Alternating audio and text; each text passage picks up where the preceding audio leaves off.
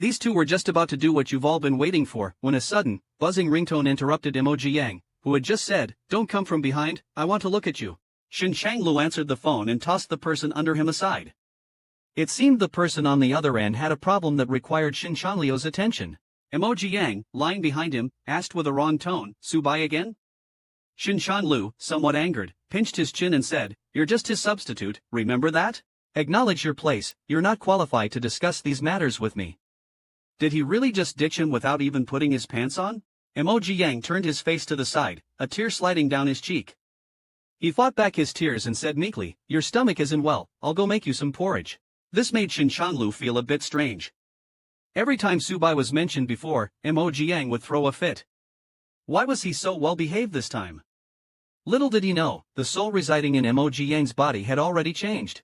As soon as Emoji Yang entered the kitchen, a scornful smile appeared on his face.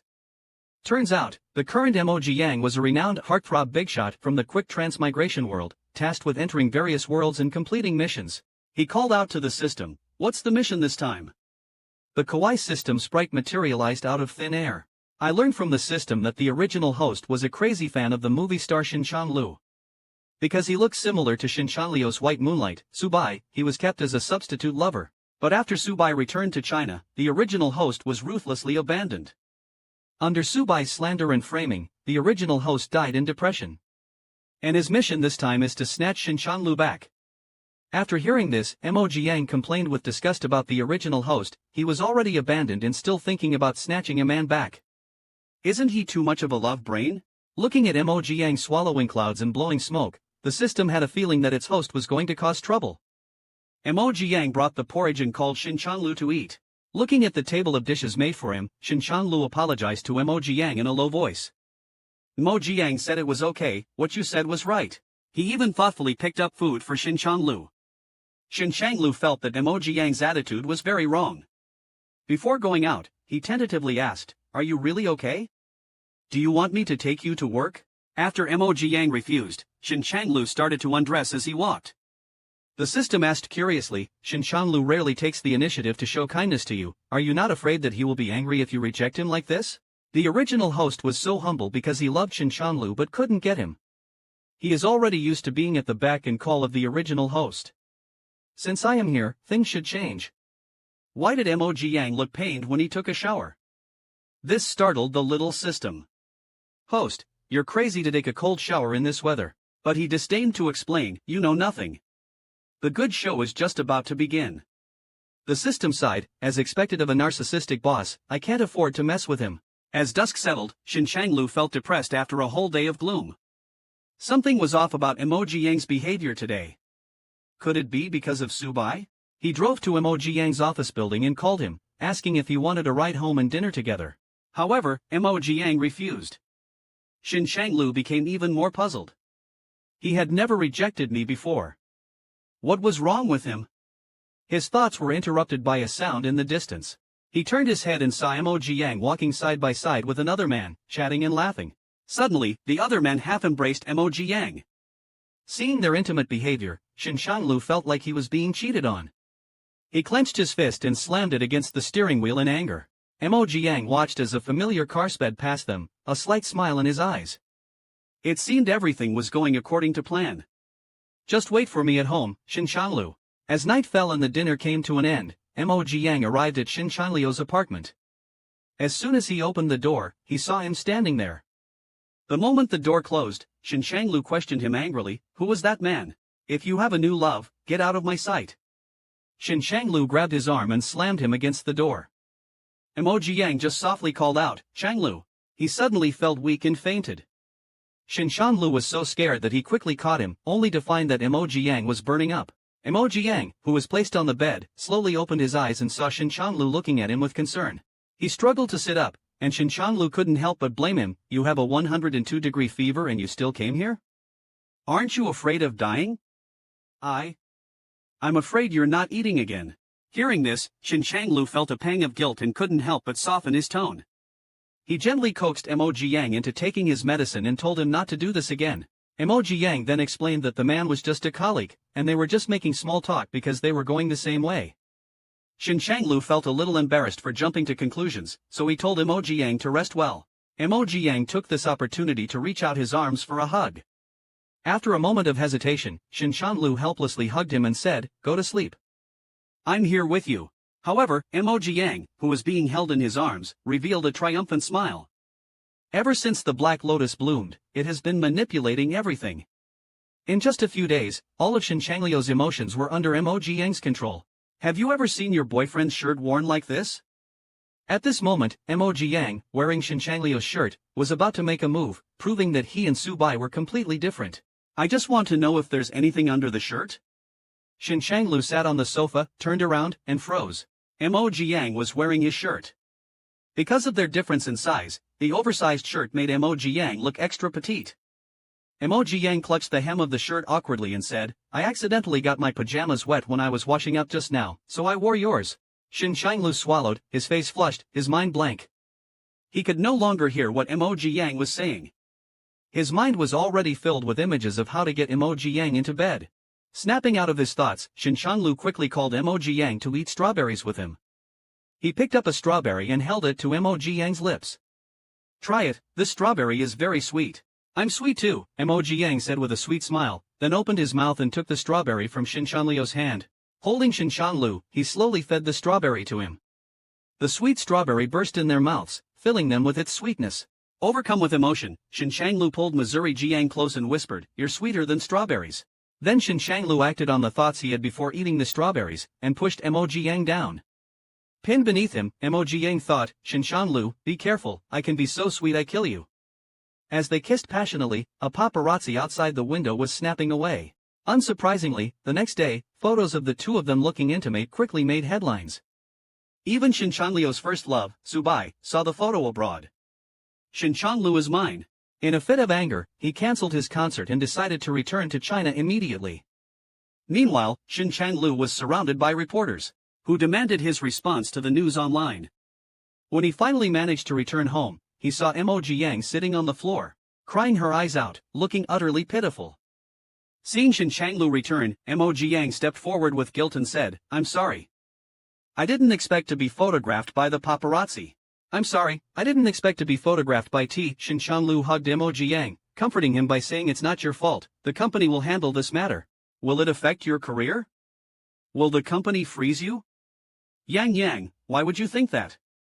I became famous because of my acting skills and works, and I even have an actor award. Exposing our relationship won't cause any impact, understand? He said and gently wiped his tears. Comforted, Emoji Yang showed a sweet smile, and then Shin Changlio's phone rang. Answering the call, Shin Changlio's face changed drastically. He nervously told Emoji Yang that he had to go out. Emoji Yang obediently agreed, saying, "It's okay, Changlu, you go ahead." "Could you tolerate your boyfriend leaving you in the middle of the night to pick up Ziyuguang?" Shin Changlu left Emoji Yang in the middle of the night and rushed to the airport, just to pick up the Ziyuguang he had been longing for, Subai. The 8 years of distance made both of them feel that the other was different from before, inevitably making Shin Changlu think of the charmingly smiling Emoji Yang. Meanwhile, as soon as Shin Changlu left, Emoji Yang started smoking. The little system worriedly reminded, "Smoke less, be careful of lung cancer." Emoji Yang asked, "Isn't Subai arriving tonight?" Unfortunately, he came back too late. The system didn't understand. "Aren't you worried that Shin Changlu will return to Ziyuguang's embrace? Shin Changlu has already been trained by me to this point. His appearance now will not only fail to rekindle their past love, but it will also shatter the illusion Shin Changlu has of him. Only through destruction can we rebuild. If Su Zizi doesn't return, how can Shin Changlu realize his own heart? Do you think I really didn't know that someone was outside the window taking photos that night?" The atmosphere inside the car was silent and somewhat awkward. Su Zizi suddenly glanced at a small medicine bottle placed in the car. He picked it up and asked, "What is this?" Seeing the medicine bottle, Shin Changlu was reminded of Emoji Yang's previous instruction, "I've put some stomach medicine in your car. Remember to eat." Shin Changlu replied, "It's stomach medicine. I have a stomach condition." "When did you get it?" Shin Changlu sneered inwardly. "My stomach condition started 8 years ago after you left without a word, and I drown my sorrows in alcohol every day. However," he simply said, "it's nothing. Just something from the past few years." When they arrived at the hotel, Shin Changlu suggested Subai go upstairs to rest early. But Su Zizi held his hand and said softly, "Let me stay at your place, Chanlu. After all, it's been so long since we've seen each other. I want to catch up and talk more." Chanlu looked troubled because Emoji Yang was still at his house. Su Zizi pressed on, "Aren't you welcoming? Or is there someone at your place that makes it inconvenient for me?" Under Su Zizi's persistence, he agreed. However, Emoji Yang was unexpectedly not at home. Had he gone out? Chanlu was thinking about how to explain to Emoji Yang when he returned. Suddenly, Su Zizi leaped forward, hugging his neck, and said, "I came back because I want to be with you." Coincidentally, the door behind them clicked open. Emoji Yang, carrying vegetables, watched the two intimately embracing. This was awkward. Chanlu still hadn't realized his own feelings. Let's wait and see at the chasing wife funeral. What would you do if you saw your boyfriend hugging a rival? Emoji Yang witnessed this scene. He silently put the things in his hands on the ground, turned around and left, even thoughtfully closing the door behind him. The two watched Emoji Yang's departing figure, each lost in their own thoughts. Chanlu picked up the things from the ground, feeling heavy-hearted. Subai looked at the vegetables in the bag and said, "Chanlu, so you can cook?" While saying this, he reached out and wrapped his arms around Chanlu's neck. "I want to eat the food you cook, okay?" Remembering that it was always Yan Yang who cooked for him, Chanlu turned around and said, "I can't cook." Hearing this, Subai persisted and hugged him, "Then let's order takeout. I want sour fish soup." Chanlu, who had a stomach ailment, refused, saying he didn't want to eat. Subai suddenly got angry and insisted on eating, taking Chanlu's phone without care to order takeout. Meanwhile, Emoji Yang, who had just left, let himself go the moment he stepped outside, exclaiming, "Go! I'm going to eat fried chicken and Mao blood hot pot. Why should he eat plain congee and light dishes with them?" He was dying of cravings, but the system teased him, "Are you that greedy? Not even saying goodbye." The people regard food as their primary need, so eating is important. As for Chanlu, let him fend for himself with Su Zi. At this moment, Chanlu indeed felt uncomfortable. For dinner, Su Zi only ordered a large portion of spicy fish with pickled vegetables. He kept saying it was delicious while serving it to him, even though he knew I had a stomach ailment, yet still ordered such a spicy dish. This made Chanlu involuntarily think of Mo Ziyang. If Yan Yang were here, he certainly wouldn't let him eat this and would even cook some stomach-soothing porridge. Chanlu couldn't understand why his heart hurt so much for Mo Ziyang, who was merely a substitute. The more he thought about it, the more it pained him. Chanlu couldn't eat and said he had to get up early for a schedule tomorrow. Then he went back to his room to rest. Chanlu lay on the bed, and after a while, he curled up in pain from his stomachache. The pain was so intense that he suddenly remembered Mo Ziyang had said he left some stomach medicine in his bedside cabinet. He endured the pain and opened the cabinet. Sure enough, he found the stomach medicine inside. People are most vulnerable when they are sick. At this moment, Chanlu felt deep guilt and remorse for not cherishing him before. Looking at the phone beside him, Chanlu thought of calling Emoji Yang. At this moment, Emoji Yang was indulging in food and drink, carefree. The system asked him worriedly, "Do you really plan to ignore Chanlu? What if they rekindle their old love in the middle of the night?" Emoji Yang was not worried at all. "It would be strange if they could. Chanlu has long been used to my meticulous care. Subai has always been self-righteous, thinking highly of himself. With me for comparison, Chanlu definitely couldn't stand him. I'm like strawberry flavor. Why would Chanlu want to drink bitter water after tasting strawberry?" Hearing this, even the system admired him. Even so, the system still didn't believe that Chanlu would return to Emoji Yang's side. Emoji Yang took a puff of his cigarette and said, "What I'm not short of is patience. As long as I throw the bait, the prey will bite one day." Before he could finish speaking, Chanlu's call came through. Just overnight, the prey was hooked. Chanlu asked to meet Emoji Yang at the cafe. At this moment, Emoji Yang appeared dejected. Seeing the person in front of him, Chanlu felt as if it had been a long time since they last met, even though it was only a day. Seeing Chanlu pick up the coffee, Emoji Yang habitually said, "Your stomach is not good, you shouldn't drink black coffee. Drink hot cocoa instead." Then, as if suddenly realizing he misspoke, he quickly apologized, "I'm sorry, I shouldn't meddle." Holding the coffee, Chanlu was stunned and said with some heartache, "The person who should say sorry is me. I'm actually aware that all this happiness I've stolen, sooner or later, I have to return it to Mr. Su." Hearing this, Chanlu quickly stood up and took his hand. "No, Emoji Yang did not give him a chance to speak and pulled his hand away. Rest assured, I won't tell Mr. Su about this. If there's nothing else, I'll leave now. Thank you, Changlu. I don't regret a single day spent with you. With tears in her eyes, Mo Jiang turned and left, looking like a pitiful and delicate lotus. Watching Mo Jiang's departing figure, Shin Changlu was puzzled. He was with Mo because he looked like Su Bai, but he couldn't understand why he was reluctant to see him leave. On the way back, Mo Jiang ate stinky tofu leisurely, complaining to the small system. I thought it would take a few days for him to come find me. Ha, it seems Su Bai is really awful. The system was speechless, thinking it might be the first system to be stung to death. How many more days do you want to eat stinky tofu before you're satisfied? What do you know? It won't be long before I return to Shin Changlio's side. Let me get my fill first. Since parting with Mo Jiang, Shin Changlu had not returned home. He was miserable, despite having the person he liked since childhood at home, yet he couldn't find joy. Isn't this the result he wanted? Suddenly, his phone rang. Shin Changlu eagerly answered, thinking it was Mo Jiang, but instead, he heard Su complaining, asking when he would come home. Coming home in the evening, he saw Su Bai looking unhappy. Shin Changlu, holding back his temper, asked, "What's wrong? Are you feeling unwell, Su Bai asked accusingly if he had been very busy these days, not even returning home. Shin Changlu bypassed him, saying he was indeed very busy, a bit tired, and needed to shower. Suddenly, Su held him and said, "I know it's been hard on you all these years alone. We can be together now, like we used to. For example, doing what both you and I like." Shin Changlu looks displeased and suddenly pushes the person in his arms away, saying it's not right for Su to do this. If it wasn't for someone you like wanting to be close to you, would you welcome them? Just as Shin Changlu gets home, Su Bai rushes over to hug him, wanting to be close, but Shin Changlu pushes him away, saying it's not right.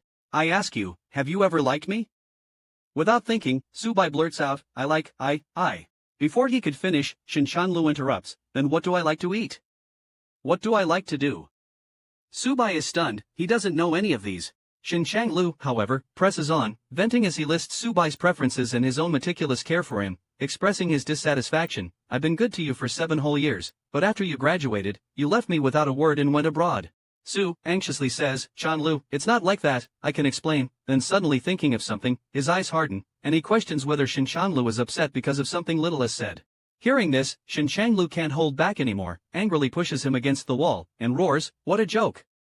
All these years, you've never responded to my affection. It's all just my unrequited love. What does little s have to do with it?" Su Bai instinctively retorts, "But that was your choice, what does it have to do with me?" Upon hearing this, Shin Changlu suddenly finds this person hopelessly selfish, laughingly realizing how madly in love he was with him before, then coldly says, "I don't love you anymore, let's leave it at that. From today on, I won't allow you to say a bad word about Mo Jiang." After saying this, he was about to leave but Su Bai was not happy. She stepped forward and grabbed his hand. "Where are you going? Are you going to see him? What's so good about him? You should know it yourself. You're only with him because he resembles me." Hearing this, Shin Changlu got even angrier and unceremoniously shook off Su Bai's hand. "It used to be, but not anymore. Su Bai, we are completely over." Su Bai, left standing there, was frightened by Shin Changlio's serious tone, thinking it must be that guy's fault that she was humiliated and pushed away by Shin Changlu. Early in the morning, Mo Jiang was pondering what to have for breakfast when the system beside him said, "Host, stop thinking about what to eat. Shin Changlu has been squatting at your doorstep for most of the night. Aren't you going to open the door?" Mo Jiang didn't care. He had no classes today and was determined to make him squat a bit longer. "After making me endure bland meals for so long, how can I not torment him a little?" Pitiful Shin Changlu was forced to squat for another 3 hours. When Mo Jiang finally opened the door and saw Shin Changlu, he also put on a shocked expression very cooperatively. Then, he immediately closed the door. The chase for his wife turned into a funeral pyre. Shin Changlu wanted to make amends but was refused entry. But after all, it was the person he loved. How could Mo Jiang bear to be too cruel? He gently opened a crack in the door. Shin Changlu seized the moment, dove in, and pinned Mo Jiang down. This left Mo Jiang, who was just about to put on his Oscar-worthy performance, completely baffled. Why isn't this guy playing by the rules? Shouldn't I be the one to cry and act pitiful first? Since that's how it's going to be, he didn't hold back either. He turned and grabbed her neck, welcoming the storm of passion, and then shifted the battlefield. Emoji Yang smiled bitterly and said this was the last time. Shin Chanlu, already clear about his feelings, looked deeply at the person beneath him and said, "This is not the last time. I want to be with you in this life and the next." Hearing this, Emoji Yang propped himself up and kissed him passionately, which made Shin Chanliu's actions become rougher out of excitement. He ripped the other person's clothes directly. "My pajamas," he cried, "but this feeling is so intense." At the crucial moment, Shin Changlu started talking about his own shortcomings. Emoji Yang pouted in dissatisfaction, internally complaining, "This man is so long-winded. Why talk so much when you're doing it?" Unable to stand it, Emoji Yang flipped Shin Chanlu over and took control, diligently plowing the field. Afterwards, enjoying a cigarette in bliss, Emoji Yang, smoking, said to Shin Chanlu, "You should go back." Shin Chanlu, utterly incredulous, asked, "What heartless little thing are you? Where do you expect me to go? Mr. Su must still be at home waiting for you to return. Today is the last time for Z. In a couple of days, I will resign from school and leave this place. Rest assured, I won't mention our affairs to anyone. Let's pretend we don't know each other." After saying this, Mo Ziang got up to leave, but Shin Chanlu wanted to explain and reached out to hold him back. "No, I came to tell you." Before he could finish, Mo Ziang, displaying an "I'm not listening" attitude, shook off his hand and said in tears, "I am human too, I have feelings. You treat me like a stand-in. I love you so I endure. But do you see me as a person?" In a panic, Shin Changlu hugged him tight, desperately explaining, "You're not just some stand-in, I can't live without you, but you have Mr. Su, you don't need me." Just then, Mo Ziang realized he accidentally pressed his cigarette onto Shin Chanliu's elbow. Anxiously, Mo Ziang asked if it hurt. He immediately hurried to get a first aid kit.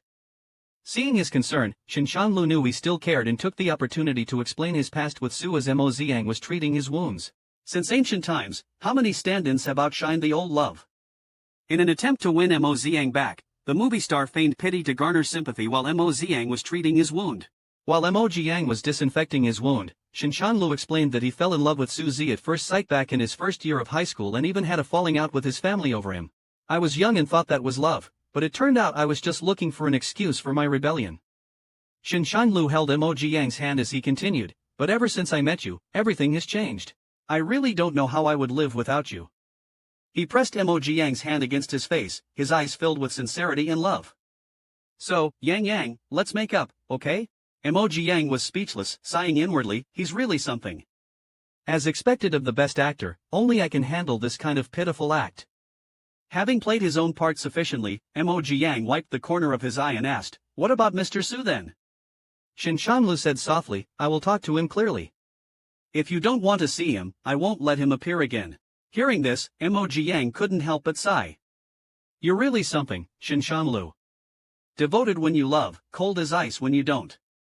Of course, the image of a pure and innocent lotus flower couldn't be tarnished. So Emoji Yang said to Shin Chanlu, "There's no need to go that far." Shin Chanlu excitedly pulled Emoji Yang into his arms. Yang, you are so cute, I love you so much. Let's go home." And so, Shin Changlu took Emoji Yang back to his villa. To their surprise, when they opened the door, they found Su Zi was still there. Shin Changlu questioned, "Why are you still here?"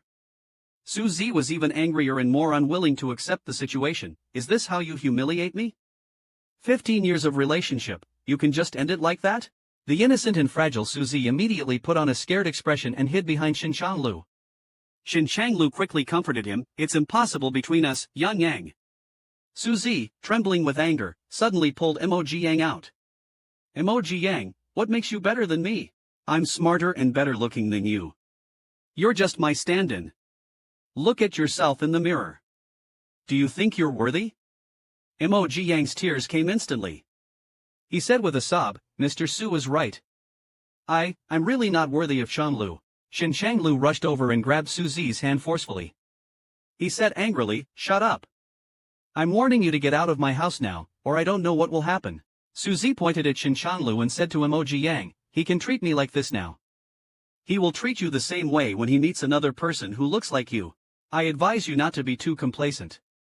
Just wait and see." After saying that, he slammed the door and left. Emoji Yang turned to Shin Changlu and asked, "Will you, Chanlu?" Shin Changlu, of course, said that he would only love him in this life.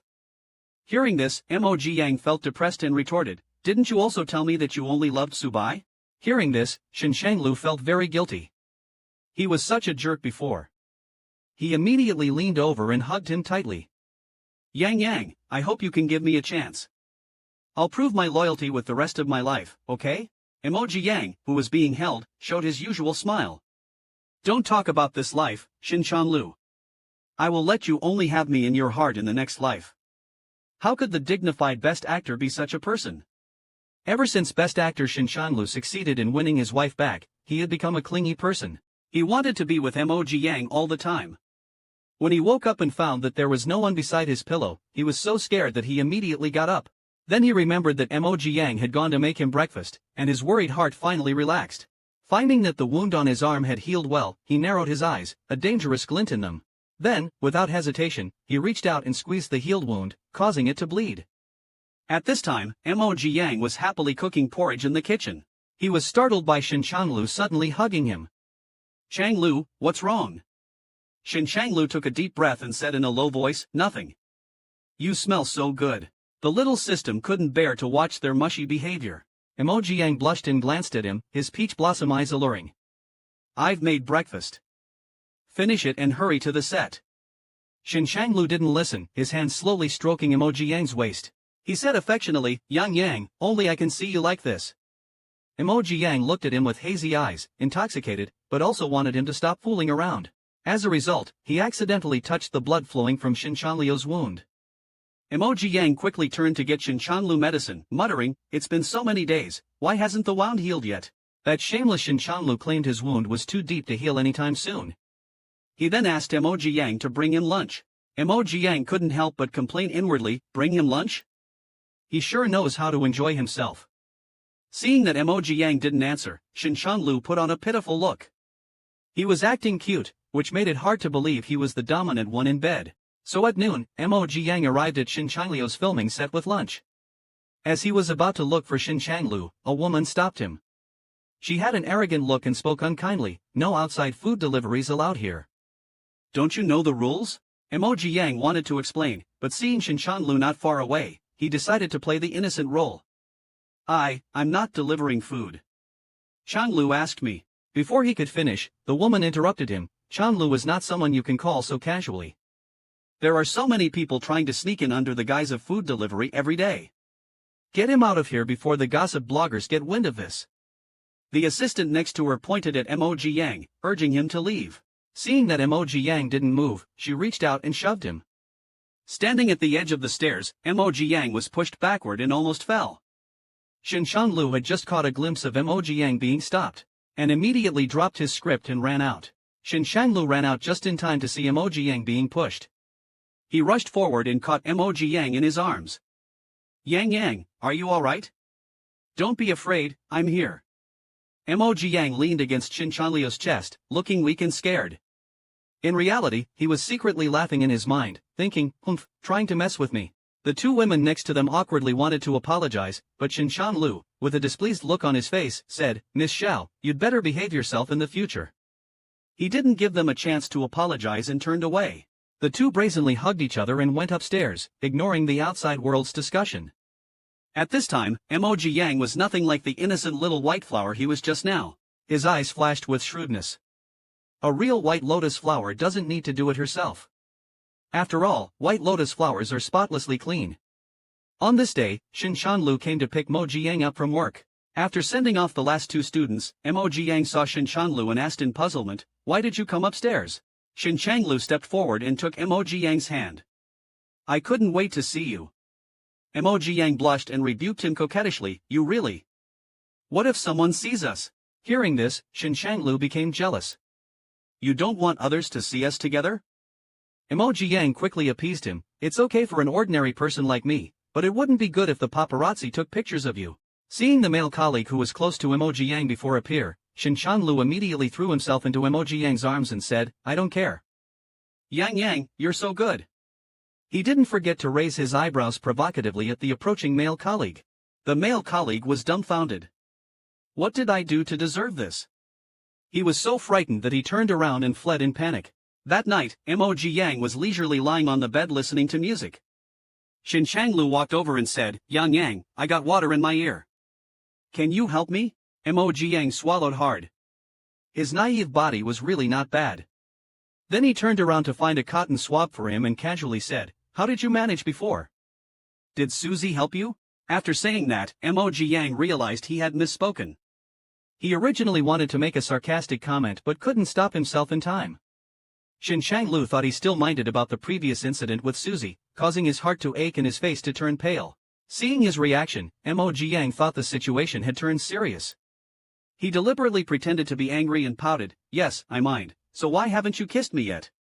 This made Shin Changlu laugh. "Yang, you are really cute. I chased Subai for 15 years and never even held hands, let alone cleaned ears." Emoji Yang couldn't help but feel sorry for this guy in his heart.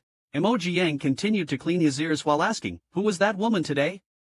She was so fierce and even yelled at me." Shin Changlu, with his eyes closed enjoying the moment, said, "Don't worry, she won't yell at you anymore." Then Moji Yang asked if he had caused any trouble at work today. Shin Changlu said, "No, but you have caused me a lot of trouble in life." Emoji Yang didn't have time to ask what kind of trouble when Shin Changlu suddenly grabbed his hand and stood up. "You're too sweet, I can't leave you. Everything I do, I think of you." Then Shin Changlu pushed him down. Emoji Yang, unable to struggle free, whispered for mercy, reminding that he has an early class tomorrow. Shin Changlu compromised, "How about we do it twice?" Emoji Yang didn't dare to say no. Soon after, Emoji Yang was dragged away by Shin Changlu, starting a battle between the two men. "If your rival offers you 5 million to leave your partner, would you accept?" Su Ziyue meets Emoji Yang. He said arrogantly, "I hope you can leave Changlu of your own accord." Emoji Yang and his mini-system quietly mocked, "The Su Yueguang isn't very smart." Maintaining his innocent facade, Emoji Yang lowered his head, "But Changlu loves me, and I love him too. I don't want to leave him." Subai laughed, "There's no eternal love in this world, only eternal interests." A classic scene of a domineering CEO novel. Su Ziyue took out a card and pushed it towards Emoji Yang. "Here's 5 million. Leave Shin Changlu. How about that?" Emoji Yang shook his head, nearly in tears. "You've misunderstood, Mr. Su. I'm with Changlu because I love him, not for money." Yet, inside, he was tempted and somewhat moved. Su Ziyue wouldn't give up so easily, persuading, "With these 5 million, you can do whatever you want.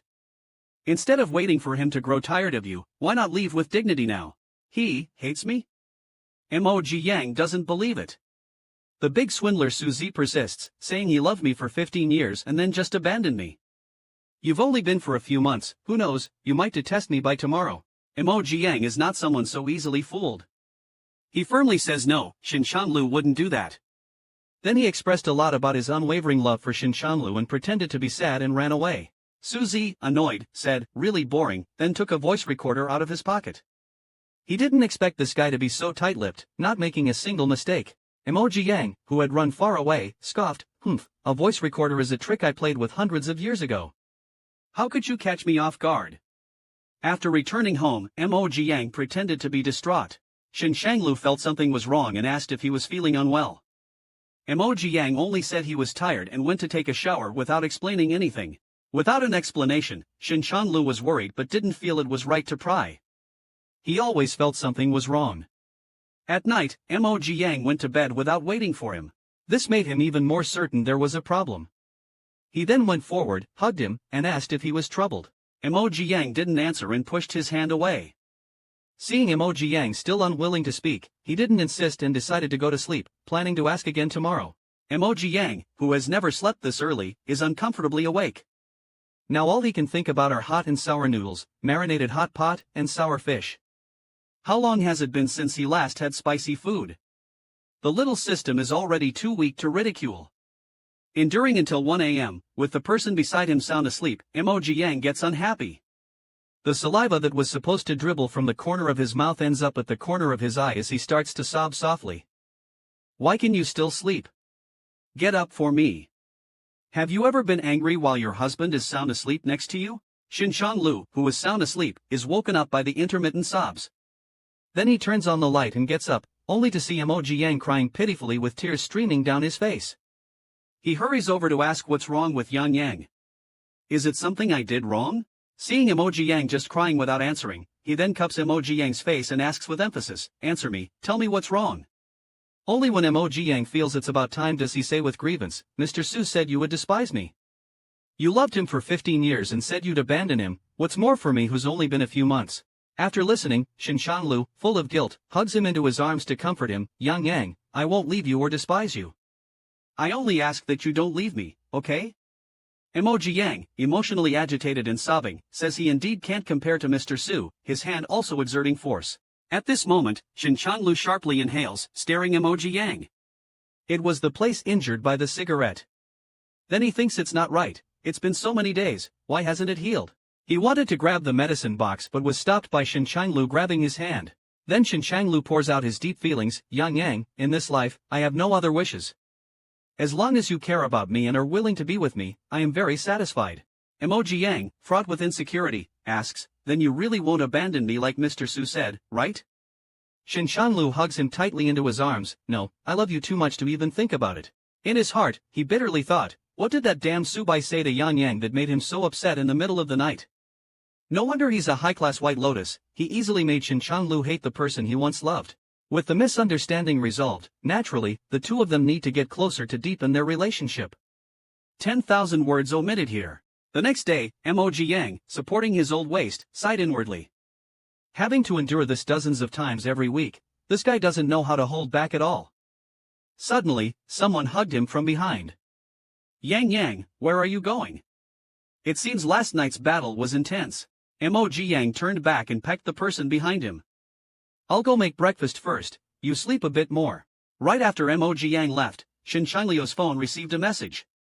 He opened it and saw it was from Suzy, saying he had dirt on Emoji Yang and wanted to meet tonight at Taiha Hotel. Shinshanglu was just about to confront him, and now he came to him on his own. Just after seeing Shinshanglu off, Emoji Yang also received an invitation from Suzy to meet at Taiha Hotel, claiming to have something for him. Emoji Yang looked at his phone and commented to the small system, this guy is really stupid. This person is really stupid. The little system asked him if he's going and he should definitely go. What reason is there not to? After all, in the last life, it was Subai who spread rumors and forced the original owner into a desperate situation, leading to their death from illness. In this life, he is going to make Suzy pay the price he deserves. The drama is about to begin. Catching the old attacker in Zi Yueguang at the S meeting in the Taiha Hotel, how will you counterattack? Inside the Taiha Hotel, Suzy loosened his clothes. Stepped forward wanting to hug Shinshanglu while saying, it was all my fault before, can we start over, please? Shinshanglu dodged and looked impatient. Did you trick me into coming here just to talk such nonsense? I warn you, if you dare to bother me and Yang Yang again in the future, don't blame me for being merciless. Subai, unwilling to let go, questioned Shinshanglu, what is Emoji Yang to you? Why do you care about him so much? If not him, do you care about me? Then, without any mercy, he shook off Suzy's hand.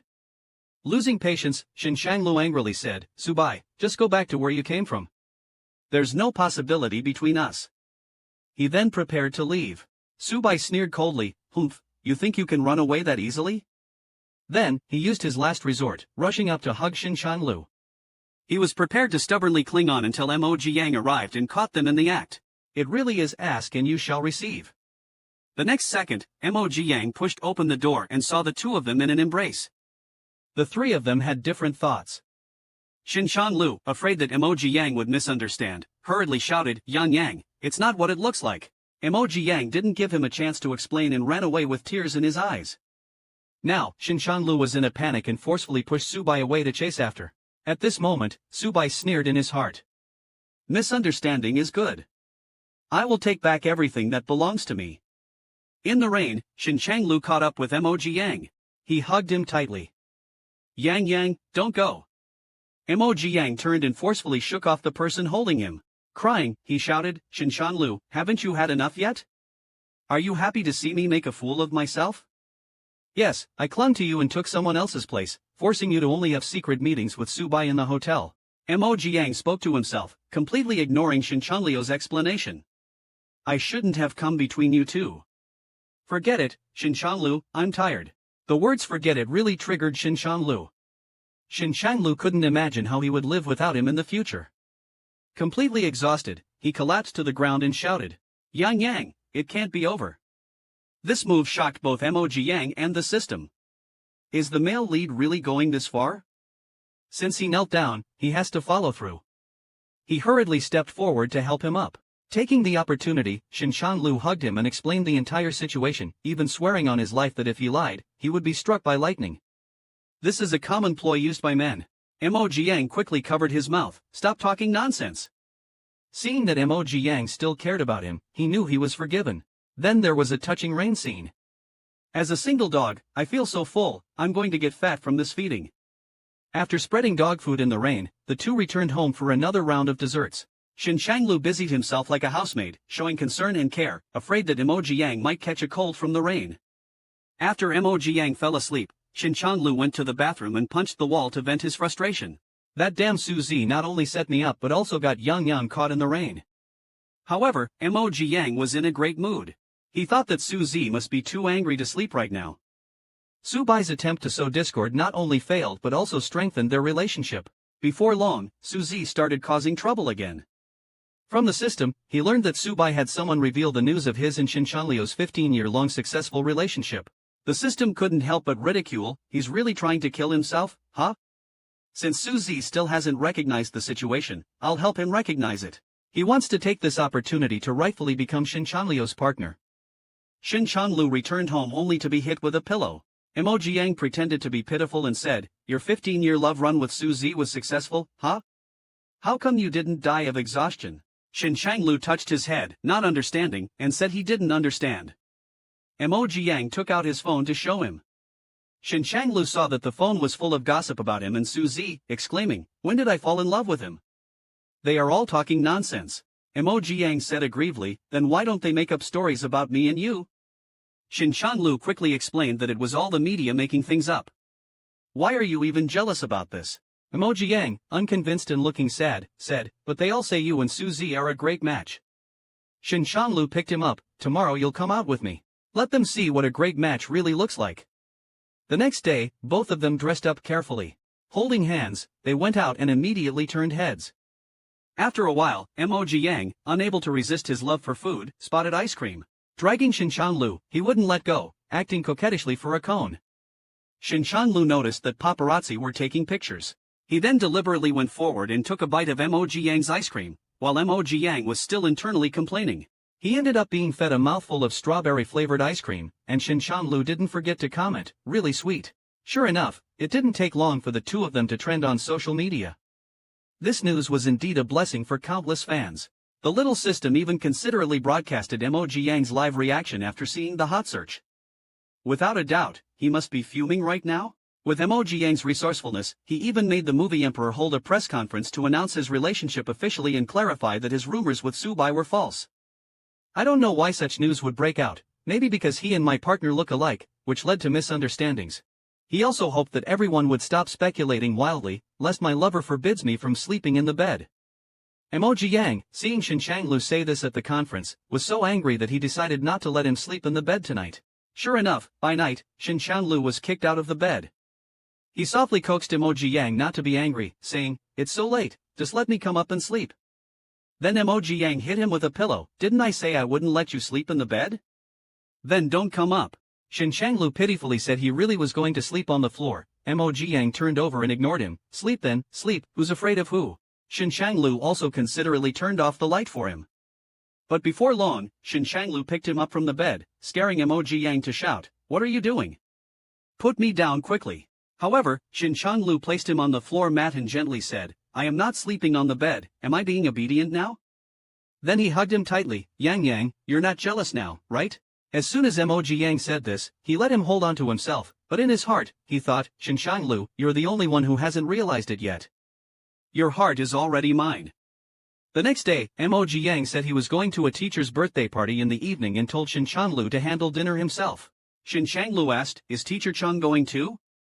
Mo Jiang kissed Shinshanlu and said, I don't know, he should be.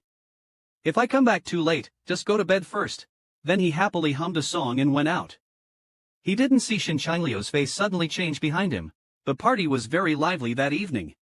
Mo Jiang used the excuse of having drunk too much and went outside to get some air. He was chatting with the small system in his mind. A dark figure appeared, startling Mo Jiang. It was Teacher Chang, who was worried about Mo Jiang and came down to find him. Teacher Chang was worried about Mo Jiang coming down alone to find him. Hearing a sound similar to a cat's meow, he went forward to check. Unexpectedly, he saw Emoji Yang being tormented relentlessly. I wonder if this is something Teacher Chang can watch without paying. Knowing that Teacher Chang was watching, Shin Shanglu became even more unrestrained and bit directly on Emoji Yang's bone. Emoji Yang, realizing someone was approaching, wanted to see who it was. Shin Shanglu then pinched his chin and said, "Focus, your eyes should only look at me." Having achieved his goal of asserting dominance, Shin Shanglu lazily prepared to leave with Emoji Yang. As he left, he didn't forget to look back provocatively at Teacher Chang, as if to challenge him, suggesting Teacher Chang was somewhat unlucky. Back at home, Emoji Yang looked at the bite marks on his neck and couldn't help but resent Shin Shanglu, calling him a real dog of a man. He then saw Shin Shanglu reading a script, mentioning they could take a break, and cryptically said that the significance of this award was different. They needed to wait until everything settled down before telling him. At this moment, Shin Shanglu's phone received a message. The little system was curious why the boss suddenly came to the concert today. It turns out that Emoji Yang felt bored and uncomfortable not causing some trouble. Upon hearing about the matter, the little system quickly checked Subai's location and, as expected, found Subai was also here. The little system couldn't help but complain that this master really excels in everything, always ranking first in causing trouble. As the concert was nearing its end, Emoji Yang received a message from Shin Shanglu saying it was raining outside and he would come to pick him up after the concert. This encounter with Subai was actually orchestrated by Emoji Yang. Subai pretentiously asked, "Mr. Su, do you need me to take you back?" Xiaobai must maintain his persona. He repeatedly stepped back indicating it wasn't necessary as someone would pick him up soon. Hearing this, Subai started a new performance, catching raindrops and appearing lost in memories, sharing his beautiful memories from university days with Shin Shanglu. Emoji Yang was speechless inside. This foolish Shin Shanglu, not knowing what he likes, no wonder he gets dumped. Soon, both of them saw Shin Shanglu's car arriving. What followed was a dramatic showdown between Bai Lian and Green Tea. Subai cheerfully squeezed Emoji Yang's shoulder saying, Yang, let's be good friends," hoping to leave a good impression on Shin Shanglu. However, Emoji Yang didn't play along and forcefully pushed the person twisting his shoulder, causing Subai to fall to the ground. After pushing, he appeared shocked and approached with concern, "Mr. Su, are you alright?" He pretended to reach out to help Subai up, but was rejected. Subai thought that now Shin Shanglu would definitely speak up for him. Emoji Yang, feeling guilty, apologized to Subai. Shin Shanglu pretended not to see Subai and instead covered Emoji Yang with his coat, asking if he was cold. Emoji Yang turned to Shin Shanglu to explain that it wasn't intentional. Shin Shanglu comforted him, saying it wasn't his fault.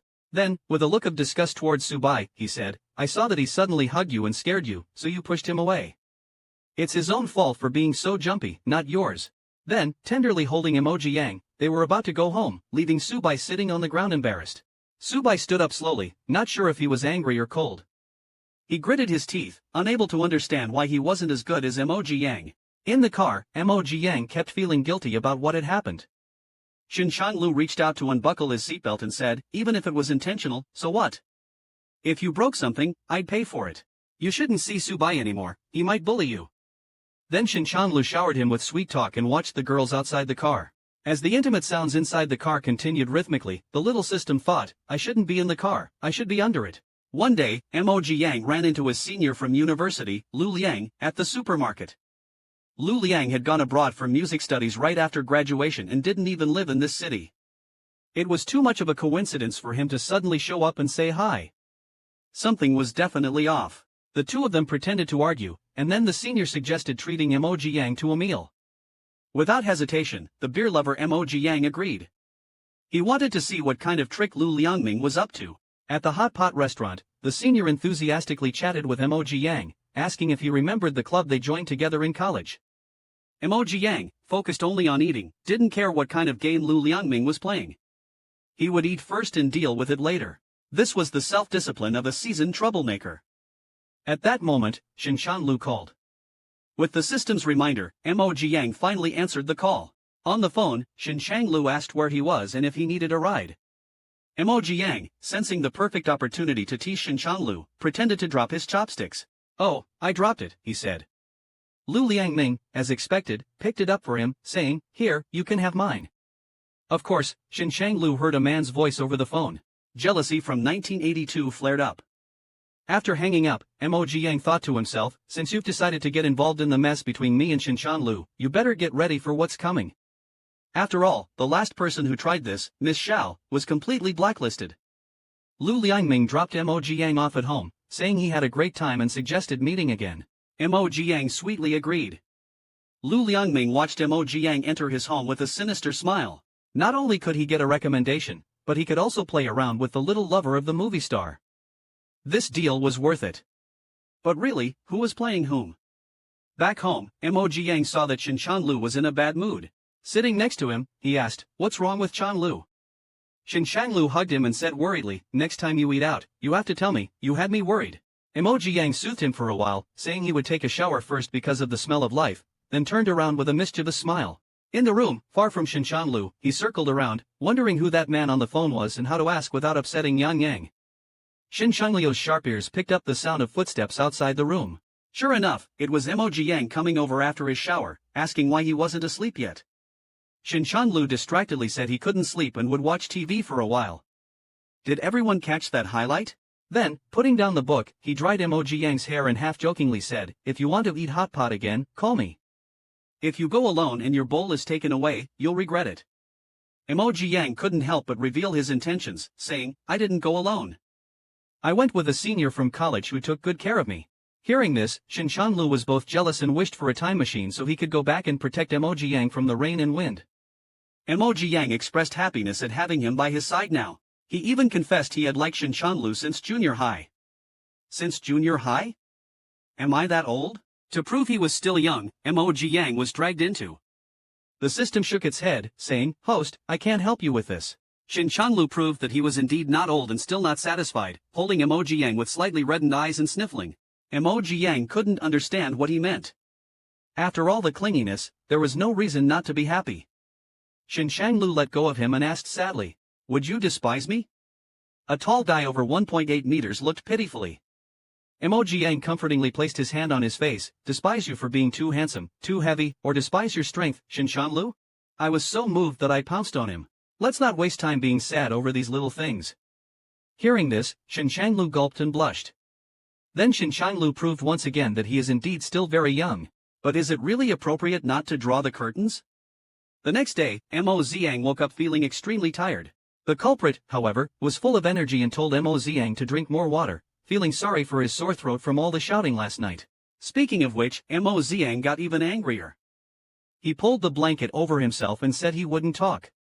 Shin Chanlu knew he was upset and helped rub his waist. When Mo Jiang felt better, he pretended to remember something and said, "By the way, Yang Yang, didn't you say last night that you agreed to have dinner with Senior Lu? Do you have his contact information?" When Mo Jiang said he did, Shin Chanlu was very displeased. He casually said, "It's nothing. Can you make an appointment with him for dinner today?" But in his heart, he thought it's okay to have the contact information, he would just delete it later. In the evening, the film emperor dressed more formally than for an awards ceremony to go to the appointment. Mo Jiang, rubbing his head, thought it was really unnecessary for a casual dinner.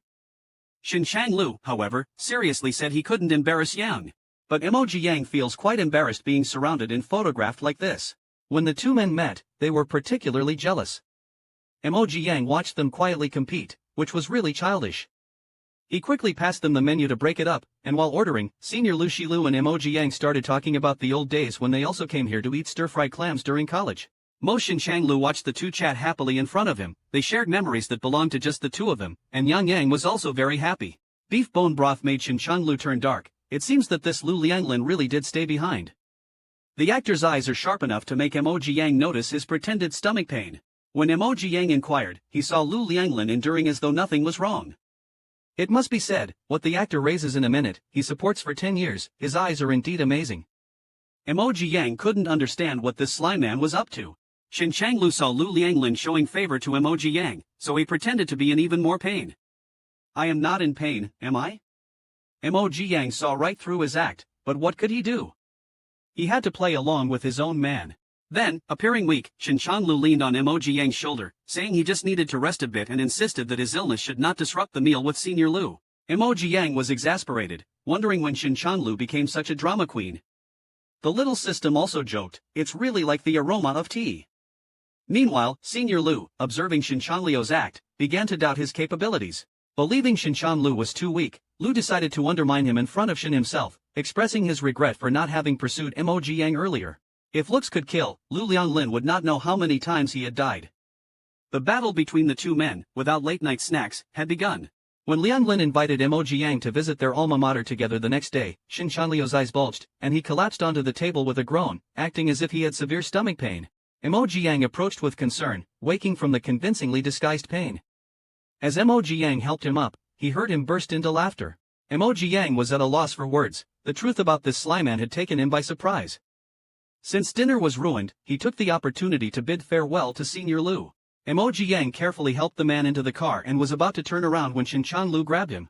A handsome car owner, Mo Jiang, pretended to be naive. Aren't you having a stomachache?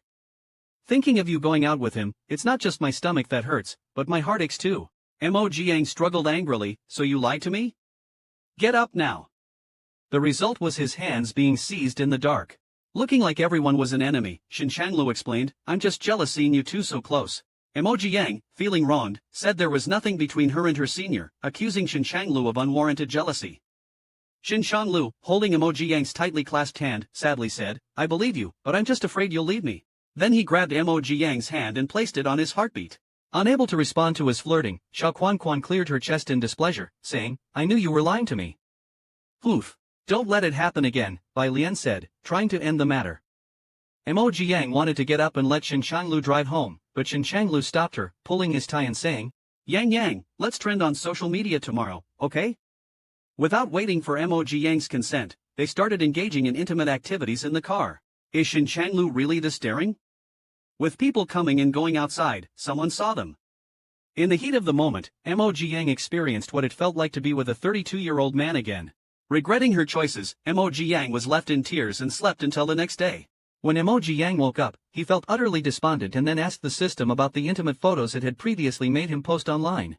Xin Changlu checked but didn't hear back from the system. After he found out, he regretted it. After last night, he realized that Xin Changlu gets agitated easily. Bai Lianhua is valuable even in death, but surely not for being tormented by the subject of the mission. Meanwhile, Xin Changlu decided to attract attention for talks with political and economic figures. Although Xin Changliu's decision to attract attention was sudden, the agent had no choice but to let him go. After all, who dares to refuse the crown prince of the audit group, who can just quit any time? When Xin Changlu returned home, there was a gentle lifting and hugging. Holding the person in his arms, Xin Changlu cautiously asked, Yang, would you mind if I quit the entertainment industry? Mo Jiang cupped his face, then would you still be my Chanlu? Of course, no matter what, I will always be your Chanlu. Then it doesn't matter what you are, as long as you're my Chanlu. Do whatever you want, I will always be with you. Hearing this, Xin Changlu felt like he must have saved the galaxy in his past life. In this life, he met such a miraculous strawberry. After dinner, Xin Changlu mentioned that his movie would start shooting next week. Mo Jiang, who can only meet on weekends, looks reluctant to part but is thinking about leaving quickly in his heart. Xin Changlu, on the other hand, hopes Yang can follow him, but he also really likes his job. Thinking about only seeing him twice a week, he worries Yang might be lured away. If that's the case, it's better to clear out a mansion and home for shooting. It has to be said, Xin, the tycoon, is capricious with his wealth. Immediately, Xin Changlu tells Mo Jiang that he will discuss with the crew so they can meet every day. Mo Jiang, feeling guilty, says he also needs to go on a business trip, actually wanting to hide away for a few days because his waist can't take it anymore. Xin Changliu's expression gradually changes as he asks how many days he will be gone. Mo Jiang, the little manager, seeks help online from netizens on how to survive in the hands of a 32-year-old man. If Yang really can't handle it, he plans to put sedatives in the thermos. Mo Jiang then turns around and says probably about 3 days. Xin Changlu is not having it and complains with a bunch of metaphors. He's so envious that your principal can go on a business trip with you. Mo Jiang, not to be outdone, fights back. I can't bear to leave you, but I can't make you unhappy either.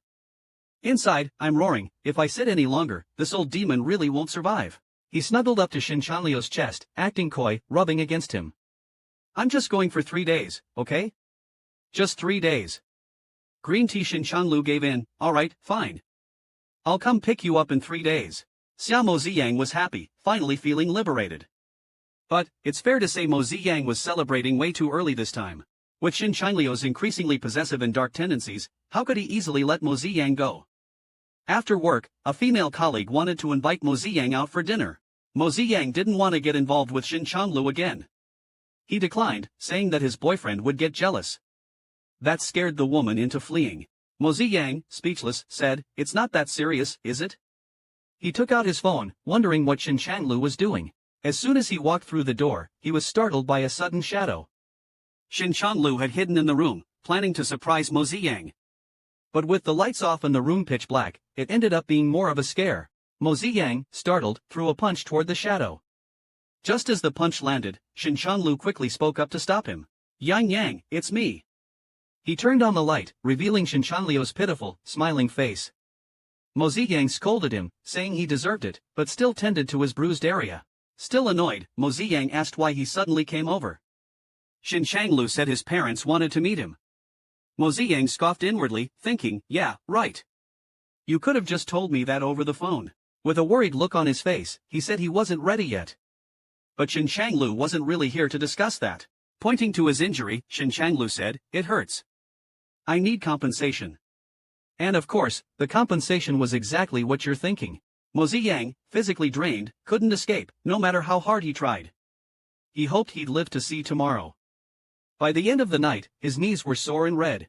He had thought going on a business trip would be restful, but now he felt it would have been better to stay at home. At least the bed at home was softer on his knees. Then, the system asked him if he wanted to meet Shen Changliu's parents. Mo Ziyang immediately said yes. He was looking forward to a grand family drama. Something like, "Here, take this money and leave my son." The system was speechless, dumbfounded by his thoughts, and urged him not to overestimate himself. After Shen Changlu finished his bath, Mo Ziyang went over and said they'd meet his parents after his face healed. Shen Changlu touched his cheek and teased, "What, are you afraid my parents will think you beat me?" He then hugged him and reassured, "My parents are great. Don't worry." Mo Ziyang pretended to be nervous, saying he was just a little anxious. In truth, he was already eagerly anticipating the possibility of a billion-dollar family fortune. Shen Changlu held his hand and affectionately said, "Yang Yang, don't be nervous. I'm here for you, always."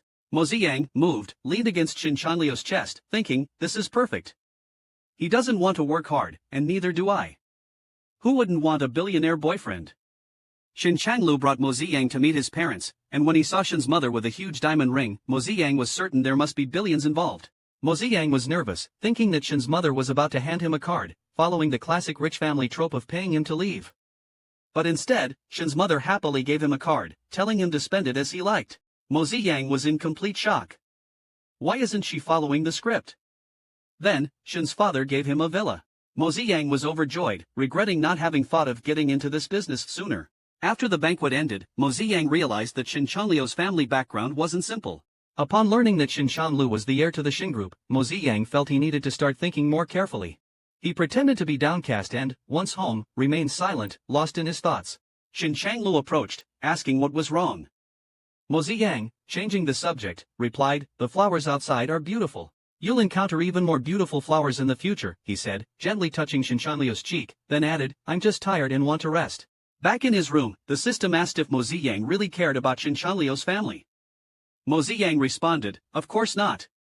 The system was puzzled, asking, "Then what was that whole act about?" Mo Ziyang told it to figure it out on its own.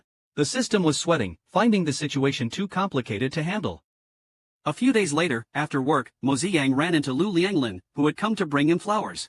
Lu Lianglin said he was going abroad in a few days and wanted to treat Mo Ziyang to dinner as a farewell. Mo Ziyang was about to refuse, but then saw Shen Changliu's car approaching from the corner of his eye. He sighed and thought, "Lu Lianglin, you're walking into this mess yourself, so don't blame me."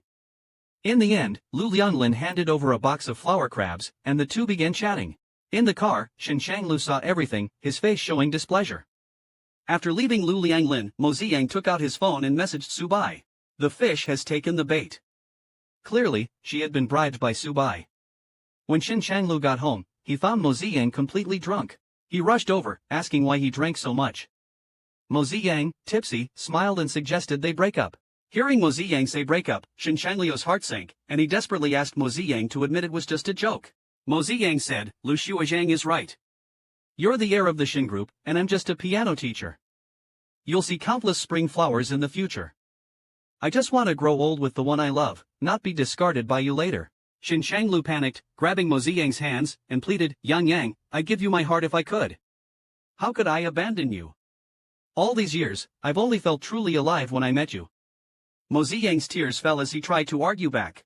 But Shin Shanlu immediately pulled him into a tight embrace, not giving him the chance to rebut. Yang Yang, I'm yours, only yours. Please don't ever say you want to break up again. I would die. Feeling Shin Shanliu's deepened commitment to their relationship, Mo Ziyang prepared to wrap things up. I'm sorry. I was just afraid you'd leave me. The system, watching the whole thing unfold, was utterly stunned. The system couldn't understand what Mo Ziyang was doing and rushed over to ask why he acted this way. Mo Ziyang mischievously winked and replied, I'm making sure that Shin Shanlu will never cheat on me. With his status now, there are too many temptations he'll have to face. I need to let him feel the pain of losing me before he falls in love with someone else. Shin Shanlu, surprised by his boldness, couldn't stop crying from laughing too hard. Shin Shanlu then said he had a way to fix this. Before Mo Ziyang could ask what the method was, Shin Shanlu dragged him to do some aerobic exercises. Mo Ziyang, exhausted, yelled out that he couldn't do it anymore. But Shin Shanlu wasn't done yet. He picked him up and whispered, then let's change locations. He then placed Mo Ziyang on the cold coffee table and teasingly said, you're not hiccuping anymore, right? Mo Ziyang was furious. No, I'm not hiccuping, but now I really want to punch this dog of a man. After their aerobic exercises, Mo Ziyang, exhausted, collapsed onto the bed, thankful to have survived. Shin Shanlu walked over, knowingly asked, what's wrong? Mo Ziyang angrily replied, I want to rip your dog head off, that's what. When rabbits are cornered. Shin Shanlu nodded, gently patting his head with a meaningful expression. Let me take care of it for you. Just tell him you're too busy to come. Mo Ziyang reluctantly agreed, thinking, Shin Shanlu, I've already served him up to you. You better seize the opportunity and make your move. The next morning, Mo Ziyang hadn't even woken up yet. While still dreaming, he smelled something strange and rushed to the kitchen. As expected, it was Shin Shanlu. Shin Shanlu awkwardly apologized, saying he was just trying to make porridge but almost burned down the kitchen. Mo Ziyang sighed, busy cleaning up the mess for him. Shin Shanlu followed him around with a pitiful look, then hugged Mo Ziyang and started acting coy, calling himself useless, unable to even handle something as simple as cooking. Mo Ziyang sarcastically responded, well, you sure know how to handle things in bed. Right then, his phone buzzed. After answering a call, Shin Shanlu said he had an urgent matter to attend to and told Mo Ziyang to stay home. Mo Ziyang knew Shin Shanlu was off to deal with Lu Lianglin. But oddly enough, by nightfall, Shin Shanlu still hadn't returned, and his phone couldn't be reached. The little system worried, could Lu Lianglin have overpowered Shin Shanlu? Mo Ziyang had full confidence 10 Lu Lianglins couldn't outmatch Shin Shanlu. Yet, around 10 p.m., he received a message that Shin Shanlu had been kidnapped, demanding 5 million yuan for his release. The system urged him to call the police immediately, fearing for Shin Shanliu's safety. But Mo Ziyang pondered, Lu Lianglin doesn't have power or status, how could he possibly capture Shin Shanlu? Unless, that bastard staged the whole thing himself. Realizing the truth, Mo Ziyang decided to confront them personally. After all, he was just a simple, naive flower. How could he stand by and let something happen to Shin Shanlu? When he arrived at the meeting spot, he saw 2 kidnappers holding Shin Shanlu, a gun pressed against his shoulder. Mo Ziyang's face turned pale as he begged, I'll give you the money, just don't hurt him. One of the kidnappers snatched the suitcase from him and angrily asked, did you call the police? Mo Ziyang frantically explained he hadn't and then asked Shin Shanlu, what's going on? Shin Shanlu, looking furious, said it was all Lu Lianglin's doing. Yeah right, you're the real lunatic, Mo Ziyang thought, though outwardly he showed a trembling, remorseful face, apologizing for not anticipating Lu Lianglin's actions. He then pleaded with the kidnappers to release Shin Shanlu. One of the kidnappers shouted, pointing the gun at him, shut up. Neither of you will leave here alive. Mo Ziyang feigned fear, crying out, Shanlu. Seizing the moment, Shin Shanlu suddenly grabbed the gun and pretended to hold one of the kidnappers hostage. In truth, Shin Shanlu had staged the whole kidnapping just to sever Mo Ziyang's ties with Lu Lianglin. In the warehouse, Shin Shanlu pretended to overpower the kidnappers and escape with Mo Ziyang. Shin Shanlu anxiously instructed Mo Ziyang to get the car, his acting so convincing that Mo Ziyang had no choice but to go along with it. Once Mo Ziyang had driven the car over, Shin Shanlu exchanged a glance with the kidnappers and in a well-rehearsed move, pushed the kidnappers aside. Then he quickly got into the car and drove off without leaving any trace of their performance. In the car, Mo Ziyang acted terrified, while Shin Shanlu hugged him, comforting him by saying everything was okay now and explaining that it had all been Lu Lianglin's plot. He planned to drug you at dinner and blackmail you. He didn't expect me to show up. I let my guard down and got knocked out. When I woke up, I saw you. Mo Ziyang, pretending to feel guilty, said, it's all my fault. I never imagined Lu Lianglin would do something like this. I got you involved. Shin Changlu reassured him, this isn't your fault. You never truly know someone's heart. Lu Lianglin's intentions were evil, he deserved it. Don't worry, I'll always protect you. Emoji Yang, leaning into Shin Chanliu's embrace, thought, that story almost fooled me. Playing the innocent, Emoji Yang said, Chanlu, don't worry. I'll never trust anyone so easily again. With his mission accomplished, Shin Chanlu gently patted Emoji Yang's head. From now on, just stay by my side. Back home, after settling Emoji Yang into bed, Shin Chanlu watched him sleep, feeling deeply moved. He never expected Yang Yang to risk so much to save him. Shin Changliu's Yang Yang was truly the best treasure in the world. The next day, Shin Chanlu met with the kidnappers from the previous night. This time, it was Lu Lianglin who was tied up. Shin Changlu scolded his men for pointing a gun at Emoji Yang the previous night, saying, what if you'd really scared him? Bound and furious, Lu Lianglin shouted, what you're doing is illegal. Shin Changlu asked him if Su Bai had given him some benefit in exchange for trying to steal Emoji Yang away. Lu Lianglin refused to admit it and hastily said, I really like a Yang. Hearing this, Shin Changlu grabbed his hair and sneered, you? Like you even stand a chance. He then threatened coldly, I have many ways to make you disappear. You want to try? Completely terrified, Lu Lianglin immediately broke down, crying and begging for mercy. Shin Changlu, not wanting anyone to disrupt his relationship anymore, had his men arrange to send Lu Lianglin and Su Bai to Africa, far away. Yang Yang is mine and mine alone. You two can forget about returning to the country or getting anywhere near him again. No one will take him from me. After the kidnapping incident, Shin Changlu was completely won over, and the relationship between the two became even stronger. A year quickly passed. Mo Jiyang was watching fireworks while Shin Changlu, staring affectionately at him, accidentally blurted out, Yang Yang, let's get married. But the sound of fireworks drowned him out. Mo Jiyang asked, what did you just say? Shin Changlu, hugging him, replied, nothing. Thankfully, he hadn't heard it. Shin Changlu had been planning his retirement from the entertainment industry and was preparing to propose to Mo Jiyang. Finally, Shin Changlu won the Best Actor award, the last of his career. Right after receiving the award, he announced his retirement and publicly confessed his love for Mo Jiyang. Then, amidst a sea of flashing cameras, Shin Changlu walked toward Mo Jiyang, knelt down, and pulled out a ring from his pocket. In front of everyone, he proposed in a grand gesture.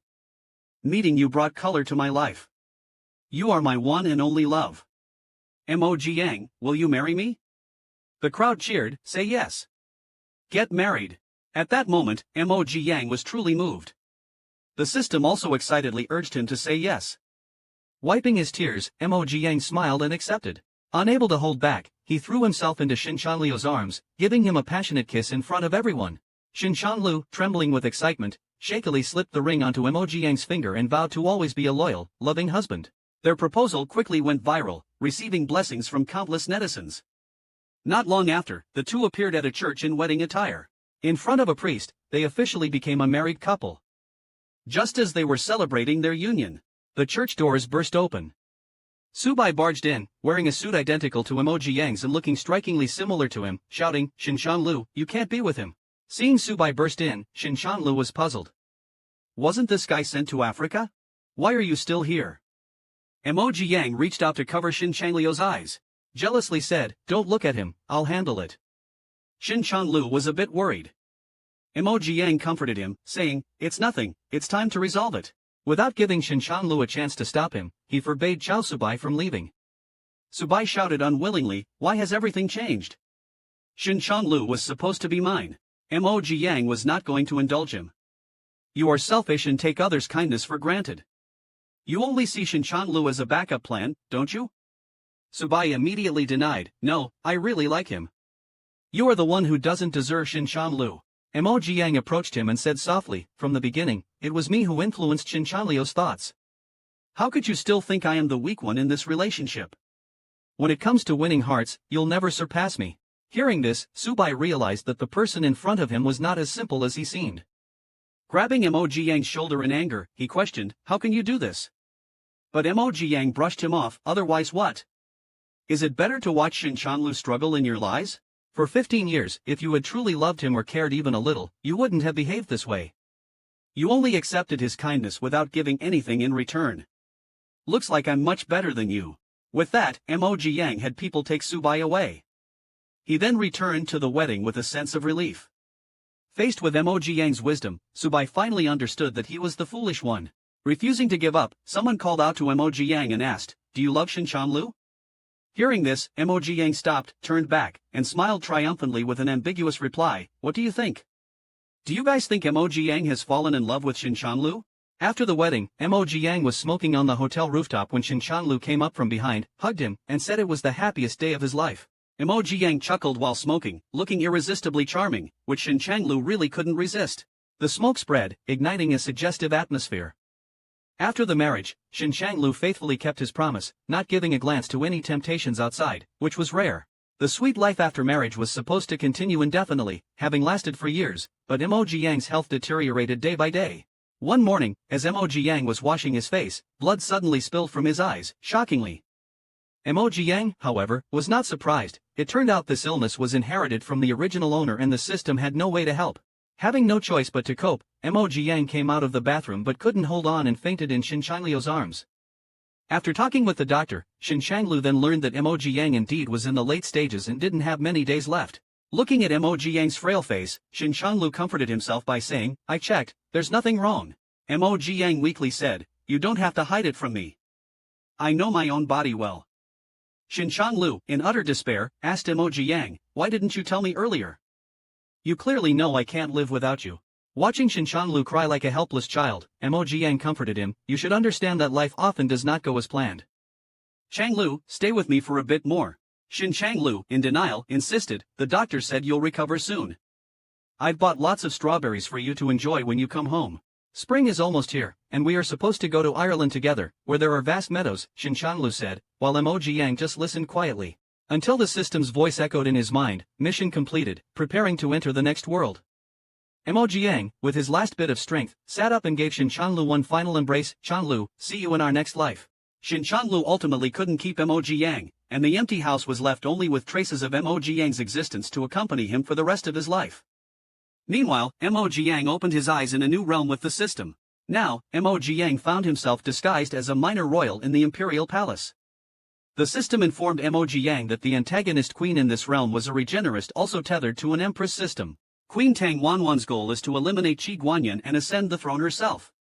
Meanwhile, Mo Jiang's mission is to protect the male lead Qi Guanyin and incidentally win his heart. In a realm where two systems appear, Mo Jiang was curious about which system had higher authority. The minor system confidently said, "Our authority is greater than his, he can't detect me. Moreover, my host, you are widely recognized as a top influencer. You will definitely fight the host of that empress system." Mo Jiang thought about how he barely completed the last task, and yet ended up forgetting his talent completely. He immediately stood up, declaring it didn't matter whether it was a villain or an empress, they all had to bow down. While saying this, Mo Jiang saw three people walking out of the palace. This must be Emperor Qi Guanyin, right? When Mo Jiang saw Qi Guanyin's face, he was shocked. Who could tell him why this male lead looks exactly like the scoundrel men of the world? Mo Jiang complained to the system, "Your system's main god really isn't paying attention anymore. How could they even use the same face for the male lead?" Mo Jiang had just transmigrated and saved the emperor from an assassination, but the emperor seemed to have taken a liking to him, which was just bizarre. At this moment, the reborn Empress Tang Wanwan was preparing to offer her self-made solitude soup to Qi Guanyin, but Qi Guanyin, deeply suspicious, didn't appreciate it. This empress, toiling away at midnight to offer him soup, must surely be plotting to poison him. Tang Wanwan, with an uneasy expression, explained that she merely wanted to help nourish his body. In the shadows, Mo Jiang was watching intently. This emperor is really too full of himself. No wonder Tang Wanwan dislikes you. Just then, an arrow suddenly shot towards the emperor. Fortunately, Mo Jiang noticed in time, quickly drew his bow and shot. He hit the assassin's arrow with a single shot, saving the emperor. This caused chaos in the courtyard. Qi Guanyin calmly picked up the arrow on the ground, marveling at the superb archery. Looking up, he saw a young man chasing the assassin. It was him who just saved the day.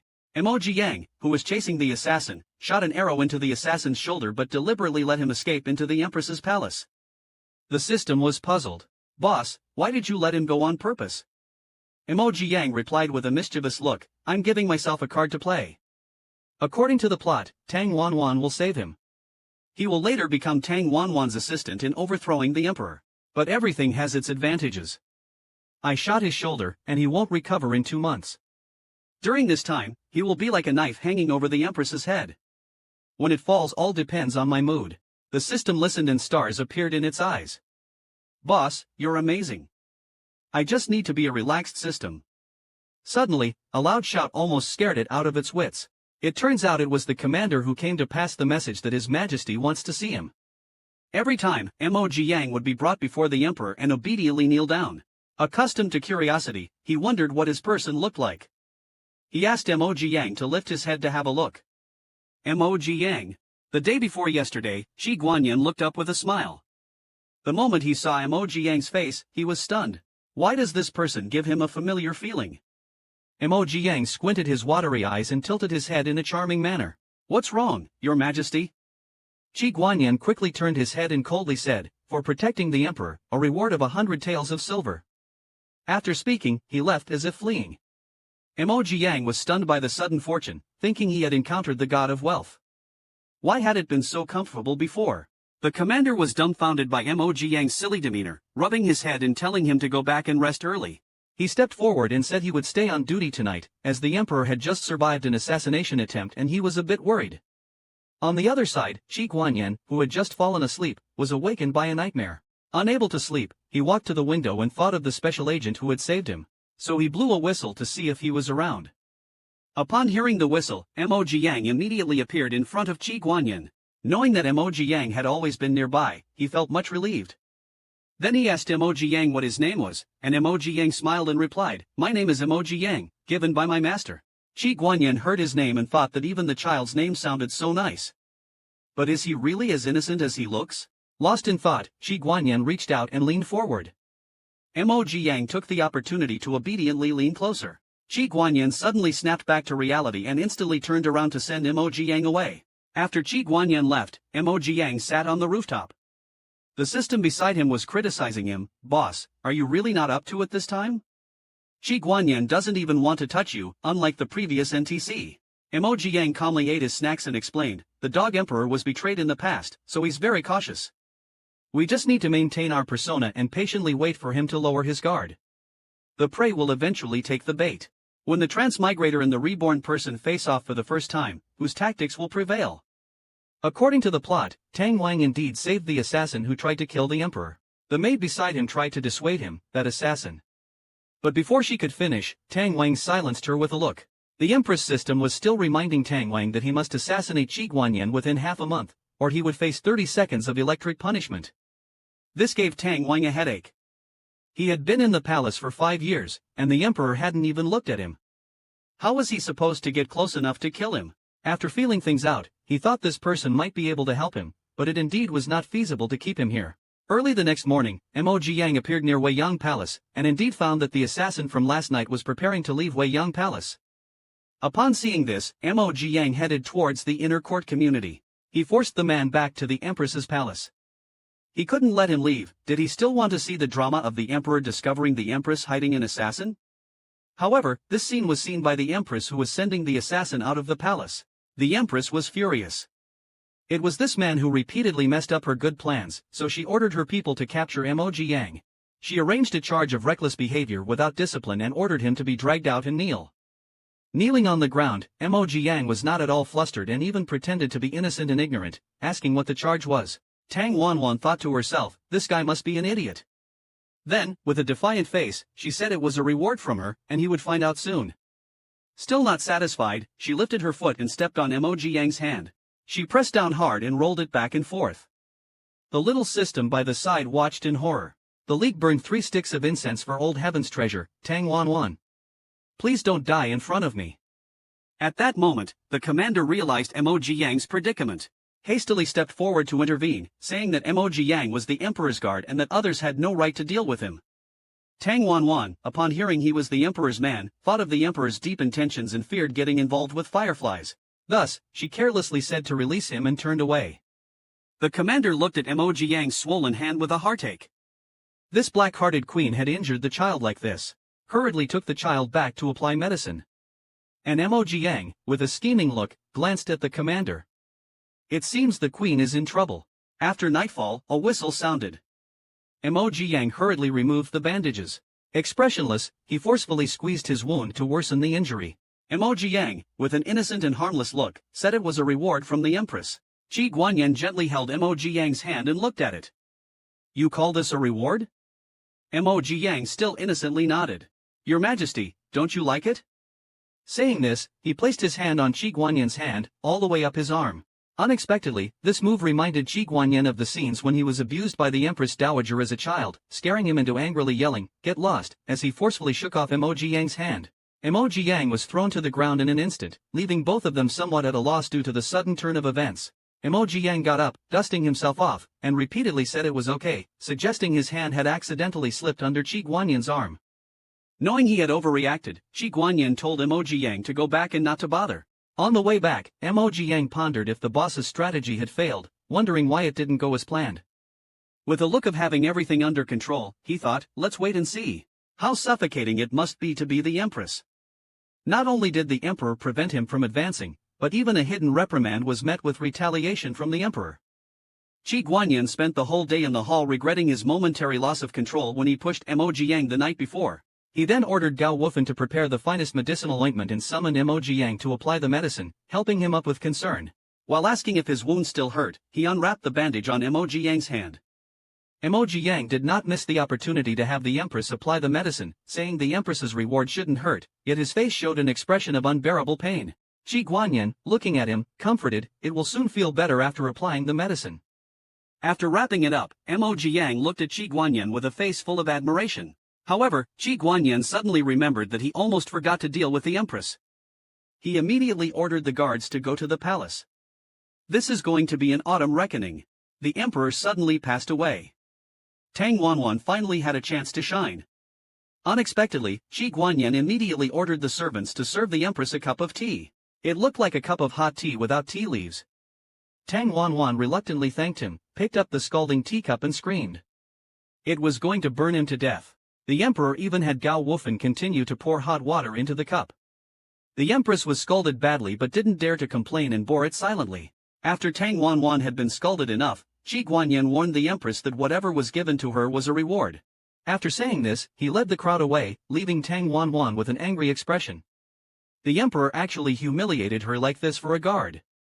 It seems this guard must not be kept. On the other side, the system watched the real-time footage and lamented that the Empress was probably going to explode. Emoji Yang sighed helplessly, saying that he still had a big gift to give her. Yuan Guanyin came back and asked Emoji Yang why he was sitting on the ground. Emoji Yang explained that he didn't know where to sit, looking obedient like a child. Yuan Guanyin leaned in and asked softly, "What else do you do besides practicing archery?" Emoji Yang perfectly answered, "Protecting His Majesty. My master told me nothing else matters but protecting His Majesty." Yuan Guanyin puzzled by this response, Emoji Yang took Yuan Guanyin's hand and placed it on his own chest. "All my training in martial arts are for His Majesty." Emoji Yang's words were firm and sincere, stunning Yuan Guanyin. No one had ever spoken to him with such conviction. Yuan Guanyin was momentarily stunned and then quickly got up and asked Emoji Yang to leave. After Emoji Yang left the room, Yuan Guanyin called him back to take some medicine and reminded him to apply it. After leaving, the system directly said, "Host, your skills have regressed. I thought the Emperor would treat you like Xinchanglu, hugging and lifting you up. But he just let you go back like this." However, Emoji Yang asked the system to bet with him that within half a month, he would make the dog Emperor fall in love with him. If he lost, he would call the system the boss of a plane. Thinking about the possibility of dominating the host in terms of seniority, the system immediately agreed with a slap on its chest. That night, in the inner chambers of Weiyang Palace, a maid was applying medicine to Tang Wanyan, who, in pain, suddenly lashed out and knocked over the maid administering the medicine. This damned emperor, if she doesn't vent this fury, she can't quell the hatred in her heart. Then she turns to ask the maid for the thing she had asked her to prepare earlier. Watching the maid hand over the disintegrating M-Soul, all she needs to do is to poison the emperor at the Mid-Autumn family banquet. Once the drug takes effect, she'll seize the opportunity to assassinate him, and her task will be complete. Meanwhile, Yuan Guanyin, who had already gone to bed, is having a bizarre dream. In the dream, it's something I can't cut out for everyone to imagine. Frightened, he wakes up instantly, lifts the quilt, and indeed, it's wet. He feels incredibly awkward, thinking, how could I have such thoughts about that child? Deeply suspicious, he feels certain that Emoji Yang must have cursed him. This emperor, misguided by medicine, neglects the 3,000 beauties of his harem, yet has a special affection for a mere shadow guard. In the blink of an eye, the Mid-Autumn family banquet arrives. A graceful dancer performs before Yuan Guanyin, who, however, shows little interest, thinking to himself that this singer's voice isn't as pleasing as that child's, nor is her figure as agile and eye-catching as his, like a dragon in flight. At this moment, the Empress appears on stage in an exotic dance costume, saying she wants to perform a song for Yuan Guanyin. With that, she begins her performance. It must be said, this Tang Wanwan is quite attractive. Yuan Guanyin is also mesmerized, but what he's thinking is that such a refreshingly cool red dress would look even better on that child. Tang Wanwan saw him staring intently, so she danced even harder. She couldn't help but think that indeed all men are visual creatures. After the dance, Tang Wanwan had someone bring out the seasoned wine she had prepared earlier. The added ingredient was the fainting and fever-inducing medicine she had ordered prepared beforehand. Yuan Guanyin gave Gao Wufan a meaningful glance. However, this drug could not be detected by the silver test. Hearing Gao Wufan say the wine was fine, Yuan Guanyin then relaxed and drank it all in one go.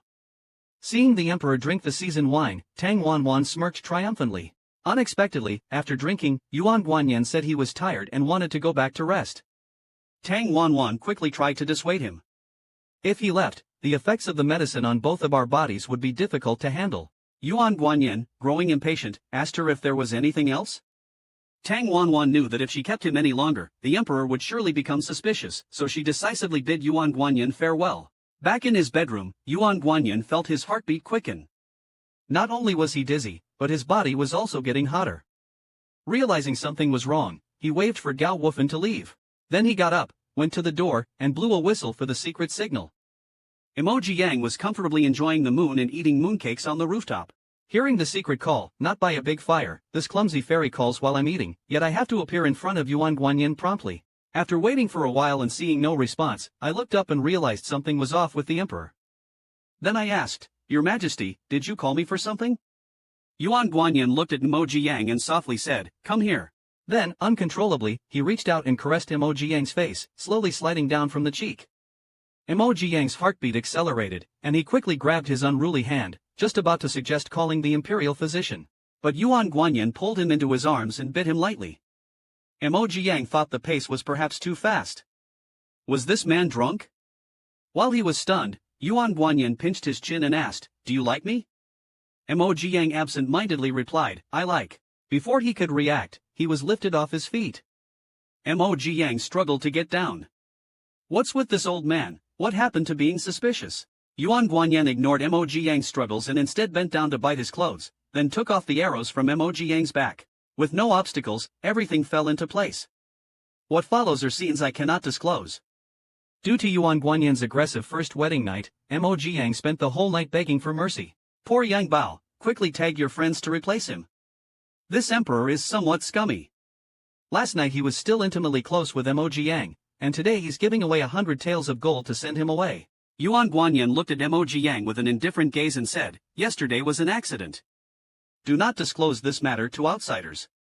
The association will compensate you. Then, Emoji Yang was taken away by Gao Wufan. Meanwhile, the empress, who had also drunk the spiked wine, had a reaction after the emperor had left.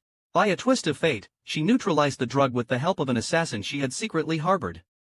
Upon learning that Emoji Yang had been with the emperor last night, she was so filled with hatred that she gnashed her teeth, feeling outmaneuvered. Thus, she devised a plan. She sent someone to deliver a letter to Emoji Yang, inviting him to meet in the imperial garden in the name of the emperor, planning to take the opportunity to frame Emoji Yang. Receiving the letter, Emoji Yang didn't believe it was written by the emperor. If the emperor had something to say, he could have summoned me as usual instead of leaving an ambiguous letter. The handwriting is sloppy and hesitant. I suspect this letter was written by Tang Wanwan impersonating the emperor. The little system asked worriedly, What should we do then? Could Tang Wanwan be trying to frame you? Emoji Yang was not afraid. This is a rare opportunity. It would be a waste not to go. The next day, Emoji Yang went to the imperial garden and indeed saw that the person who had invited him was the empress. He pretended to be unaware and looked around, asking why the emperor wasn't there. Tang Wanwan said the emperor had grown impatient and left. Then, she feigned a friendly gesture towards Emoji Yang. I misunderstood you before. I haven't had the chance to apologize to you. Emoji Yang, with an innocent look, said, I would be too happy to receive any favor from Her Majesty, why would I need to thank me? Tang Wanyan, seeing Emoji Yang playing dumb, then said she has been concerned about his injury and wanted to see if his hand had healed. While saying this, her hand also touched Emoji Yang's. Could you give me a chance to make it up to you? Emoji Yang, puzzled, watched as Tang Wanyan's hand continuously touched his own. What is this woman trying to do?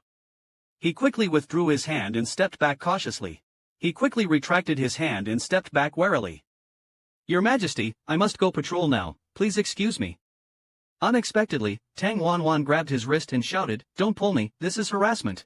Understanding her intent, Emoji Yang coldly laughed and shouted louder, Your Majesty, I am not pulling you. Let go of my sleeve. Then he forcefully shook her off. With too much force, the Empress was flung into the water. Struggling in the pool, she pretended to cry for help. Coincidentally, the Emperor was passing by. Tang Wanwan thought it was divine intervention and quickly reached out, calling for the Emperor to save her. Hearing the commotion, the Emperor instructed Gao Wufan to rescue her. Gao Wufan internally mocked, This pool isn't even a meter deep, how could the Empress be drowning? As soon as Tang Wanwan was pulled out, she cried and shouted, Your Majesty, you must seek justice for me. I came here to discuss something important, but he harassed me. When I didn't comply, he pushed me into the water. She then covered her face and cried. Watching Tang Wanwan's exaggerated performance, Emoji Yang was speechless. Yuan Guanyin turned and asked Emoji Yang if he had anything to say. Emoji Yang immediately stated that he was there on orders and did not cross any boundaries with the Empress. Upon hearing that he commander could testify since they came together, Tang Wanwan realized her plan had failed. Sure enough, he commander stepped out from the side and exposed the Empress's lie. After hearing the details of the incident, Yuan Guanyin was furious. Empress, your behavior is outrageous. You're grounded for 5 days and must copy the palace rules 100 times. You can't leave until you're done. After saying that, he turned towards Emoji Yang. As for you, I punish you with 2 days without meals. Any complaints? Emoji Yang felt miserable. Recently, he's been having strange dreams due to his strict wife. Could it be true that what you think about during the day, you dream about at night? Since Emoji Yang was punished with 2 days without food, he swore he'd never speak to the Emperor again even if he starves to death. But he quickly ate his words when faced with Yuan Guanyin's delicious food offerings. Emoji Yang soon forgot his vow from minutes ago. He thought, the world is big, but eating is bigger. While eating, he even invited the Emperor to join him. Yuan Guanyin said he wasn't hungry and just kept staring at Emoji Yang, thinking how someone could be so handsome. Emoji Yang felt a little embarrassed under the intense gaze and awkwardly explained the day's incident, saying it wasn't intentional. Yuan Guanyin said he understood. The palace is full of deceit and intrigue, and even those who don't want to compete get dragged into power struggles. Hearing this, Emoji Yang felt a bit sorry for him. So, with a smile, he stepped forward to comfort him and said, Now you have me, Your Majesty. I will protect you. Your Majesty will not be harmed in the future. Please trust me from now on. Seeing the Emperor reach out to touch his own face, Emoji Yang thought he must have been enchanted by his own sweet words. So he instinctively closed his eyes, pouted his lips, and waited for a kiss. But Yuan Guanyin just reached out to wipe the rice grains from the corner of his mouth. Emoji Yang guessed that Yuan Guanyin's feet were doing large-scale construction. Awkwardly, they both quickly turned around to ease the embarrassment. Yuan Guanyin blushed and said, It's late, go rest. Emoji Yang covered his mouth and quickly fled, his eyes full of disbelief.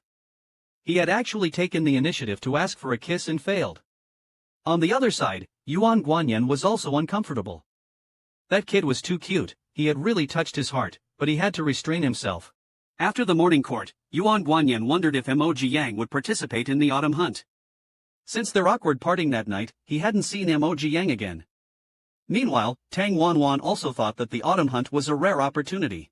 As long as she could get Chen Boyan to blend in, wouldn't there be a chance to assassinate Yuan Guanyin? So she immediately sought out Chen Boyan to conspire. The autumn hunt arrived in a flash. On the training ground, Yuan Guanyin seemed distracted. He thought of the dream he had last night. In the dream, Emoji Yang was incredibly sweet and charming. Thinking about how he couldn't control his impulses when he saw him, could it be that he was really falling for him? To win over the male protagonist, Emoji Yang also participated in the competition. Today, he planned to use a strategy to make Yuan Guanyin realize his own feelings. The first competition, subduing the tiger. Just from the name, you can tell it's dangerous. But he's not Wu Song. Emoji Yang blew catnip powder from the palm of his hand towards the ferocious tiger. If you told me this was catnip saying, I'd believe it. The big tiger, upon seeing Emoji Yang, immediately pounced towards him. Seeing the timing was right, Mo Jiang pretended to loudly cry for help. Seeing this perilous scene, Yuan Guanyin immediately panicked, without hesitation, jumped down from the stands. His follower Gao Wufan couldn't hold him back. Yuan Guanyin embraced Mo Jiang in his arms, dodging the attack. Then, worriedly, he asked if he was hurt. Mo Jiang, pretending to be terrified, burrowed into his embrace, weakly saying, "Your Majesty, I'm scared," yet thinking, this dog of a man, rushing over here and still daring to say he doesn't care about me? At this moment, a tiger's roar brought them back to reality. Turning their heads, lo and behold, the catnip took effect, and the ferocious tiger turned into a playful, rolling catnip sang. The two embraced, feeling somewhat awkward. Mo Jiang quickly tried to ease the tension by asking, "Your Majesty, how did you come down from the platform?" This question stumped Yuan Guanyin. He had actually lost control. How was he to explain this? While Mo Jiang was waiting for Yuan Guanyin to express his concern, an assassin sent by the empress suddenly appeared, aiming a sleeve arrow at the emperor. As the arrow whizzed through the air, Mo Jiang immediately pushed Yuan Guanyin away and blocked the arrow. Mo Jiang used his body to block the dark arrow aimed at Yuan Guanyin, risking his own safety to save him. He finally realized the importance of Mo Jiang to himself, hurriedly caught the falling Mo Jiang who was hit by the arrow, anxiously carrying Mo Jiang back to the palace for treatment, not forgetting to order his subordinates to capture the assassin.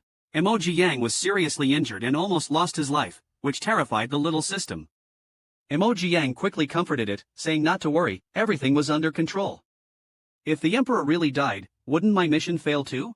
Yet, he was puzzled as to why he instinctively wanted to protect him. Before he could figure it out, he fainted. Looking at Mo Jiang, who had risked his life to save him on the sickbed, Yuan Guanyin's inner defenses collapsed. It seems that Mo Jiang's conquest was imminent. Because Tang Wani intentionally misdirected the guards at the drill field. Ho Gao reported back, fearing that the assassin had already escaped. Yuan Guanyin, with a sharp gaze, said, "This is wrong. The assassin could move freely in the palace, there must be someone helping him." He then immediately ordered a thorough investigation of all suspects at the drill field from that day. After an unknown amount of time, Mo Jiang finally woke up. As soon as he turned around, he saw a big face, which almost scared him to an early death. It's one thing for the assassin's arrow not to take me out, but to be scared to death by the emperor's loyal dog face, that's something else. The noise also woke Yuan Guanyin up. Both of them sat up at the same time. Yuan Guanyin asked, "Does your wound still hurt?" Mo Jiang quickly got up and said, "It doesn't hurt anymore, Your Majesty." "Your Majesty, I need to go on patrol, so I'll take my leave now." As he tried to leave, Yuan Guanyin couldn't bear to let him go and held him back, insisting he stay until his wounds healed. Then, Yuan Guanyin personally fed Mo Jiang porridge, making him feel ecstatically pampered. While eating, Mo Jiang didn't forget to look at Yuan Guanyin and say, "Your Majesty, I want more." Yuan Guanyin's lips curved in an ambiguous smile. "More?" Mo Jiang nodded eagerly, indicating he wanted more, only to have his chin pinched, forcing him to look up. "Do you know that you shouldn't say such things carelessly?" After this, even the little system had to cover its eyes in embarrassment. Just when the two were about to deepen their conversation, Yuan Guanyin suddenly remembered Mo Jiang's injuries. Seeing Mo Jiang wincing in pain, he thought to stop, but Mo Jiang, clinging to him, insisted he wasn't in pain and refused to let him go. After such declarations, Yuan Guanyin could hardly refuse and promised Mo Jiang he wouldn't let it hurt. "The red candle flickers," said Yuan Guanyin, inviting those who wanted to see more to join the fan group. The shaking of the bed curtains suggested their conversation was quite enjoyable. Waking up in the early morning, Mo Jiang asked what their relationship was now.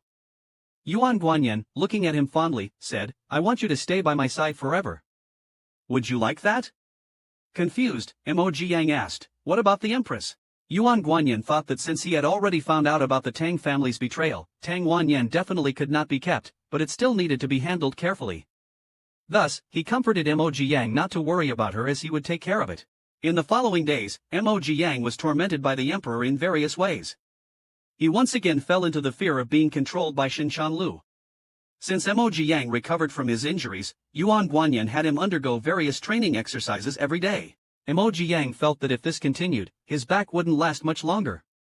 The mini-system bluntly revealed the truth. "Isn't this trouble you brought on yourself?" Turns out Mo Jiang is both incompetent and provoking. Feeling the sting of those words, Mo Jiang glowered and twisted the mini-system's face. "You said you wanted to stroll around the mortal world, right? Let's go, let's go." The mini-system, twisted and mumbling, tried to say, "I think you're the one causing trouble here." After eating and drinking his fill, Mo Jiang enjoyed the breeze on the rooftop. He couldn't help but lament that everything in ancient times was good except for the lack of cigarettes. Later in the evening, he stealthily returned to the sleeping palace and after checking around, noticed Yuan Guanyin was not there. He breathed a sigh of relief, but the next second, he heard Yuan Guanyin's voice behind him asking where he had been. This scared Mo Jiang terribly. When had the emperor returned? Mo Jiang immediately stepped forward to explain, I was just out on patrol to protect your majesty, though in reality, he had sneaked off to the kitchen to steal food. Yuan Guanyin didn't want him to work so hard and told him he no longer needed to do these things and should just rest well in the sleeping palace. Pretending to be downcast, Mo Jiang asked, Did I do something to upset your majesty? Yuan Guanyin reached out his hand and asked him to come and sit beside him. Embracing the person, he said, I am not unhappy. As long as you are by my side, it's like protecting the alliance. Mo Jiang, to test the limits of Yuan Guanyin's tolerance and to prevent himself from going too far in the future, then asked, Since I'm here to protect you, why do you still keep a sword under your pillow? Yuan Guanyin didn't want to talk about it and merely said it was for self-defense, better left unmentioned. Mo Jiang thought this must be the emperor's psychological barrier. If I could dissolve his shadow, he would surely be thoroughly won over by me. Yuan Guanyin, who didn't want to mention that matter, wished to bring up something else. Reaching out to touch Mo Jiang's mouth, he leaned in and whispered softly, From now on, let Yang Yang protect the alliance. The atmosphere between them was intense. Just then, Gao Wufan came in with the dinner, stumbling upon this embarrassing scene. Gao Wufan quickly put down the meal, covered his eyes, and muttered look not upon impropriety, before scurrying away. Yuan Guanyin, in a good mood, teased Mo Jiang, then you protect the alliance by having dinner now. Hearing this, Mo Jiang thought, the emperor wants me to watch him eat. He was not pleased at all, and thus glared at Yuan Guanyin to express his dissatisfaction. Yuan Guanyin, in an appeasing manner, patted Mo Jiang's head with a brilliant smile, this kid is really too cute. Then, he asked Gao Wufan to add another pair of chopsticks. After eating and drinking their fill, Mo Jiang felt immensely happy. While Yuan Guanyin was wiping the corner of Mo Jiang's mouth, Gao Wufan delivered a document. Not wanting Mo Jiang to be too far from him, Yuan Guanyin let Mo Jiang stay and look at the document together. Mo Jiang looked at Yuan Guanyin's figure with resentment. Sure enough, there's no such thing as a free lunch. Making me accompany you to read memorials again. I'd rather go out on patrol.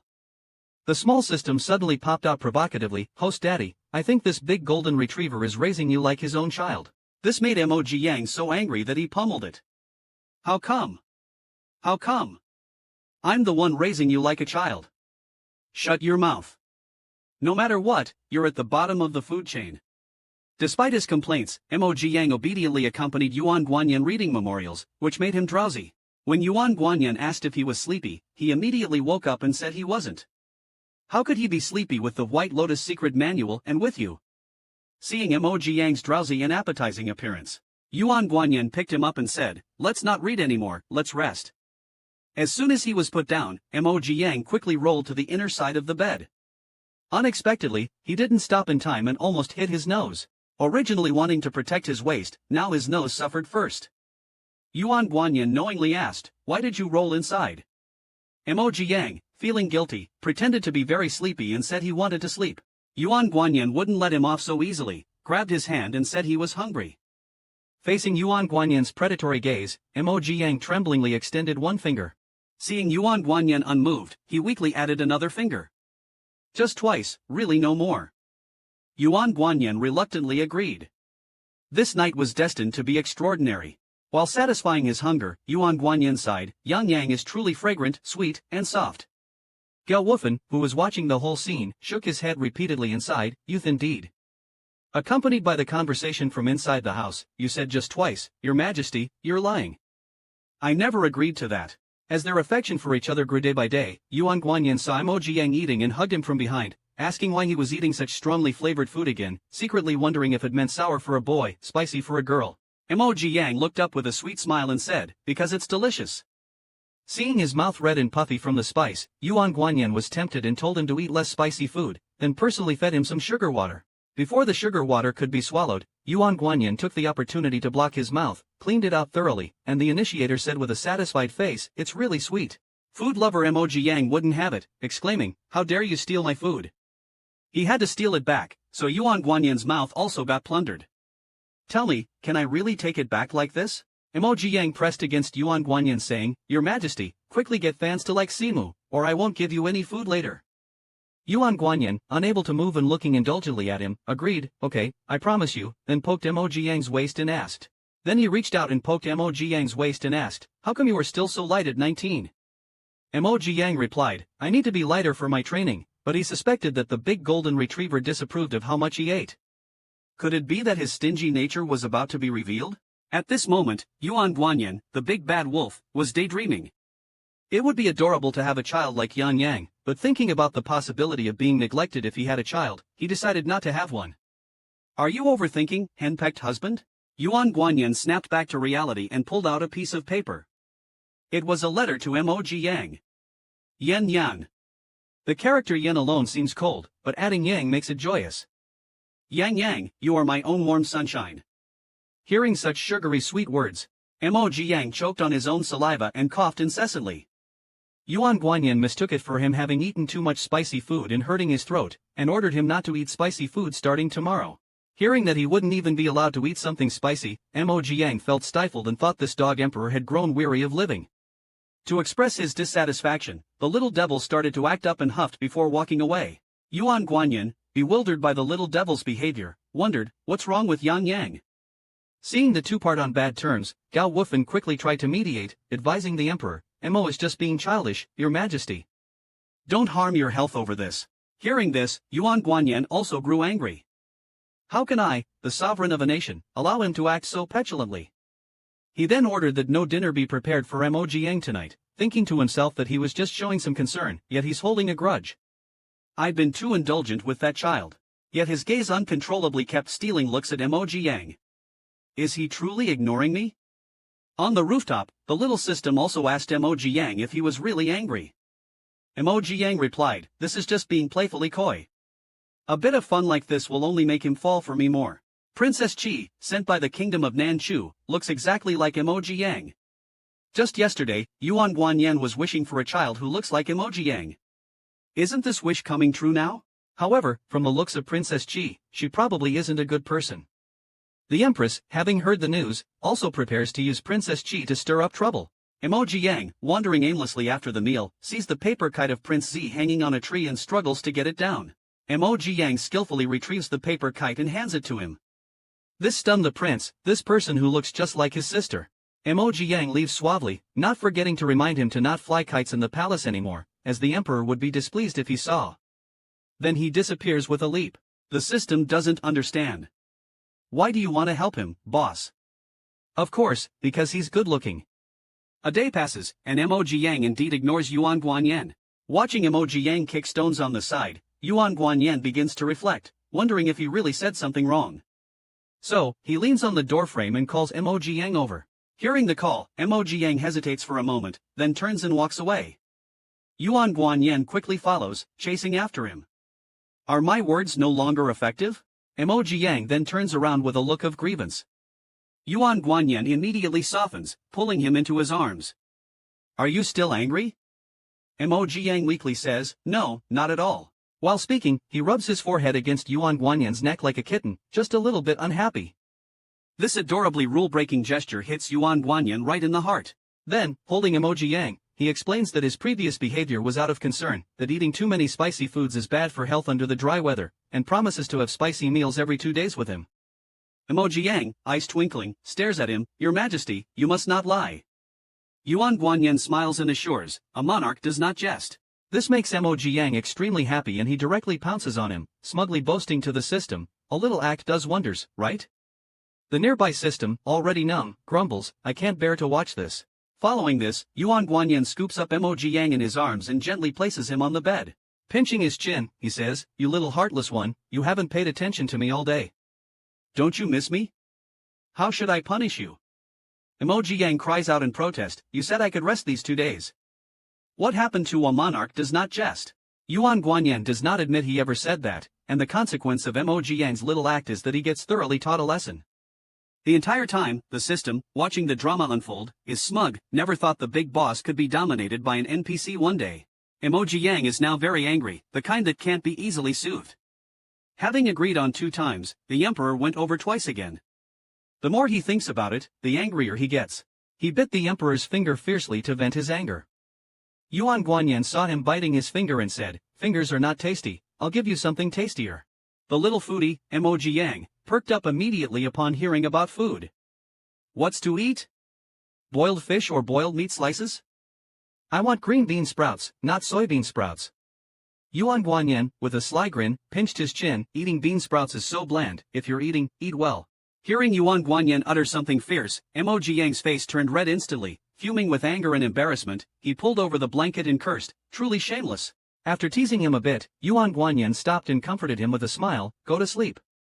The next day, while they were having breakfast, a eunuch came to say that the Empress Dowager requested to see them. Emoji Yang hurriedly scooped some food into his bowl and tentatively asked, should I move to another place to eat? Yuan Guanyin told him to sit down and eat properly. Emoji Yang felt embarrassed, but it's the Empress Dowager, how can I just sit and eat like this? Yuan Guanyin had no plans to dine with Tang Wanwan. With a wave of his hand, he signaled Gao Wufan to tell the Empress to wait outside until they finished eating. Emoji Yang, pretending to be worried, asked, is this really okay, Your Majesty? But inside, he felt quite proud, thinking, how come I feel like a favored consort in the harem? Yuan Guanyin said nonchalantly, why not? Should Yang Yang go hungry because of that woman? Thinking about how this empress had secretly hidden a man and now that they had caught her in the act, toppling the Tang family was just a matter of time. Outside, Tang Wanwan was clenching her teeth in anger. The damn system suddenly issued a random task to serve the despicable emperor dishes. Because she didn't complete the task in time, Tang Wanwan was shocked by her empress system for 30 seconds. Half an hour later, Tang Wanwan finally got her wish to meet Yuan Guanyin. If she couldn't complete the task, she would be electrocuted for 60 seconds. So she quickly said she had made 2 dishes for the emperor to try. Yuan Guanyin looked at the dishes and complimented her cooking skills. Seeing Yuan Guanyin take the bait, Tang Wanwan quickly picked up a piece. She wanted to feed Yuan Guanyin, while Emoji Yang quietly snickered on the side. Worthy of being emperor Go, seeing this, the empress held her breath, feeling that her earlier compliments were just to get her, but still smiled and urged the emperor to try it. Yuan Guanyin's expression changed. Why isn't the empress eating herself? Or is there something wrong with this dish?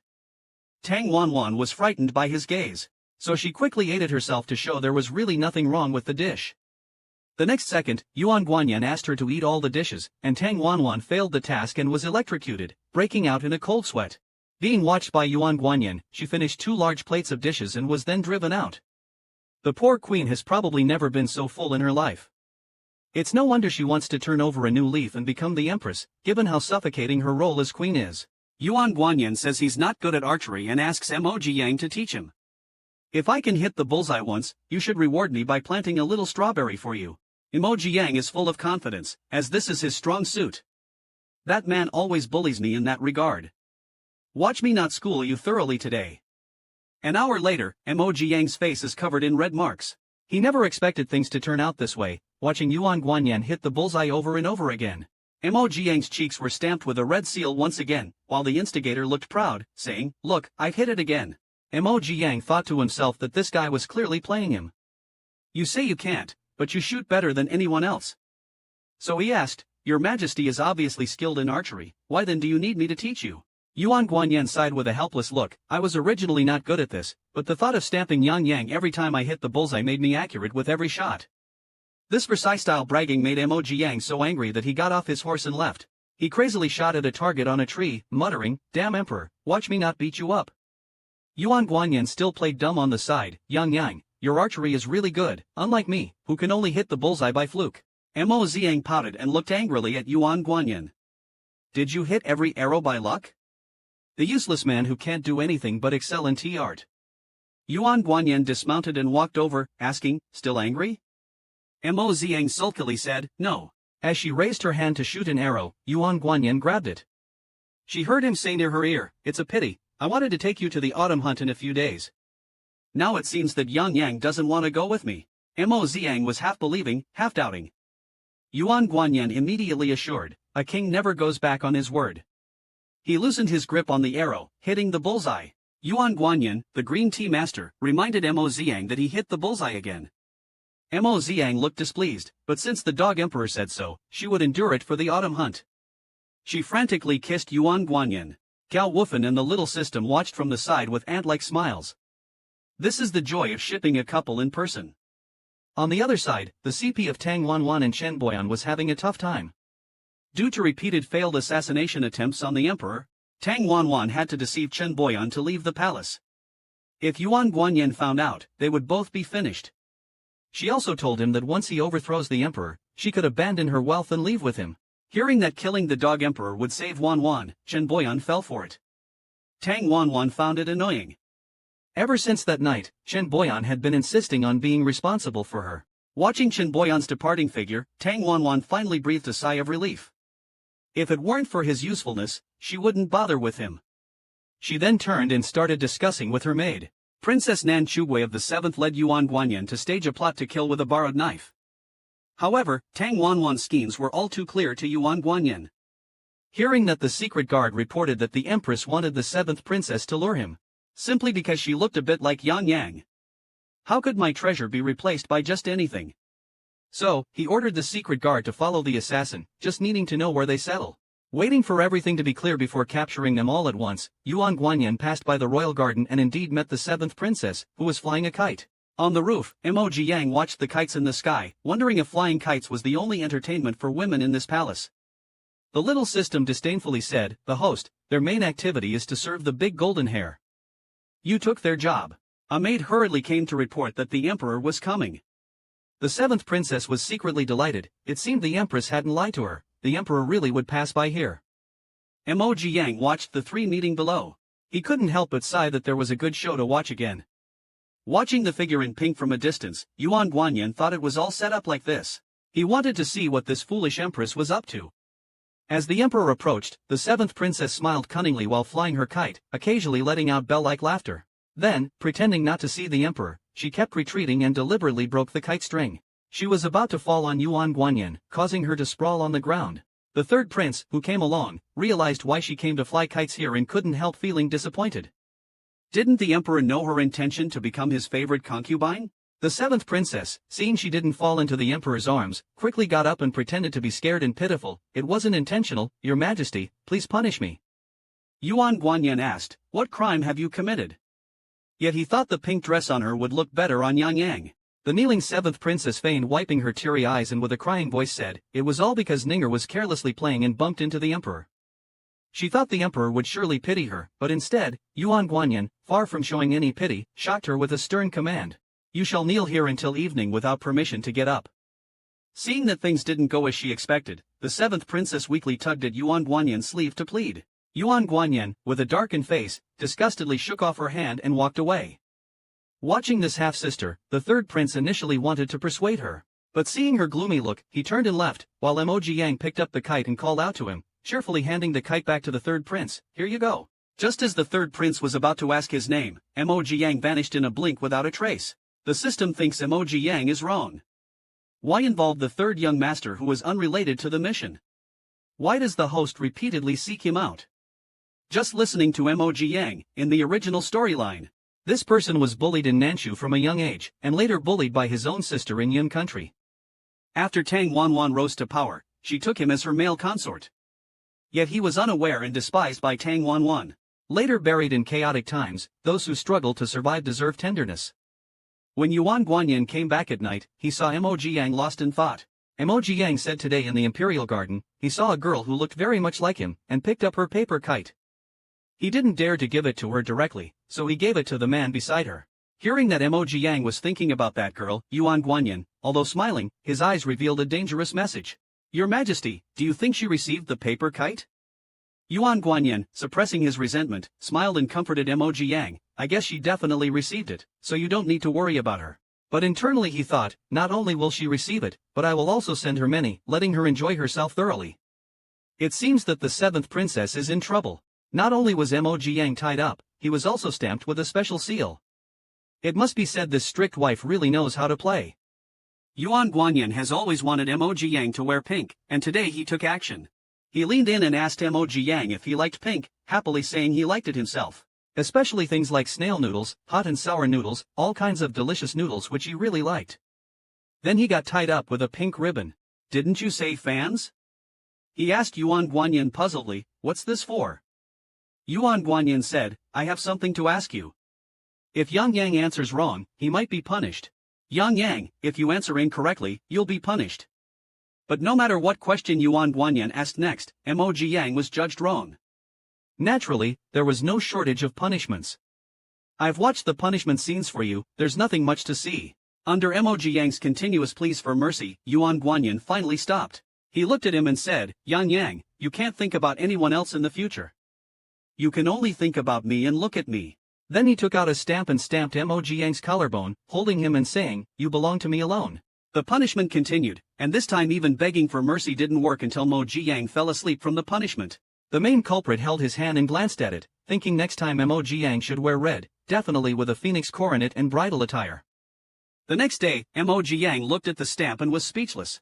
Moreover, today is the Autumn God Festival, and Yuan Guanyin didn't take him out to play, saying he feared Mo Yang would see the outside world's allure and not want to return to the palace. Isn't that ridiculous? Suddenly, Mo Yang heard someone sneaking into Yuan Guanyin's palace. But Yuan Guanyin wasn't there. Could they be setting a trap for him? Since he had nothing else to do, he decided to help Yuan Guanyin check things out. There might even be some excitement.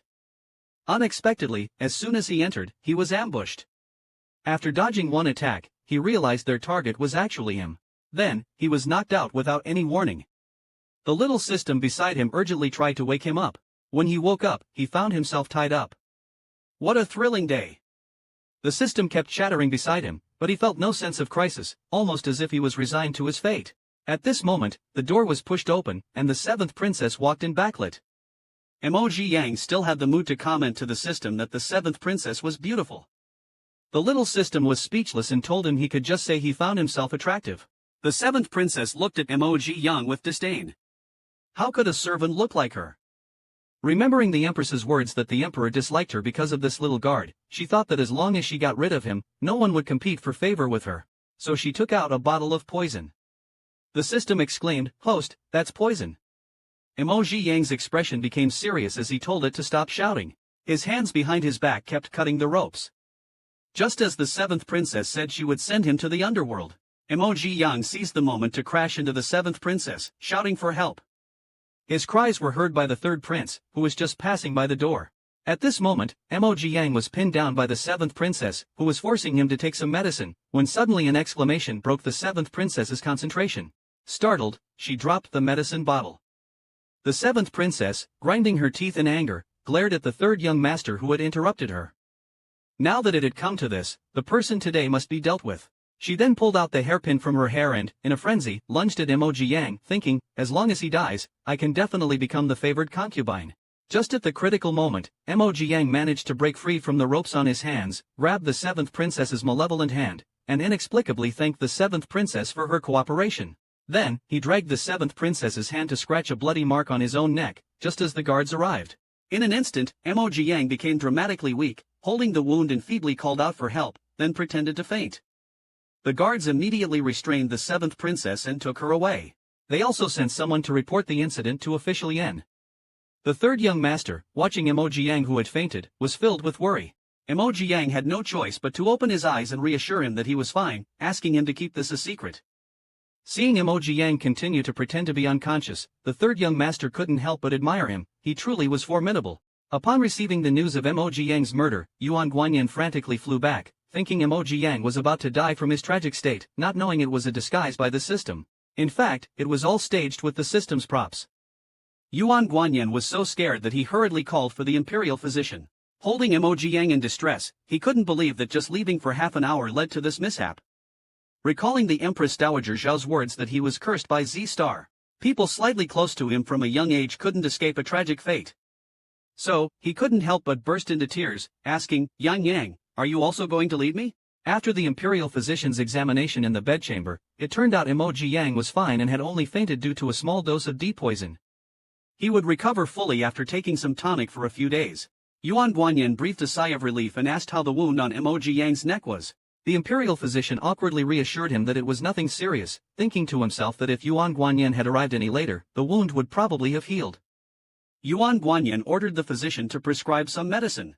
And watching Mo Yang in a coma, he blamed himself, thinking if he had known something like this would happen, he would have definitely kept him by his side. A few days later, Mo Yang finally woke up. As soon as he woke up, he started complaining about the system, saying it's a high-risk job to be a White Lotus, and reminded himself to ask the broken main god to provide him with social security and benefits. Yuan Guanyin thought he was dreaming when he saw Mo Jiang awake. Mo Jiang, seeing Yuan Guanyin's haggard face, asked in disbelief, "Your Majesty, are you all right?" The system by his side immediately explained, "Host Dad, while you were unconscious these few days, the big golden retriever has been staring at you, not eating or drinking nor going to the morning court, which was really scary." Hearing this, Mo Jiang was touched and grasped Yuan Guanyin's hand. Feeling the warmth from his hand, Yuan Guanyin believed that he was not dreaming and excitedly threw himself at Mo Jiang. "I will never allow you to leave me again, we shall be together forever." Mo Jiang gently patted him, comforting, "I will always protect your Majesty and stay by your side." Thinking to himself, it seems the big golden retriever was really frightened this time, but the hardships I endured were worth it, as he sipped the porridge personally fed to him by Yuan Guanyin. Mo Jiang casually mentioned that it was the third prince of Manchu who had saved him. Upon hearing this, Yuan Guanyin immediately declared, "Since he saved Yang Yang, he is a good person and will not be implicated." Mo Jiang sincerely hoped that the third prince could break free from control and live his own life. At Yuan Guanyin's command, the seventh princess vanished from that moment onwards. As for the third prince, the petty-minded Yuan Guanyin was worried that if this person stayed in the palace for too long, Yin Yan might develop deep feelings for him, which would not be good. So he had him released from the palace. Yuan Guanyin said that a small trick to cure a cold was to sweat it out, and insisted on teaching Mo Jiang how to do it. Mo Jiang, who understood instantly, refused with a worried face, "Your Majesty, you're still sick." Yuan Guanyin, smiling brightly, insisted, "That's why I need Yin Yan to help me sweat it out, so I can recover faster. But after sweating once and then again, are you sure you won't get cooked?" The experienced little system pulled out its full gear, and Jay finally quieted down. The next day, Yuan Guanyin's illness was indeed cured by sweating. He brought breakfast and called Mo Jiang to get up. Yuan Guanyin coughed twice, pretending to be sick, and Mo Jiang immediately got up to check. "You were fine in the morning, why are you coughing again?" Unexpectedly, Yuan Guanyin grabbed him, "As long as Yin Yan cares for me, it doesn't hurt." After a bout of tea ceremony tactics, Mo Jiang realized he had been tricked and angrily took a bite, letting him know that disturbing young master's sleep had serious consequences. Yuan Guanyin, however, dotingly held him and said, "No matter how Yin Yan bites, it doesn't hurt." He then personally combed and tied his hair, taking advantage of every opportunity during the process. During this time, Mo Jiang had all his tofu eaten, which really angered him as he was still hungry. After having his fill, Mo Jiang began to cause trouble. In the Wei Yang Palace, a maid carefully brought a bowl of bird's nest soup to Tang Wanwan. After drinking it in one gulp, Tang Wanwan immediately felt stomach pain. The maid was so frightened that she hurriedly went to call for the imperial physician, who diagnosed it as food poisoning. Tang Wanwan, weakly, instructed the maid to find out who was responsible for almost causing her death by diarrhea. Unexpectedly, the next second, she found a large cockroach in her medicinal soup. Tang Wanwan's scream echoed through Wei Yang Palace, while the instigator, Mo Jiang, was on the roof, laughing until tears flowed. That evening, Mo Jiang cheerfully returned to his sleeping quarters. There he was caught by Yuan Guanyin, who asked sternly where he had been fooling around. Mo Jiang, with a grin, denied fooling around and said he was just making his usual rounds. Suddenly, he noticed a bowl of syrup in front of Yuan Guanyin and couldn't help but slurp his saliva. Seeing Mo Jiang's craving look, Yuan Guanyin held the bowl ready to feed him, but Mo Jiang held his hand, insisting that Yuan Guanyin eat first. Yuan Guanyin was so happy. "Yang Yang loves me so much now that you're willing to let me eat first?" Seeing Yuan Guanyin drink, Mo Jiang leaned in, and a golden retriever snatched the food from his mouth. After eating, he licked his lips proudly and said, "Your Majesty, please don't misunderstand. I just found that the food in someone else's mouth smells better." Yuan Guanyin didn't mind and implied, "Since you've snatched my food, I won't be polite either." Mo Jiang let out a cry as he was lifted off the ground and taken away. The golden retriever was about to start eating. The little system teased from behind, "That's what you get for flirting recklessly." Yuan Guanyin gave all his gentleness and trust to Mo Jiang. He learned from Gao Wufan that someone recently wrote a rebellious poem. In his rage, Yuan Guanyin arrested hundreds of people. Sounds of Yuan Guanyin's furious outbursts and throwing things could be heard from inside. Mo Jiang decisively decided to go in and check. Pushing the door open, indeed, the floor was covered with brushes, ink, paper, and inkstones, accompanied by Yuan Guanyin's angry shout, "Get out!" As soon as Yuan Guanyin saw who had come, he hurriedly ran towards Mo Jiang, holding his hand with concern. "Yang Yang, why are you here? Are you hurt?" When Mo Jiang asked why he was angry, without a trace of impatience, he gently soothed him, saying he wasn't angry, it was all trivial matters, and then changed the subject to ask where Mo Jiang had been. Emoji Yang, about to speak, said, I went around to inspect, and when I returned, I saw this place. Yuan Guanyin glanced at his own recent creation. It was a mess, probably frightening the child. He then suggested they take a walk in the Imperial Garden. The two walked hand in hand among the maple leaves. Yuan Guanyin talked about the deceit and intrigue of the Imperial Palace, saying only Yang Yang truly cared for him. Although Emoji Yang tried to comfort him, saying many people liked him, his words ultimately seemed pale. After all, Yuan Guanyin had experienced the brutal struggles for imperial power since childhood. Only Yang Yang's affection for Yuan Guanyin was genuine. Hearing about these tragic experiences, Emoji Yang thought how the big golden-haired one had indeed suffered a lot of grievances. He must ensure he is well taken care of. In the evening, while Yuan Guanyin was bathing, Emoji Yang took the opportunity to investigate what the counterpoem was about. The 7-character regulated poem he held mentioned the words no Guanyin. It wasn't really a counterpoem, nor worth losing one's head over. Emoji Yang thought this must be someone intentionally causing trouble, wanting to use big golden hair to frame someone. So, when Yuan Guanyin came back after washing up, Emoji Yang quickly pulled him into the tent. Reaching out, I took off the protective talisman I was wearing. I want to give this to your majesty. This was given to me by my master. He said that encountering too many evils could shorten one's life. This talisman could extend one's life. I hope your majesty can always stay with Yang Yang. After saying that, she placed the talisman into Yuan Guanyin's palm. Yuan Guanyin thought about how Emoji Yang was only 19 while he himself was already 30. If he didn't live long enough, leaving the child alone, what would happen if the child was bullied? For Yang Yang, I can't continue to indulge in vices as I did before. Thus, he gladly accepted it and let Emoji Yang put it on for him, thinking that this might save some innocent people. The little system couldn't help but lament, host dad, despite his young age, has two faces. Towards those unrelated to missions, he always harbors goodwill. But once it involves a mission, he shows another face. How bad Emoji Yang is, sending all sorts of tonics to the Empress every day, causing Tang Wanwan to not eat or sleep well, feeling extremely uncomfortable. Through a maid, she learned that the location for the autumn hunt was set at Jiuyun Mountain. That's exactly where Chen Boyan is hiding. Isn't the autumn hunt a perfect opportunity to act? Thinking about getting rid of Yuan Guanyin, Tang Wanwan felt somewhat better. That day, everyone prepared to head to Jiuyun Mountain for the autumn hunt, including the beauties from Yuan Guanyin's harem. Simu expressed his liking for the one who smiles beautifully. Yuan Guanyin and Emoji Yang are intimately talking in front of everyone. Tang Wanwan, seeing this, is very disdainful. The emperor really has a peculiar taste for not wanting the women in his harem who are as beautiful as flowers and jade. The concubine is also gossiping. Being a widow while alive is really infuriating. As soon as he got on the carriage, Emoji Yang was like a curious baby, finding everything fascinating, even suggesting that he wanted to go to Jiuyun Mountain by himself. Yuan Guanyin thought to himself, sure enough, as soon as Yang Yang goes out, he becomes so happy that he doesn't want to return.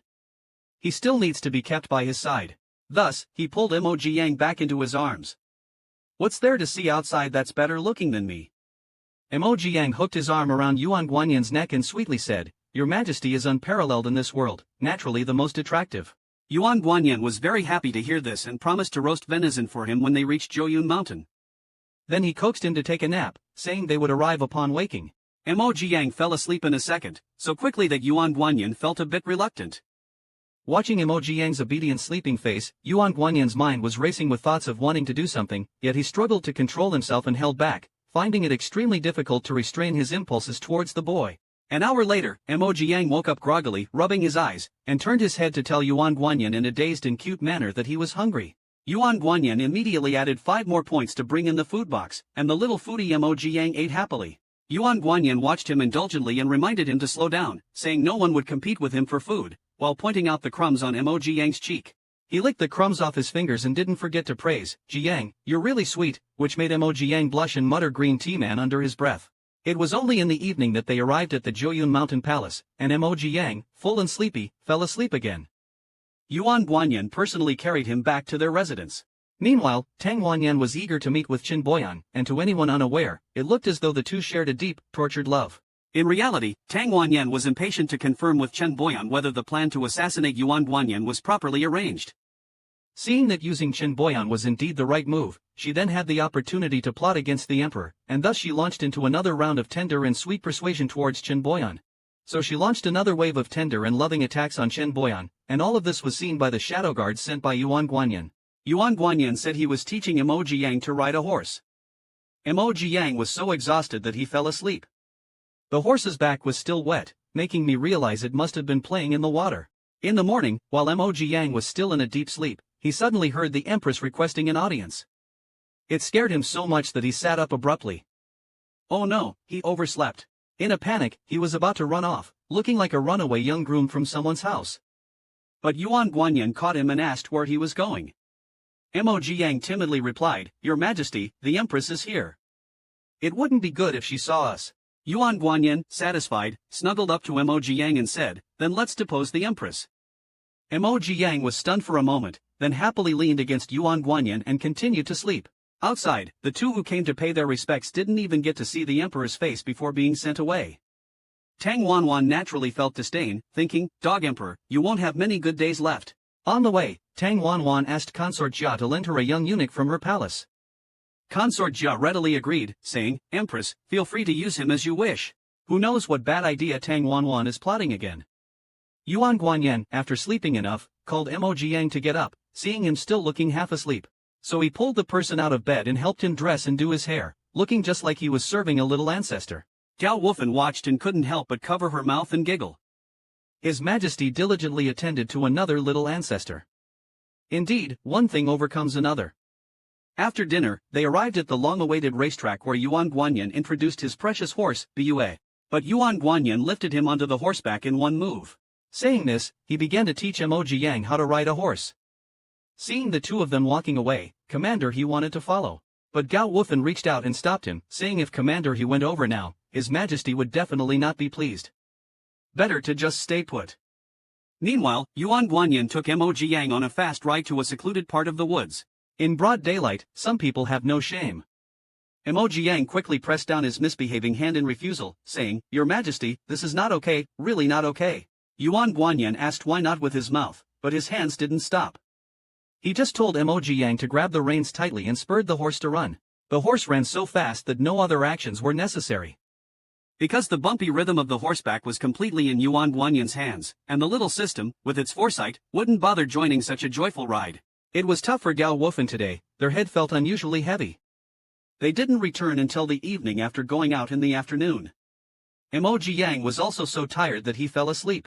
Yuan Guanyin held Emoji Yang and ordered Gao Wufen to prepare water for bathing and to also watch the shielding moon. Gao Wufen, blushing, didn't know what to think. He knew nothing about what happened, assuming the horse must have played in the water to get wet. Emoji Yang, who had just learned to ride a horse, was sore all over and exhausted. In contrast, Yuan Guanyin appeared lively and energetic in front of Emoji Yang. Unable to bear it, Emoji Yang kicked Yuan Guanyin in the face. With too many focal points, Gao Wufen didn't know where to look anymore. Despite being kicked, Yuan Guanyin was not annoyed and praised Emoji Yang for his strong legs, making Gao Wufen feel embarrassed. "Your Majesty, can you maintain some dignity?" Yuan Guanyin expressed that dignity was less important than Yan Yang. As he was about to hug Emoji Yang to go eat, Emoji Yang pushed him away. During the push, Emoji Yang accidentally slapped Yuan Guanyin. Stunned by his own action, Emoji Yang thought, "What am I doing? This isn't like me at all." He weakly asked, "Your Majesty, are you all right?" Yuan Guanyin held Emoji Yang's hand against his face, still tenderly coaxing, "Yang Yang, after this, you shouldn't be angry anymore." Emoji Yang, seeing the situation was better, immediately expressed that he didn't want to move and wanted a hug. Yuan Guanyin naturally wouldn't refuse, holding him and gently patting to soothe him. "Is your heart calmed down now?"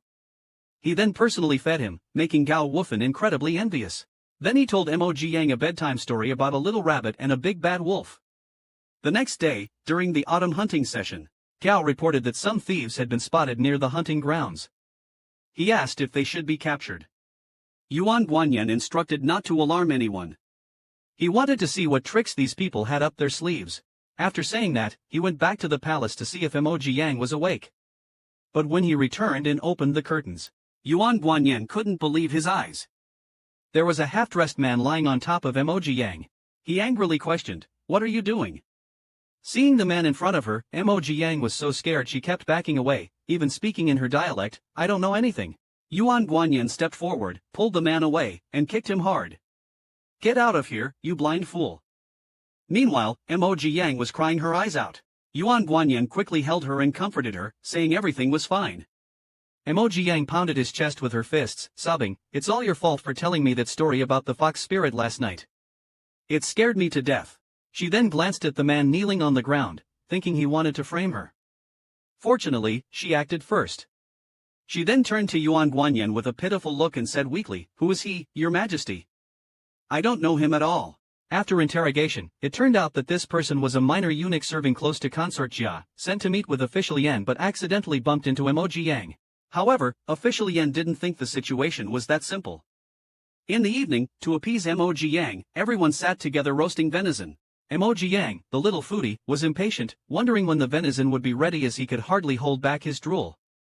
While telling him not to rush, Official Yan also draped a coat over him to keep him from catching a cold. Commander He, seeing his servant's demeanor for the first time, was quite unaccustomed. Gao Wu, calm as an old dog, remarked, "You'll get used to it after seeing it a few more times." Suddenly, Emoji Yang heard the sound of arrows being loaded. The next second, a hidden arrow flew through the air, and Emoji Yang immediately threw himself over Official Yan to dodge the arrow. He grabbed Official Yan and shouted, "Someone is trying to assassinate us, let's go." But unexpectedly, Official Yan pulled him back and fell on top of him, saying, "I know, Yang Yang, don't be afraid, I will protect you this time." Official Yan smirked, confident of victory. Seeing how assured Dijin Ma was, Emoji Yang realized that he must have anticipated this, including the other two who were calmly still roasting meat. Is it really okay to show no respect to the assassin? A message from the mini-system said, "The assassin in the small woods is surrounded on one side," and Emoji Yang felt relieved. It seems this assassin is really clumsy. Just as Gao Wufen said the barbecue was ready, Emoji Yang, who loves food, smelled the barbecue and was extremely happy with stars in his eyes. However, he turned and handed the barbecue to Yuan Guanyin, urging him to try it quickly. Yuan Guanyin was stunned, even though he was so eager, he thought of letting others taste it first. Such behavior from Yang Yang is really adorable. Then, he bit lightly on Emoji Yang's hand and said, "It's truly delicious." Emoji Yang was furious, calling him an old durian who was always looking for a chance to take advantage. So, ignoring everyone else, he praised himself lavishly. The aroma made even the nearby system cry from delight. Leader He has captured 5 living assassins. Does His Majesty want to interrogate them personally? Yuan Guanyin expressed that after watching such a good show for so long, it was time to see who the actual performer was. It's time to see who's performing the opera. Shout for Emoji Yang to accompany you to watch the opera. Emoji Yang had no choice but to agree, and as he got up, he felt a chill on his neck. There was a sharp sword across Emoji Yang's neck. Yuan Guanyin was shocked, asking how there could still be an assassin, and quickly told the assassin not to hurt him. Emoji Yang angrily bit into a piece of roasted venison. The person holding him hostage was none other than Chen Boyan, right?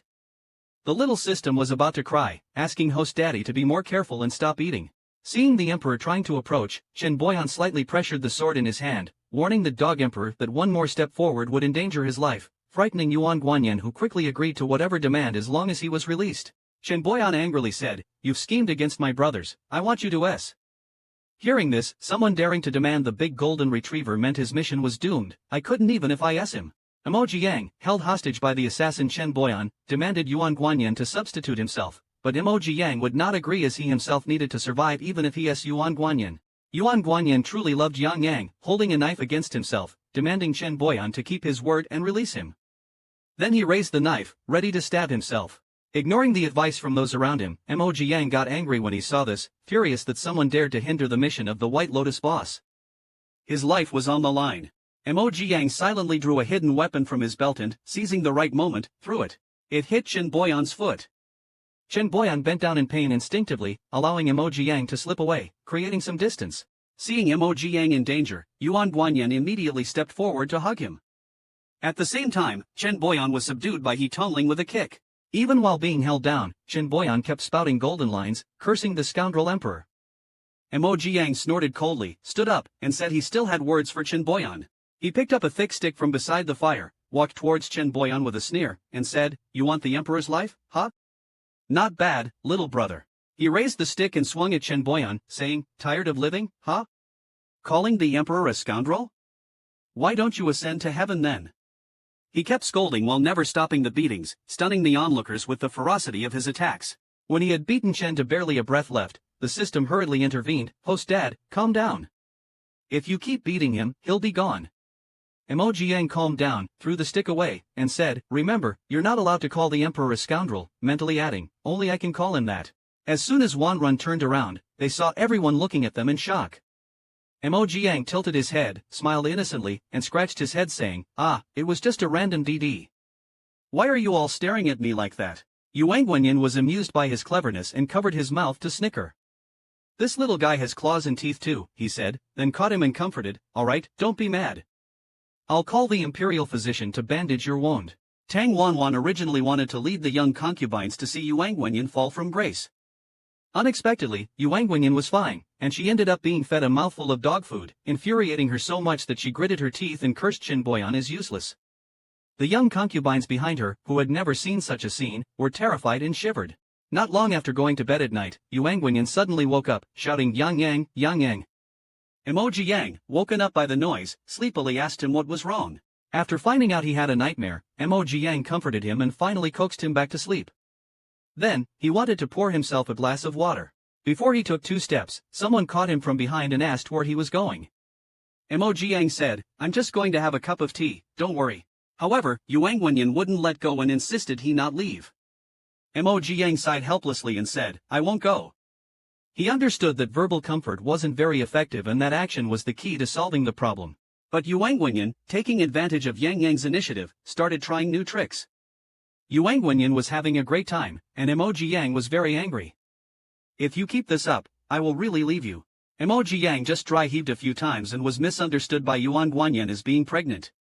The food-loving Emoji Yang rarely loses his appetite, seeming to be lost in thought. He turned to ask the system if Qin Boyan getting a meal box counted as completing the mission. The little system said no, at least ensuring a successor for the Yun Kingdom was necessary. Emoji Yang was speechless. "How can I ensure that? Why don't you have a child yourself?" "Stop joking, boss, do you want me to give birth to a string of code?" Yuan Guanyin returned to see Emoji Yang hadn't eaten and asked if the food didn't suit his stomach. He then personally prepared a bowl of soup for Emoji Yang to nourish him. Just after taking a sip, Emoji Yang felt nauseous. He turned around and vomited cleanly. Yuan Guanyin was able to keep it together, asking if Emoji Yang was pregnant. It wasn't strange for him to think so, as the empresses in his youth showed similar symptoms when pregnant. Hearing this, Emoji Yang immediately denied it. "How is that possible? I don't have that function." Yuan Guanyin didn't listen and hurriedly called for the royal physician. Yuan Guanyin was still saying that if it was true and there was a little prince, he would make him the crown prince. This shocked both the royal physician and Emoji Yang, leaving them at a loss for words. Emoji Yang disheartedly let the physician check his pulse, thinking as long as he wasn't embarrassed, it would be someone else's problem. Yuan Guanyin, with a serious face, demanded from Emoji Yang, "Even if it's a burden on your heart, I need to know, understand?" Emoji Yang felt like dying, the situation making it seem like he could actually give birth. At this moment, the imperial physician took the pulse and said it was acid reflux and vomiting caused by improper diet. Emoji Yang felt he had never been so embarrassed in his life and quickly covered himself with the quilt. Yuan Guanyin instructed the physician to go and prescribe medicine. Emoji Yang, covered with the quilt, said to Yuan Guanyin, "If you like children, you can have them." Hearing this, Yuan Guanyin was displeased. "Yang Yang, do you want someone else to give birth to my children?" Emoji Yang, feeling disheartened, tearfully expressed that he didn't want that, but thinking about the emperor being sad because he had no children made him very upset. Yuan Guanyin wiped his tears and comforted him, "I do not particularly like children. Even if there are no children, we can adopt one from the royal family.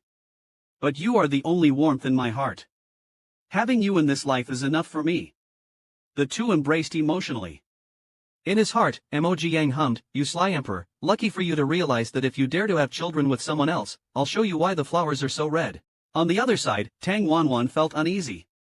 Ever since Qin Boyan was captured, there has been no news at all. If he exposes her, both she and the Tang family would be finished. She remembered she had a system and asked if it was there. "What should I do now?" There was no response, and the surrounding silence made her shiver. Tang Wanwan was horrified, thinking, "Has the system given up on me too?" Unable to accept this blow, she blacked out. These two people were originally husband and wife but betrayed each other. Yuan Guanyin and Emoji Yang were just about to eat the exquisite pastries when a servant came to inform them that the empress had fainted. The imperial physician said it was due to excessive worry. Yuan Guanyin instructed to take good care of her, as the S method was too lenient on her. Then he saw Emoji Yang poking at the dessert. He affectionately pinched his nose. Yang Yang, if you keep playing like this, you won't be able to eat the dessert. Emoji Yang then treasured the dessert like a jewel and handed it to Yuan Guanyin. Look how lifelike this little rabbit is. Yuan Guanyin squinted his eyes and moved closer. Is the rabbit prettier than me? Emoji Yang was embarrassed, knowing that he was getting jealous again, so he quickly smiled to soothe him. Of course not. Obviously, your majesty is the most handsome. Yuan Guanyin was delighted, saying his sweet words were honey-coated. After tasting, he left Emoji Yang to play by himself. Yuan Guanyin then went off to settle scores with Tang Wanwan.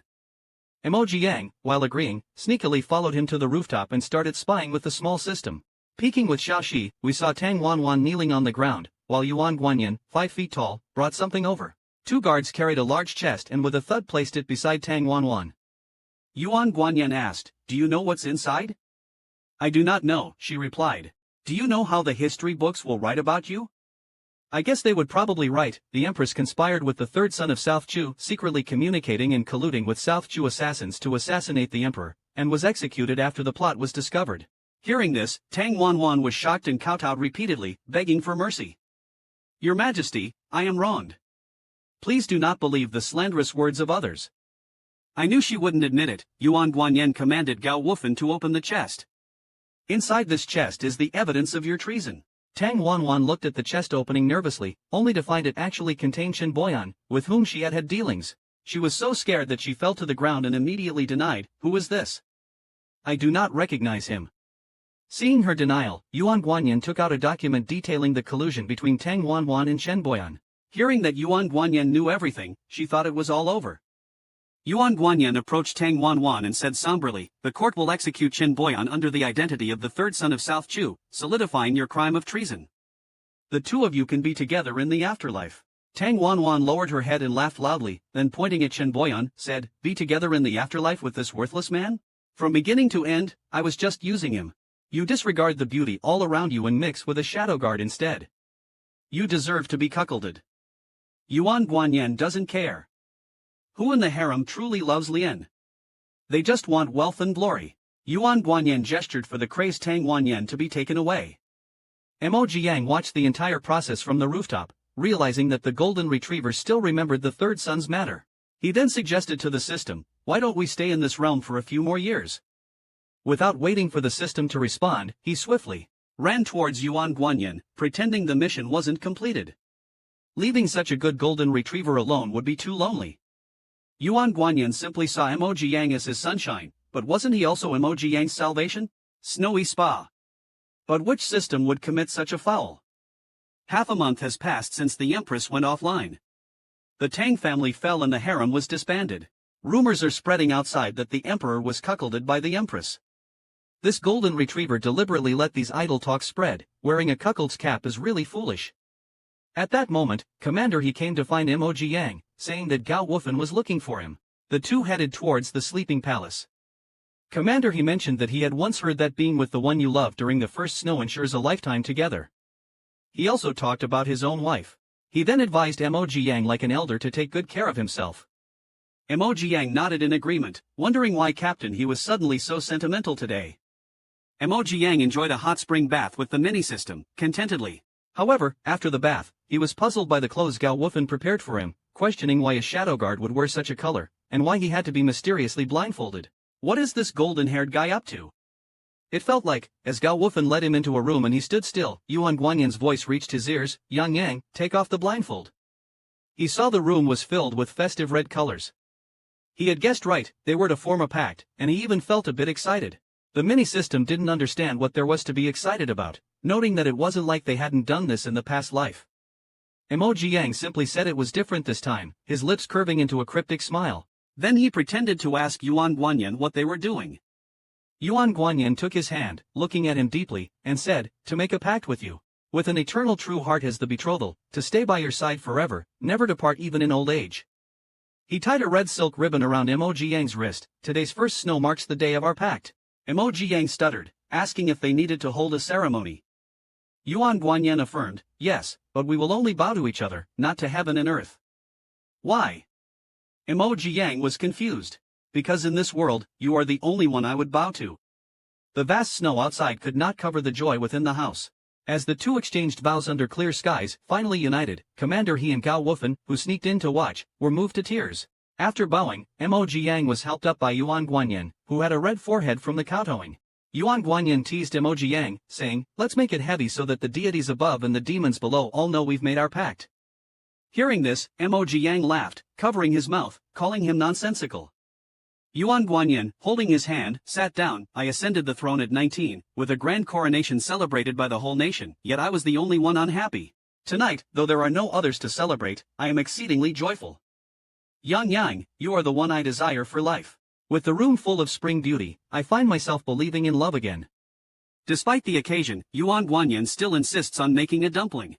But Mo Jiang ends up in fits of laughter upon discovering the bed is covered with red dates, peanuts, longans, and lotus seeds. I wonder if everyone knows this custom. Sprinkling these dry fruits on the marital bed symbolizes the wish for the couple to have children soon. Yuan Guanyin picks up a red date and puts it in his mouth, intending to feed it to Mo Jiang.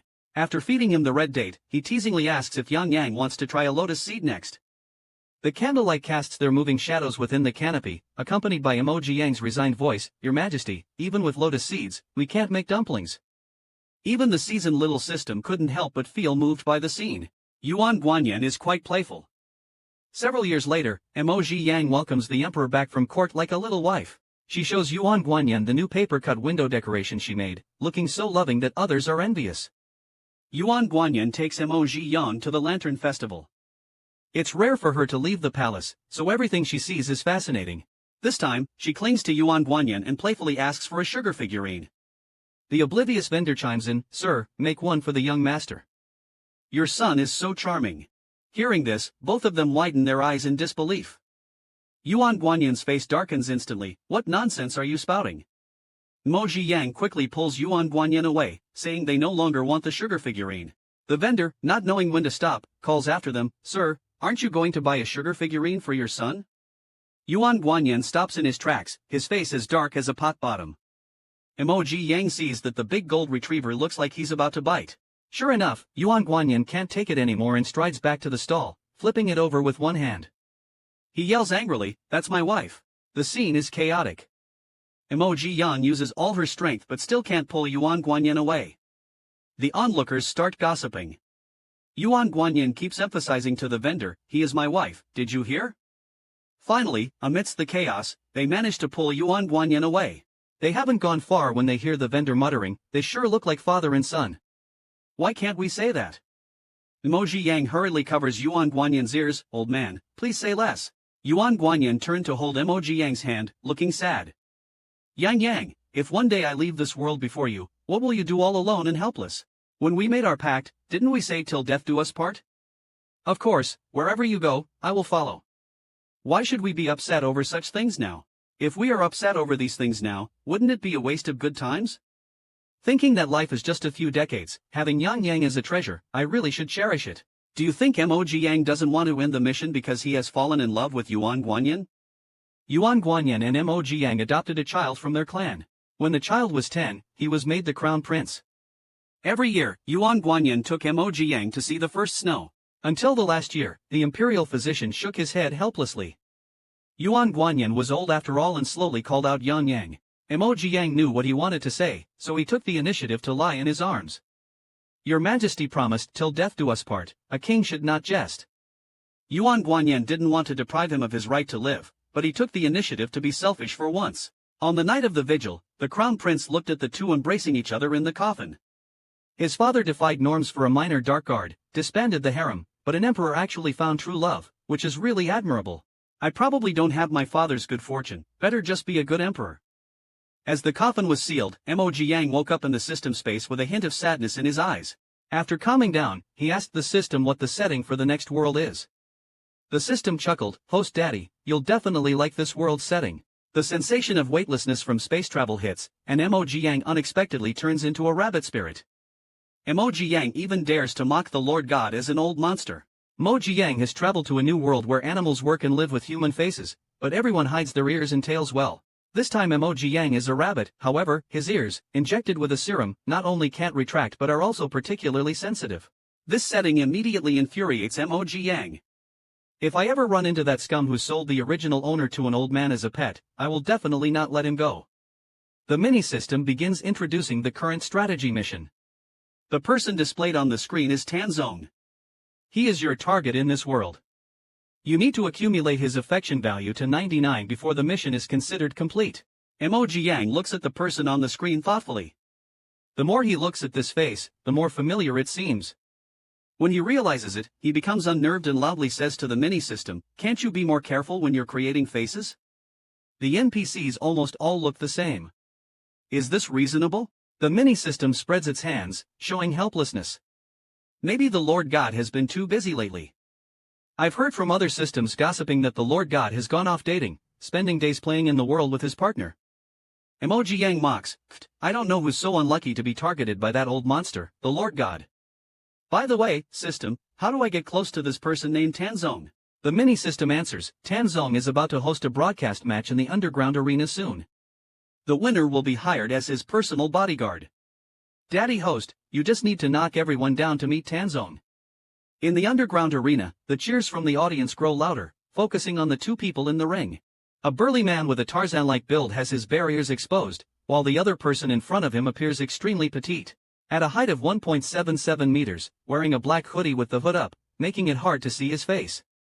The two engaged in a fight, but unexpectedly, the petite man needed no more than 3 moves to take down the tall and burly man. This twist set the whole place abuzz. A handsome man in the VIP seats watched the scene, finding the petite man quite interesting. Emoji Yang leaped down from the stage, and in front of Tanzong, he took off his hat. A rabbit is a rabbit, which not only shocked the audience below, but also made Tanzong frown slightly.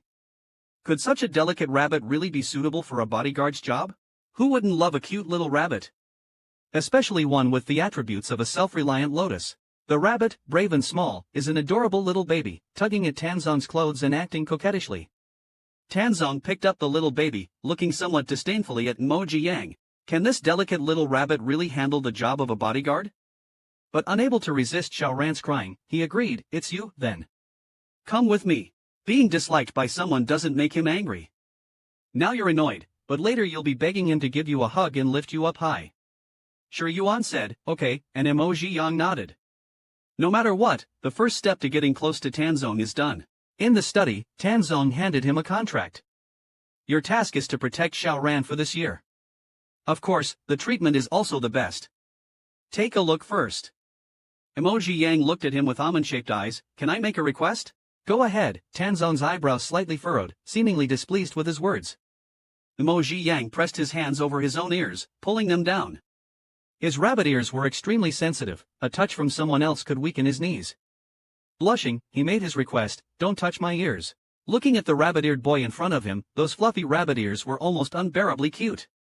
Tanzong's heart couldn't help but race. He averted his gaze and asked, "Rabbits only show their ears when they're in heat, right?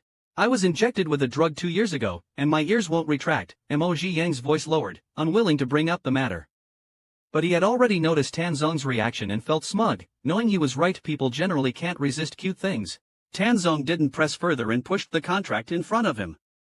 "All right, I agree to your request. If there are no other issues, sign here. For the next year, you need to stay close and protect Xiaoran." "No problem," Emoji Yang signed without hesitation. Finally lying on the big bed, he sighed with enjoyment. "This room is really nice. By the way, system, what's Xiaoran's situation? Why does someone so young need a personal bodyguard?" Xiaoran's grandfather promoted policies that touched some higher-ups' interests, provoking retaliation from a certain organization. Xiaoran's grandfather and parents were successively assassinated. As his uncle, Tanzong had no choice but to take Xiaoran in and protect him. Just then, the door on the left side of the room opened. "Is that Xiaoran?" Emoji Yang wondered. Room 1 on the left, ding, ah, ding. Emoji Yang, puzzled if it was Xiaoran, stuck out his head to look around. Sure enough, he saw Xiaoran, who had just woken up from his nap, coming out of his own room. At this moment, he was holding a rabbit doll with a blank expression, seemingly still half asleep. "Where are you going, Xiaoran?" Emoji Yang stopped the little guy. "Where to?"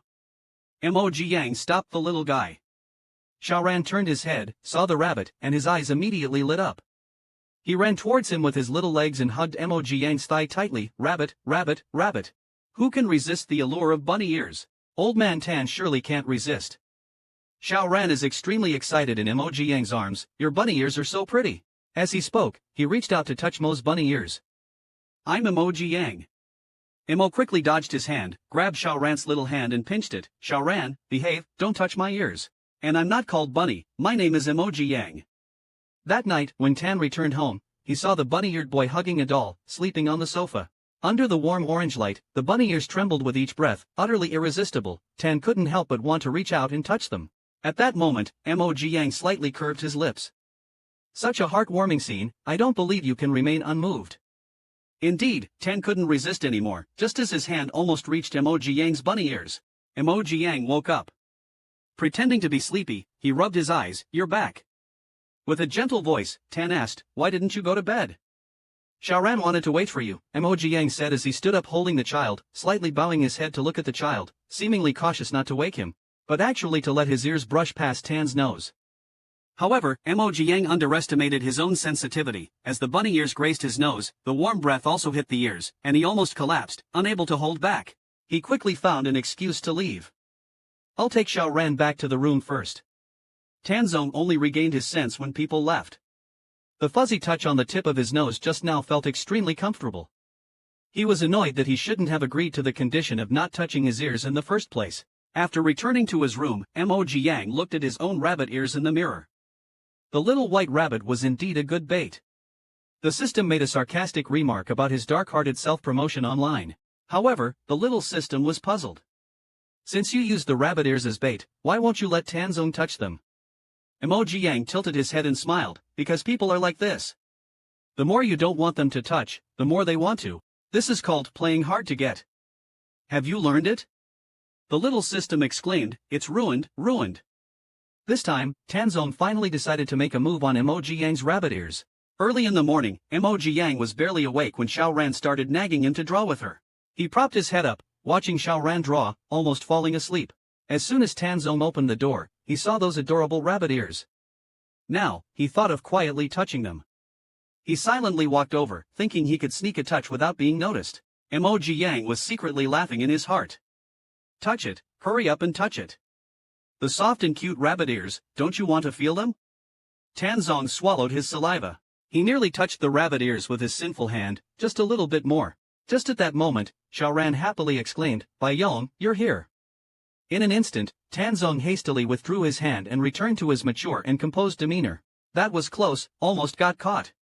Emoji Yang instantly sobered up. Mr. Tan, I'm sorry, I just fell asleep. Tanzong sternly lectured, looking quite unapproachable. Although this is home, one must not let their guard down. Be more careful next time. Emoji Yang humbly accepted the criticism. I'm sorry, it was my negligence. It won't happen again. Seeing Emoji Yang's remorseful expression, Tanzong suddenly felt a bit regretful. Had he been too harsh just now? Yet, he couldn't bring himself to explain. With his already sharp and rugged features, coupled with that cold expression, he seemed very angry. Emoji Yang internally panicked, really? Just because I fell asleep for a bit? He quickly bowed and apologized. It won't happen again, rest assured. Tanzong felt anxious inside. He didn't mean to be so critical, but the more anxious he got, the colder his expression appeared, seeming even angrier. Xiao Ran thought Bai Yong was very angry. Not wanting his brother Yang to be scolded, he tugged at Tanzong's pants, pleading for his brother Yang. Uncle Bai, brother Yang played with me for a long time and got tired. He didn't mean to fall asleep. Please don't be angry. Tanzong smiled and patted the little guy's head. I'm not angry. But that smile, in Xiao Ran's eyes, still looked fierce. Indeed, Yang is really angry. Better not let brother Yang stay here and get scolded. He hugged Yang's legs and began to act coy. Brother Yang, I'm sleepy. Take me for a nap, please. Emoji Yang also noticed the little guy's intentions. Go ahead. He bent down to pick him up. Then I'll take Xiao Ran to rest first. Tanzong still had a cold face and nodded slightly. After they left, Tanzong frantically scratched his head. I really wasn't angry, I clearly didn't mean to scold him. How did it turn out this way? Why can't I speak when I try to explain? Tanzong, this stoic top, surprisingly has a cute contrast. Xiao Ran, the adorable one, insisted on having dinner with Tanzong along with Emoji Yang. Emoji Yang looked at the meat dishes filling the table, drooling. Xiao Ran's little short hands couldn't reach the dish he wanted. Brother Yang, I want that one. After Emoji Yang picked the meat for Xiaoran, he casually added a piece of braised pork for himself. But as soon as he picked the meat, Tanzong's eyes were fixed on that piece of meat. Emoji Yang felt worried. No way, he's staring even when I add a piece of meat for myself. Does he not want me to eat it? The atmosphere got a bit awkward. Emoji Yang gritted his teeth and directly gave the meat to Xiaoran. If he doesn't want to eat it, then fine. He added some vegetables for himself and started to eat his rice, head down. Oomph, so petty. What did your official partner see in you anyway? Stingy? Tanzong had a cold face, but his real thought was, why didn't he add meat for me? I wanted some meat too. Watching the desired meat end up in his nephew's bowl, Tanzong shamelessly transferred the meat from his nephew's bowl into his own and coaxed the little nephew, eat more vegetables. You need a balanced diet to grow. Emoji Yang was speechless. Xiaoran is like a wolf, telling him to eat vegetables? Go tell a ghost to eat vegetables. This uncle is truly something else. Emoji Yang had no choice but to say nothing, continued eating and combing his hair. Tanzong watched the rabbit ears tremble with each bite. Suddenly, he found the meat in his mouth less appetizing. He really wanted to touch those rabbit ears, to rub them. That evening, Emoji Yang had a hard time but finally managed to coax Xiaoran to sleep. He had just left Xiaoran's room, when, unfortunately, he ran into Tanzong.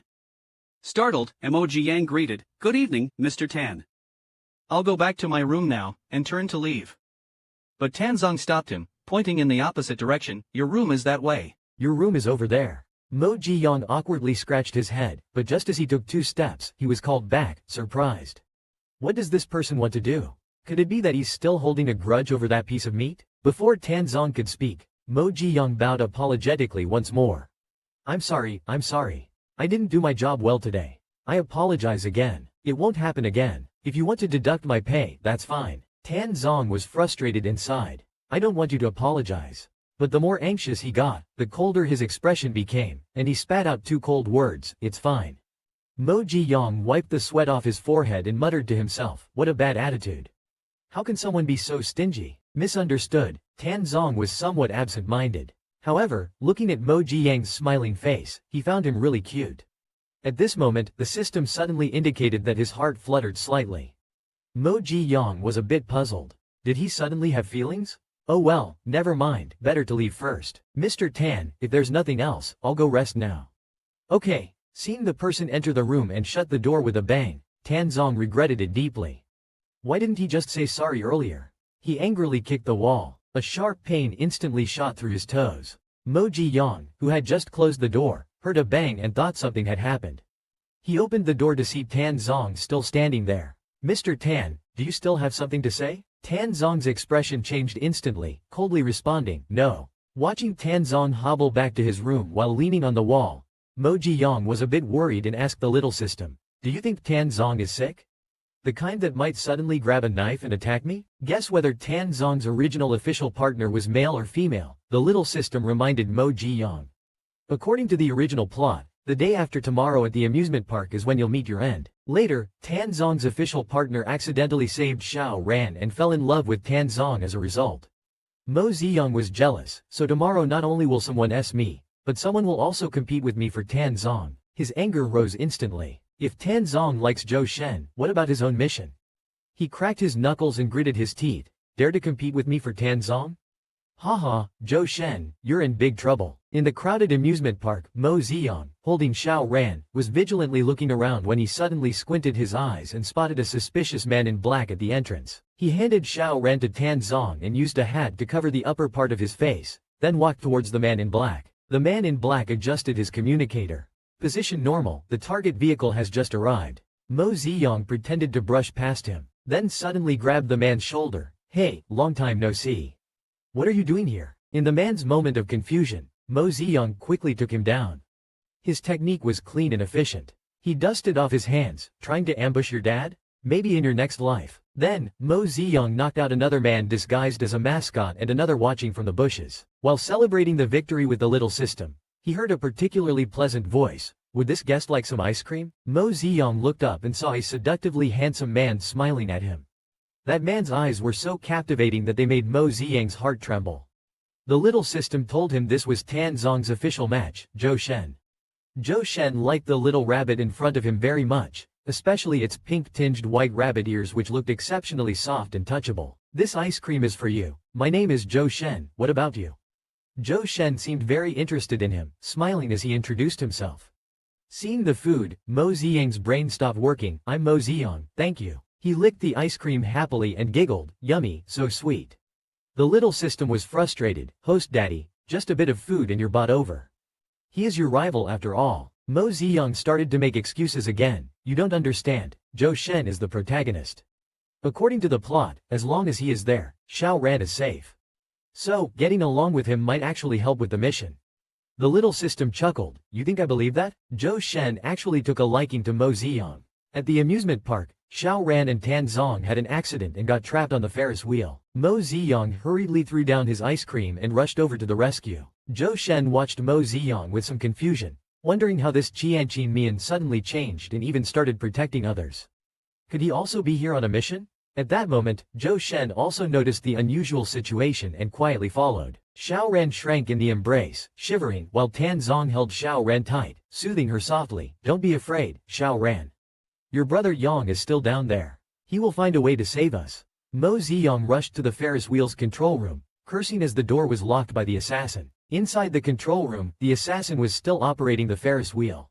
Mo Ziyang couldn't care less and forcefully kicked open the glass door. Just as he was about to subdue the killer, the next second a bullet penetrated the assassin's temple. Mo Ziyang turned his head to see Zhou Shen spinning around, smiling at him with pure benevolence. After resolving the crisis, Mo Ziyang sincerely said to Zhou Shen, "Thank you." Zhou Shen, casually holding the pistol, replied, "No need for thanks." A peculiar gleam flickered in his eyes. This is indeed an interesting little rabbit.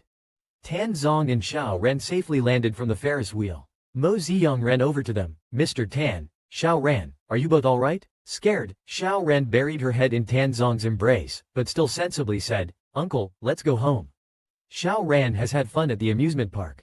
Tan Zong patted Xiao Ran's back to comfort her, "Then let's go back." Mo Ziyang looked at Tan Zong, his face looking gloomy. He wondered if Tan Zong was going to blame him for not providing enough protection.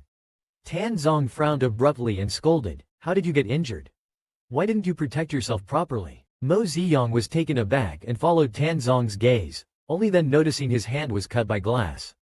Scratching his head, he said nonchalantly, "It's just a small wound, it's nothing." In the small woods, Mo Ziyang furiously hammers the tied-up assassin, venting, "I'll teach you to ruin my mission, you think." After hammering for a while, Mo Ziyang finally carries the stick, revealing a very satisfied smile, feeling relieved. Zhou Shen, hiding behind the tree, watches this whole act of Xiao Mianzi and reveals a smile. "What a fierce little rabbit, I like it." Mo Ziyang, after all, can't forget Yuan Guanyin. Mo Ziyang ultimately couldn't forget Yuan Guanyin. Even when Tan Zong was applying medicine to him, he felt that Tan Zong resembled Yuan Guanyin a lot. Mo Ziyang endured the pain and used tweezers to remove the shards of glass embedded in the back of his hand. At this moment, Tan Zong came in with a medical kit. Mo Ziyang, looking at that sullen face, felt a bit worried. He wondered if Tan Zong was planning to rob him with the box. "I'll help you bandage the wound," Tan Zong said abruptly. Just as Mo Ziyang was taken aback, Tan Zong had already picked up his hand, and seeing the wound, Tan Zong felt extremely distressed, wishing it were he who was injured. "Bear with it, it might hurt a bit." Mo Ziyang's face turned slightly red as he nodded. Tan Zong was very focused and careful, gently disinfecting the wound, afraid of causing more pain. Mo Ziyang suddenly felt a bit dazed. Although he knew that NPCs all looked quite similar, his expression was still. He asked subconsciously, "Do you know someone named Yuan Guanyin?" He seemed to look at Tan Zong with some anticipation. Tan Zong paused, looked up, thought for a moment, and then shook his head, "I don't know." Mo Ziyang suddenly felt a bit disappointed. Well, it's a pity. He really resembled the big golden retriever just now. After treating the wound, Tan Zong repeatedly reminded, "Do not let the wound get wet these days. Take a good rest. I've arranged for an assistant to arrive the day after tomorrow." Mo Ziyang nodded happily, waved his bandaged hand, and thanked him. After Tan Zong went out, he closed the door but did not leave immediately. He placed his palm on the door, as if sensing something. After a long while, he sighed and turned to leave. Mo Ziyang found it a bit strange, lit a cigarette, and sat on the bay window to smoke. He asked the system, "Do you think Tan Zong is upset that I didn't protect Xiao Ran?" The system pondered for a moment and then said, "With Tan Zong's personality, it's possible, But you can avoid this by increasing the heart's desire value. Mo Ziyang gazed out at the vast night, his expression unfocused. But what is the ultimate goal of the heart's desire? The small system couldn't understand why the host had such doubts and replied straightforwardly. Isn't the ultimate goal of heart's desire just to complete the task? The small system squinted in confusion. Boss, you seem a bit strange. Why did you ask Yuan Guanyin in front of Tanzong just now? Tanzong unexpectedly forced Mo Ziyang. Mo Ziyang was playing with building blocks with Xiao Ran when Tanzong brought someone back. He introduced him to Mo Ziyang. This is Mr. Zhou, he's here to protect you. The moment Mo Ziyang saw Zhou Shen, he felt a pang in his heart. Indeed, the power of the plot is strong. He couldn't escape this official couple. Xiao Ran cleverly called out, "Hello, Uncle Zhou." Uncle Zhou Shen's heart skipped a beat. Did he really look that old? He turned to look at the rabbit that had been staring at him. Wei Wei smiled. Great. Wen is seeing the little rabbit. Mo Ziyang feigned a smile, but deep down he was paying the price, thinking, I can't let Tanzong and him get close. The heart-stirring must be mine. After coaxing Xiao Ran to sleep in the afternoon, Mo Ziyang knocked on Tanzong's door. It's time to sell some misery. Tanzong looked at the bunny ear poking in, feeling a bit excited. It's the bunny. The bunny actually came to see me. Mo Ziyang cautiously asked, is it because I previously scared Xiao Ran that you were unhappy and found Mr. Zhou? If that's the case, you can deduct from mine. It's okay. After saying this, he pursed his lips slightly, his big eyes filled with autumn water. Seeing him like this, Tanzong's heart melted. The bunny seems to have misunderstood. What should I do to explain? He stood up to explain, but his tone remained cold and hard. No, he's just assisting you. At this moment, the system prompted. Heart-stirring value +1, +1, +1, the little system exclaimed. Host, you're awesome. Mo Ziyang continued acting. I know I didn't do well in the end. He turned around, wiping his tears as he left. I'll reflect on it. Mr. Tan, I'll leave first. Suddenly, he was pulled back by a strong force. Tanzong forced him against the door panel, leaned down, and kissed him directly. The 6 sheep were confused by Q. They thought he was going to hit them, but he kissed them instead. And this W, why does it feel so familiar? Soon after, Tanzong let go. He patted Mo Ziyang's back and comforted him. I'm not disgusted by you or think you did poorly, I'm just afraid of you getting hurt. It was then Mo Ziyang came back to his senses, suddenly pushed Tanzong away, and turned to flee. Faced with Tanzong's sudden move, Mo Ziyang felt so embarrassed that he fled. Seeing him run away, Tanzong was a bit confused. The book didn't mention what to do if the other person runs away after a kiss. He pulled out a pink love manual from his pocket. He started to study it carefully and realized after reading that one should confess their feelings after kissing. So, it's because I kissed him before confessing that he ran away? Back in his room, Mo Ziyang exploded. System, you come out now. The little system also flew out helplessly. Tell me, what exactly is going on with Tanzong, Yuan Guanyin, and Shen Changliu? Are they just 3 NPCs that look alike? What's going on? Aren't they just 3 NPCs that look alike? Hearing this, Mo Ziyang suddenly calmed down. He actually wanted to ask why Tanzong's kiss felt so familiar, but it seemed there was no use asking the system, as its capabilities were limited. Moreover, I indeed have no way to prove the relationship between these 3 people. Is it just based on A, W? Seeing the host not speaking, the system is a bit scared. Host Daddy, you also know the main god's face pinching loves to cut corners. This matter has nothing to do with me, don't take it out on me. We are in the same boat. Mo Ziyang leaning against the wall felt somewhat powerless. Forget it, maybe it's just a coincidence. Perhaps I'm just being paranoid. But he gently touched his lips. But is it really just a coincidence? After lunch, Zhou Shen brought dessert. The taro flavor is for Xiao Ran. Xiao Ran, with big eyes, thank you, Uncle Zhou. Zhou Shen took the opportunity to try and get him to change how he addressed him. Actually, Xiao Ran, you can call me brother. Xiao Ran threw himself into Mo Ziyang's arms. I don't want to. Brother Yang is cute, you are not. That does make sense. Little bunny is indeed quite cute, especially those ears, adorably breaking the rules. He reached out to Mo Ziyang's bunny ears. I offered you a strawberry pie, and in return, you let me touch your cat ears. Mo Ziyang hurriedly dodged backwards to escape his grasp. Annoyed, he said, I'll spit out your strawberry pie right now and give it back to you. What kind of problem is this? You are my love rival after all. Zhou Shen withdrew his hand. Scared of you now, stingy rabbit. Tanzong finally made a confession to Mo Ziyang. Mo Ziyang received a text message sent by Tanzong. It said that there was an urgent matter and asked him to rush to the rooftop.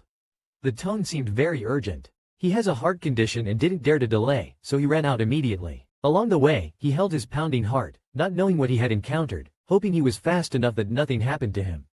Upon reaching the rooftop, Mo Ziyang rushed out of the elevator, but he was stunned by the scene in front of him. The moment he opened the door, he saw rose petals scattered all over the floor and, thoughtfully, candles arranged in the shape of a heart. Tan Zong was standing inside the heart, holding a bunch of red roses. Mo Ziyang was speechless at the scene. Yang Yang, I like you.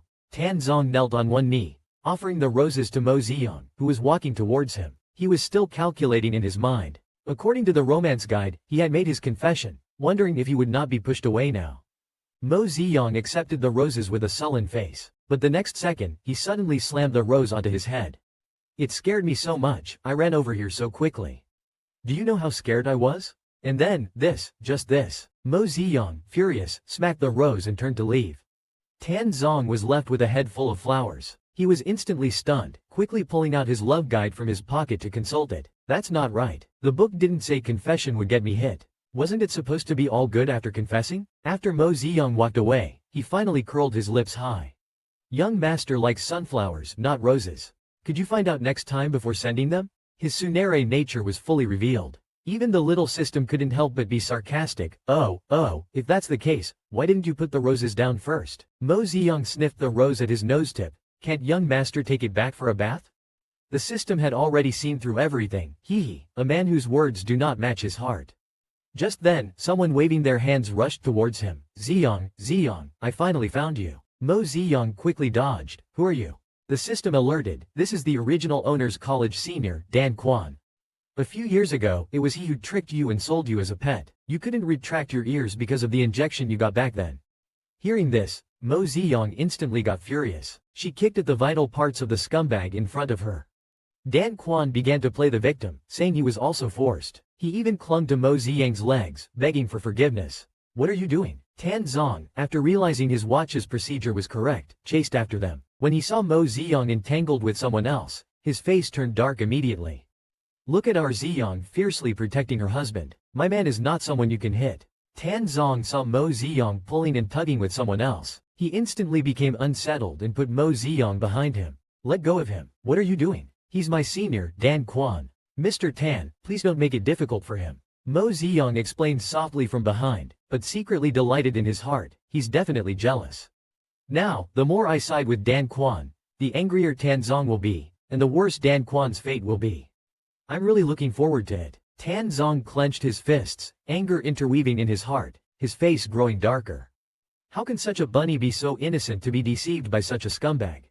Why can't I deceive someone into a hug or a lift? Annoyed, Dan Quan pushed Tan Zong away and grabbed Mo Ziyang's arm, trying to drag him away quickly. Tan Zong protected Mo Ziyang behind him, pushing away the person trying to pounce on him. Desperate, Dan Quan threw a punch at Tan Zong's face. The punch was solid. Mo Ziyang was just thinking of playing around and giving Tan Zong a thrill, but he didn't expect it to turn out this way. He pushed Tan Zong, who hadn't reacted, and kicked the single punch away far. My man is not someone you can hit. The scene was a bit thrilling. Tan Zong was punched and hadn't recovered when he saw this scene. Dan Quan was thrown 2 meters away, and the furious Mo Ziyang kicked and punched him. You dare to hit him? You think you're worthy? Tired of living, huh? Other men I can smash their heads. You try touching him and see, let you feel what a real body is. After dealing with the person completely, she turned around, took Tan Zong's hand, and left in a huff. In the car, Mo Ziyang gently touched the swollen spot on Tan Zong's cheek, looking very distressed. Does it hurt? Seeing this, Tan Zong remembered the teachings of the love guide, grabbed his hand that was pressed on the wound, feeling a bit painful but sweet inside because you just said I am your man. Mo Ziyang hastily shook off his hand and started to deny, I didn't. You heard wrong. That proud yet cute look melted Tan Zong's heart completely. You just said it, I heard it very clearly. The system announces the increase in affection points, add 1, add 1, add 1, add 1. Suddenly, Tan Zong hugged him and kissed him on the cheek. Can I come to see you tonight? Mo Ziyang was very embarrassed. What are you doing? The driver is still here. The driver in the front remained calm on the surface, but was quite looking forward to it inside. Don't mind me. I really want to see you guys get it on. Just do it now. The little system also feels the same, to kiss or to touch the ears. Tan Zong had a moment of soulful doubt. At night, just as Mo Ziyang finished bathing and drying his bare ears, he heard someone knocking on the door. Without thinking, he knew who it was. This damn green tea man. He walked over slowly, opened the door, and saw Tan Zong with a swollen face. He sighed, "Come in, I'll help you apply an egg to your wound." Tan Zong was now affected by that sentence. Tan Zong was energized by the phrase, "I am his man," and he quickly closed the door and even locked it. Today, he must rub those bunny ears. While Mo Ji-young was tending to his wounds, he warned him, "Be careful in the future. I can't always handle those scumbags for you." Tan Zong responded with a nod but didn't take it to heart. Dan Quan is just a normal monkey species. If I hadn't gone easy on him, he wouldn't have been able to hit me. But if taking a punch means hearing Yang Yang say I'm his man, it's worth it, even if I get knocked down. "Yang Yang, can I touch your ears?" Tan Zong looked at the fluffy, pink ears he had been longing to touch. Mo Ji-young stood up and casually tossed an egg to him. "No." Tan Zong caught him by the waist. "Yang Yang, just once, please. Just once." Mo Ji-young got anxious. "No, you promised me you wouldn't touch my ears. Why are you going back on your word now?" Tan Zong was determined to touch the bunny ears today or he wouldn't rest. He pinned Yang down and nudged his shoulder with his head. "Just once, okay." "No." Mo Ji-young still refused, intent on teasing him. Suddenly, several loud thunderclaps sounded outside, but the two inside seemed oblivious. Tan Zong, seeing his reluctance, thought of another tactic. "Do you want to kiss or for me to touch your ears? You choose." But there was no real choice. Mo Ji-young glared at him and was about to speak when a tearful voice came from outside. Brother Yang, where are you?" Mo Ji-young heard Xiao Ran's cries and sat up nervously. "I'll go check on Xiao Ran." Tan Zong blocked him, continuing the question, "Don't avoid it. First answer me, do you want to kiss or for me to touch your ears?" Outside the door came Xiao Ran's knocks and a whimpering voice. Even at a time like this guy was still hung up on the issue. He lifted his foot and directly nudged the person away, causing Xiao Ran to cry. Then he casually grabbed a down comforter and covered Tan Zong, who was pitifully sprawled on the floor. "You stay here quietly and don't make a sound." Tan Zong finally managed to poke his head out, only to hear Mo Ziyang's shout from the living room, and quickly retracted his head back to hide. Tan Zong's good moment was unexpectedly interrupted by his little nephew. But how could he let it rest? Watch how Tan Zong handles the little rabbit. As soon as Mo Ziyang opened the door, he saw the little one holding a bunny and standing guard at his door. Xiao Ran immediately leapt into Mo Ziyang's arms and began to cry pitifully. "Brother Yang, there's thunder outside. I'm really scared." Mo Ziyang gently patted his silver hair. "Xiao Ran, don't worry, Brother Yang's here. I just went to find my uncle, but he wasn't there, so I came to find Brother Yang.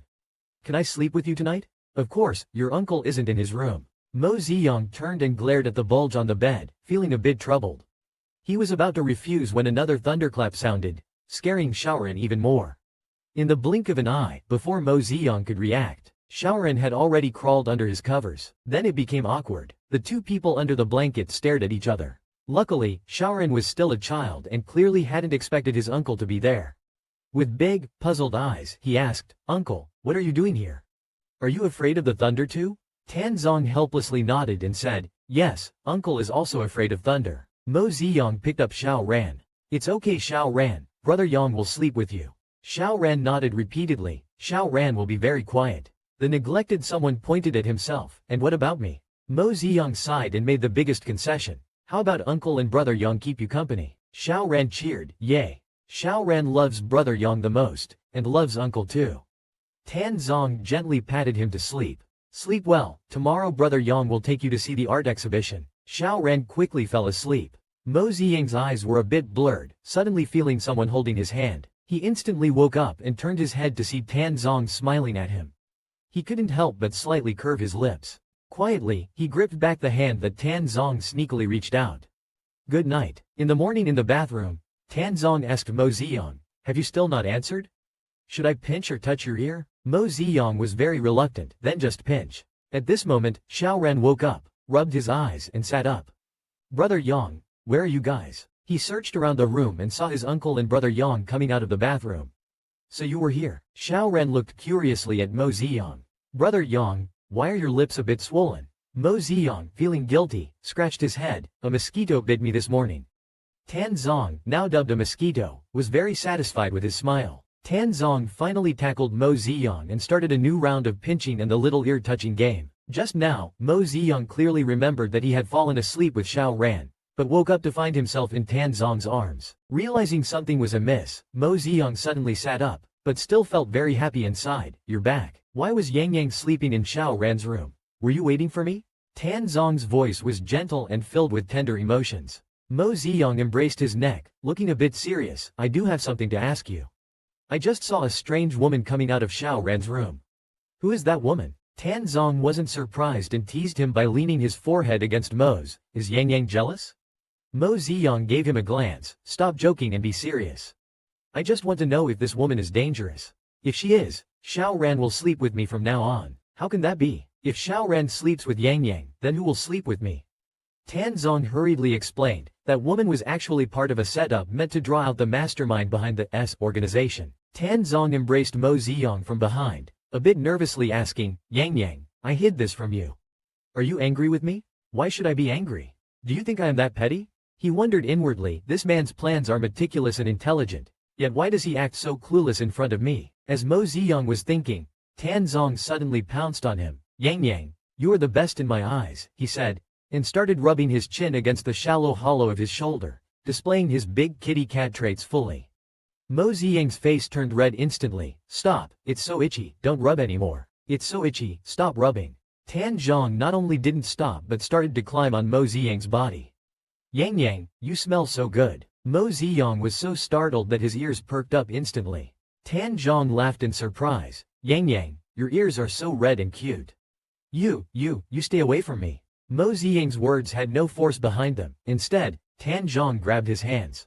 Should I kiss you quickly or touch your ears? With this move, Mo Ziyang had absolutely no ability to resist and could only obediently make a choice. A quick kiss. Anyway, the ears can't be touched. Tan Zong respected his choice and went straight for a kiss. It's okay, I have all the patience for Yang Yang. Mo Ziyang was a mess from the kiss, finally able to breathe freely. Who would have thought this guy would start unbuttoning him? Even more outrageous questions followed. Do you want the clothes or your ears touched? The little bunny is going to be eaten up completely. Do you want the clothes or your ears touched? Faced with Tan Zong, Mo Ziyang was powerless. Tan Zong became more outrageous, just finished asking about a quick kiss or touching ears, now directly upgrading to whether it's the clothes or touching ears. This is clearly bullying, isn't it? At this moment, Mo Ziyang's watery eyes glared at him, but with no force. Don't you go too far. Tan Zong didn't care, his big hand lingering by his waist, continuing to pursue. Do you want the clothes or your ears touched? I don't want the clothes. Mo Ziyang bit his teeth. Anyway, you can't touch my ears. I won't let you win. Seeing his as if death were trivial expression, Tan Zong couldn't help but laugh out loud. Okay, then we'll do as Yang Yang wishes for the next plot. Just imagine it yourself. Anyway, Tan Zong threatened Mo Ziyang several times in the middle. The routine is still the same, asking for everything or touching the ear. Mo Ziyang felt that this man was really pushing his luck. He was so angry that he bit the man's wolf ear. Tan Zong lifted his head even more fiercely. Yang Yang, you're breaking the rules like this. Suddenly, Tan Zong felt something furry. When he touched it, it was soft. When he saw clearly what it was, he nearly had a nosebleed. The tail was actually a rabbit's tail. Yang Yang is just too cute. At this moment, Mo Ziyang felt helpless. The next day when Mo Ziyang woke up, he still felt a hand touching his tail. In anger, he couldn't hold back and kicked Tan Zong down. You're almost making it bald. Tan Zong let himself be kicked down without getting angry and lay on the side of the boat pretending to be pitiful. Yang Yang, my hand hurts so much. Mo Ziyang continued dressing, saying, no injuries, just get up yourself. Suddenly, Tan Zong saw the scratch marks on his back and felt it all so surreal for a moment. My little bunny is finally mine. So satisfied, more than having the whole world. Tan Zong got up and moved over, carefully massaging his waist. Yang Yang, are you hungry or still full from yesterday? Do you have no shame? Mo Ziyang glared at him. Where is the cold and domineering man I first met? The main character's persona has completely collapsed. Do you realize, Mo Ziyang and Tan Zong were all over each other all night? This morning, Mo Ziyang was walking with a limp. Zhou Shen frowned slightly, inwardly annoyed. His walking posture was abnormal, and he also smelled of another male's scent. Who managed to get the little bunny so quickly? Could it be him? Sensing Zhou Shen staring at Tan Zong, Mo Ziyang quickly stepped in front of Tan Zong, wrapping Tan Zong's arm. You can forget about other men. Just then, a little chubby hand tugged at Tan Zong's trouser leg. Uncle, are you going out? Can Sharon go with you? Auntie Chow is coming over this afternoon, and I don't want to play with her. Mo Ziyang sharply caught the mention of Auntie Chow. The little system beside him reminded the host, it's Chow Yin. The malevolent female supporting character is finally making her appearance. In the original story, Chao Yin liked Tan Zong and really didn't get along with Tan Zong's official partner, unlike now, with you being with Tan Zong. The small system laughed gleefully. Hee hee, the host is in trouble now. Mo Ji-young cracked his knuckles and grabbed the small system's head. When have you ever seen your host dad get poisoned? The small system quickly admitted defeat. I was wrong. Xiao Ran was still acting cute under Tan Zong's feet. Uncle, can you take me out with you? I promise to be good and nothing will happen. Tan Zong looked a bit troubled. Mo Ji-young pretended to cough lightly. I'm not feeling well today. How about you and Zhou Shen take Xiao Ran out together? Han Zong originally wanted to take Yang Yang out, but hearing this, he remembered how much he had worn Yang Yang out last night, and he really did look tired. He affectionately patted Mo Ji-young's head, then rest well at home. Watching Zhou Shen leave with him, Mo Ji-young flashed a mischievous smile. Zhou Shen suddenly felt a chill down his spine, as if he had a bad premonition. Only Mo Ji-young was left in the house. It was still early, the wicked female supporting character would only come in the afternoon. If anything was to happen, it would have to wait until the afternoon. He dashed to the fridge. Finally, no one's here to fight me for the strawberry ice cream. The small system was speechless. Is that cold stuff really that tasty? The small system dropped a bombshell. Something incredible happened when Mo Ji-young and Tan Zong were up to their antics. Just a moment ago, the wicked female supporting character Chao Yin came knocking. Mo Ji-young, aiming to shift the hatred value onto Zhou Shen, hinted that Tan Zong had feelings for Zhou Shen. Chao Yin immediately became interested in Zhou Shen, asking about him and Tan Zong, while Mo Ji-young seized the opportunity to signal wildly for money. Without a second word, Chao Yin took off the emerald earrings she was wearing and threw them to him, saying, "That should feed you for a few years." Mo Ji-young caught the earrings, weighing them in his hand, and realized they were valuable goods, exclaiming how generous she was right off the bat. Mr. Zhou was hired by Mr. Tan to protect the young master. The two of them seemed to be quite close, and Mr. Zhou is particularly handsome. There was one time I came in the morning to clean and saw Mr. Tan coming out of Mr. Zhou's room. System blushing, "Host Dad, are you sure you're not talking about yourself?" After hearing all this from the rabbit, Chao Yin knew she had met her match. She darkened her expression and casually took off the sapphire necklace from her neck and threw it to him. "Keep an eye on Tan Zong and Zhou Shen for me, and report their movements to me all the time. All this will be yours." On the balcony, Mo Ji-young facing the sun, carefully admiring the sapphire on the necklace, thinking to himself that he is indeed a money-making expert, saving up for the future when Xiao Ran needs to marry. When Xiao Ran gets married in the future, he'll give this set of emeralds as a betrothal gift. What a pure lotus flower. The small system is speechless about the host's shamelessness. "I think you should keep it for your own dowry." Mo Ji-young suddenly recalls something and turns to the small system, asking, "What's Tan Zong's affection value now?" Affection value is 51. The small system suddenly becomes shy. "Last night, when you were doing that, and Tan Zong touched your tail, his affection value rose faster than his blood pressure. I saw you were doing indescribable things, so I turned off the alert tone. It's not like I can announce the affection value while you're at it." Mo Ji-young highly appreciates this behavior, saying you've got some insight. The small system gets annoyed. "I may be just code, but I have my dignity too." Suddenly, someone rushes towards Mo Ji-young. "You're smoking?" The person says this while trying to snatch the cigarette Mo Ji-young is holding.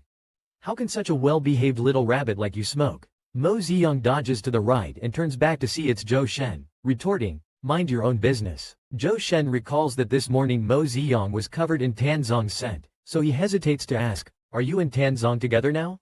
"Oh, look who's here to spy." Mo Ji-young boldly admits, "Yes, we've been together since last night." With an arrogant demeanor, you can't compete with a pure lotus flower for a man.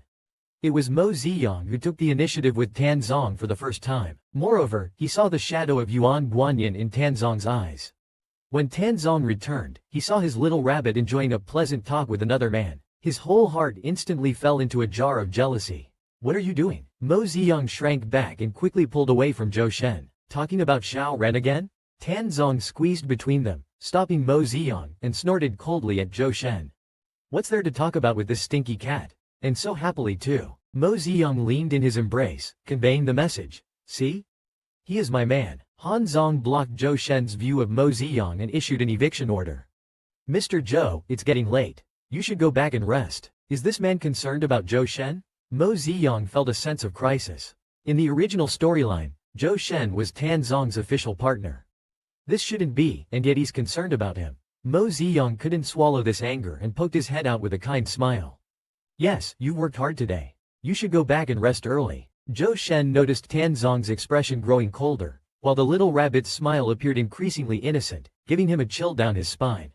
How could it feel dangerous to stay any longer? He quickly made his escape. I am a bit tired. I'll go rest. As soon as he left, Tan Zong rested his head on Mo Ziyang's shoulder. Yang, I'm really tired too. He hoped for some concern. Mo Ziyang began to say, you've worked hard, but before he could finish, he suddenly noticed Tan Zong's face close to his. The way he looked at him was really like a golden retriever. He mischievously pressed a cigarette butt to Tan Zong's lips. Do you smoke? Tan Zong touched the back of his hand and softly said, for you, I can try. He took a deep drag on the cigarette, and just at that moment, Mo Ziyang suddenly leaned forward, using his mouth to block the smoke from escaping Tan Zong's mouth. This was the first time Yang took the initiative. Tan Zong was so thrilled that he pulled him into his arms and reversed the situation, entangling with him. Mo Ziyang felt like he could hardly breathe. After a long while, the two separated, and Mo Ziyang, weak as a puddle of spring water, leaned against his shoulder, panting, with the hand holding the cigarette resting on his left shoulder. After coaxing the nephew, he still had to please the uncle. Mo Ziyang really couldn't handle it. Just now, Mo Ziyang took the initiative to lean over to Tan Zong for the first time, but Tan Zong reversed the situation, and as a result, Mo Ziyang could only collapse weakly in Tan Zong's arms. Tan Zong nuzzled his head, softly saying, Yang, can you only look at me and care about me, ignoring everyone else? Mo Ziyang brought the cigarette to his mouth, took a deep inhale, apparently realizing that chatting with Zhou Shen just now had provoked Tan Zong's jealousy. Mo Ziyang turned around and hugged him again. Okay, I promise you. Tan Zong suddenly toppled him over, saying, Yang, you're so good. Mo Ziyang's heart was racing, not expecting that he really cared so much about me. and a good could get him all SS.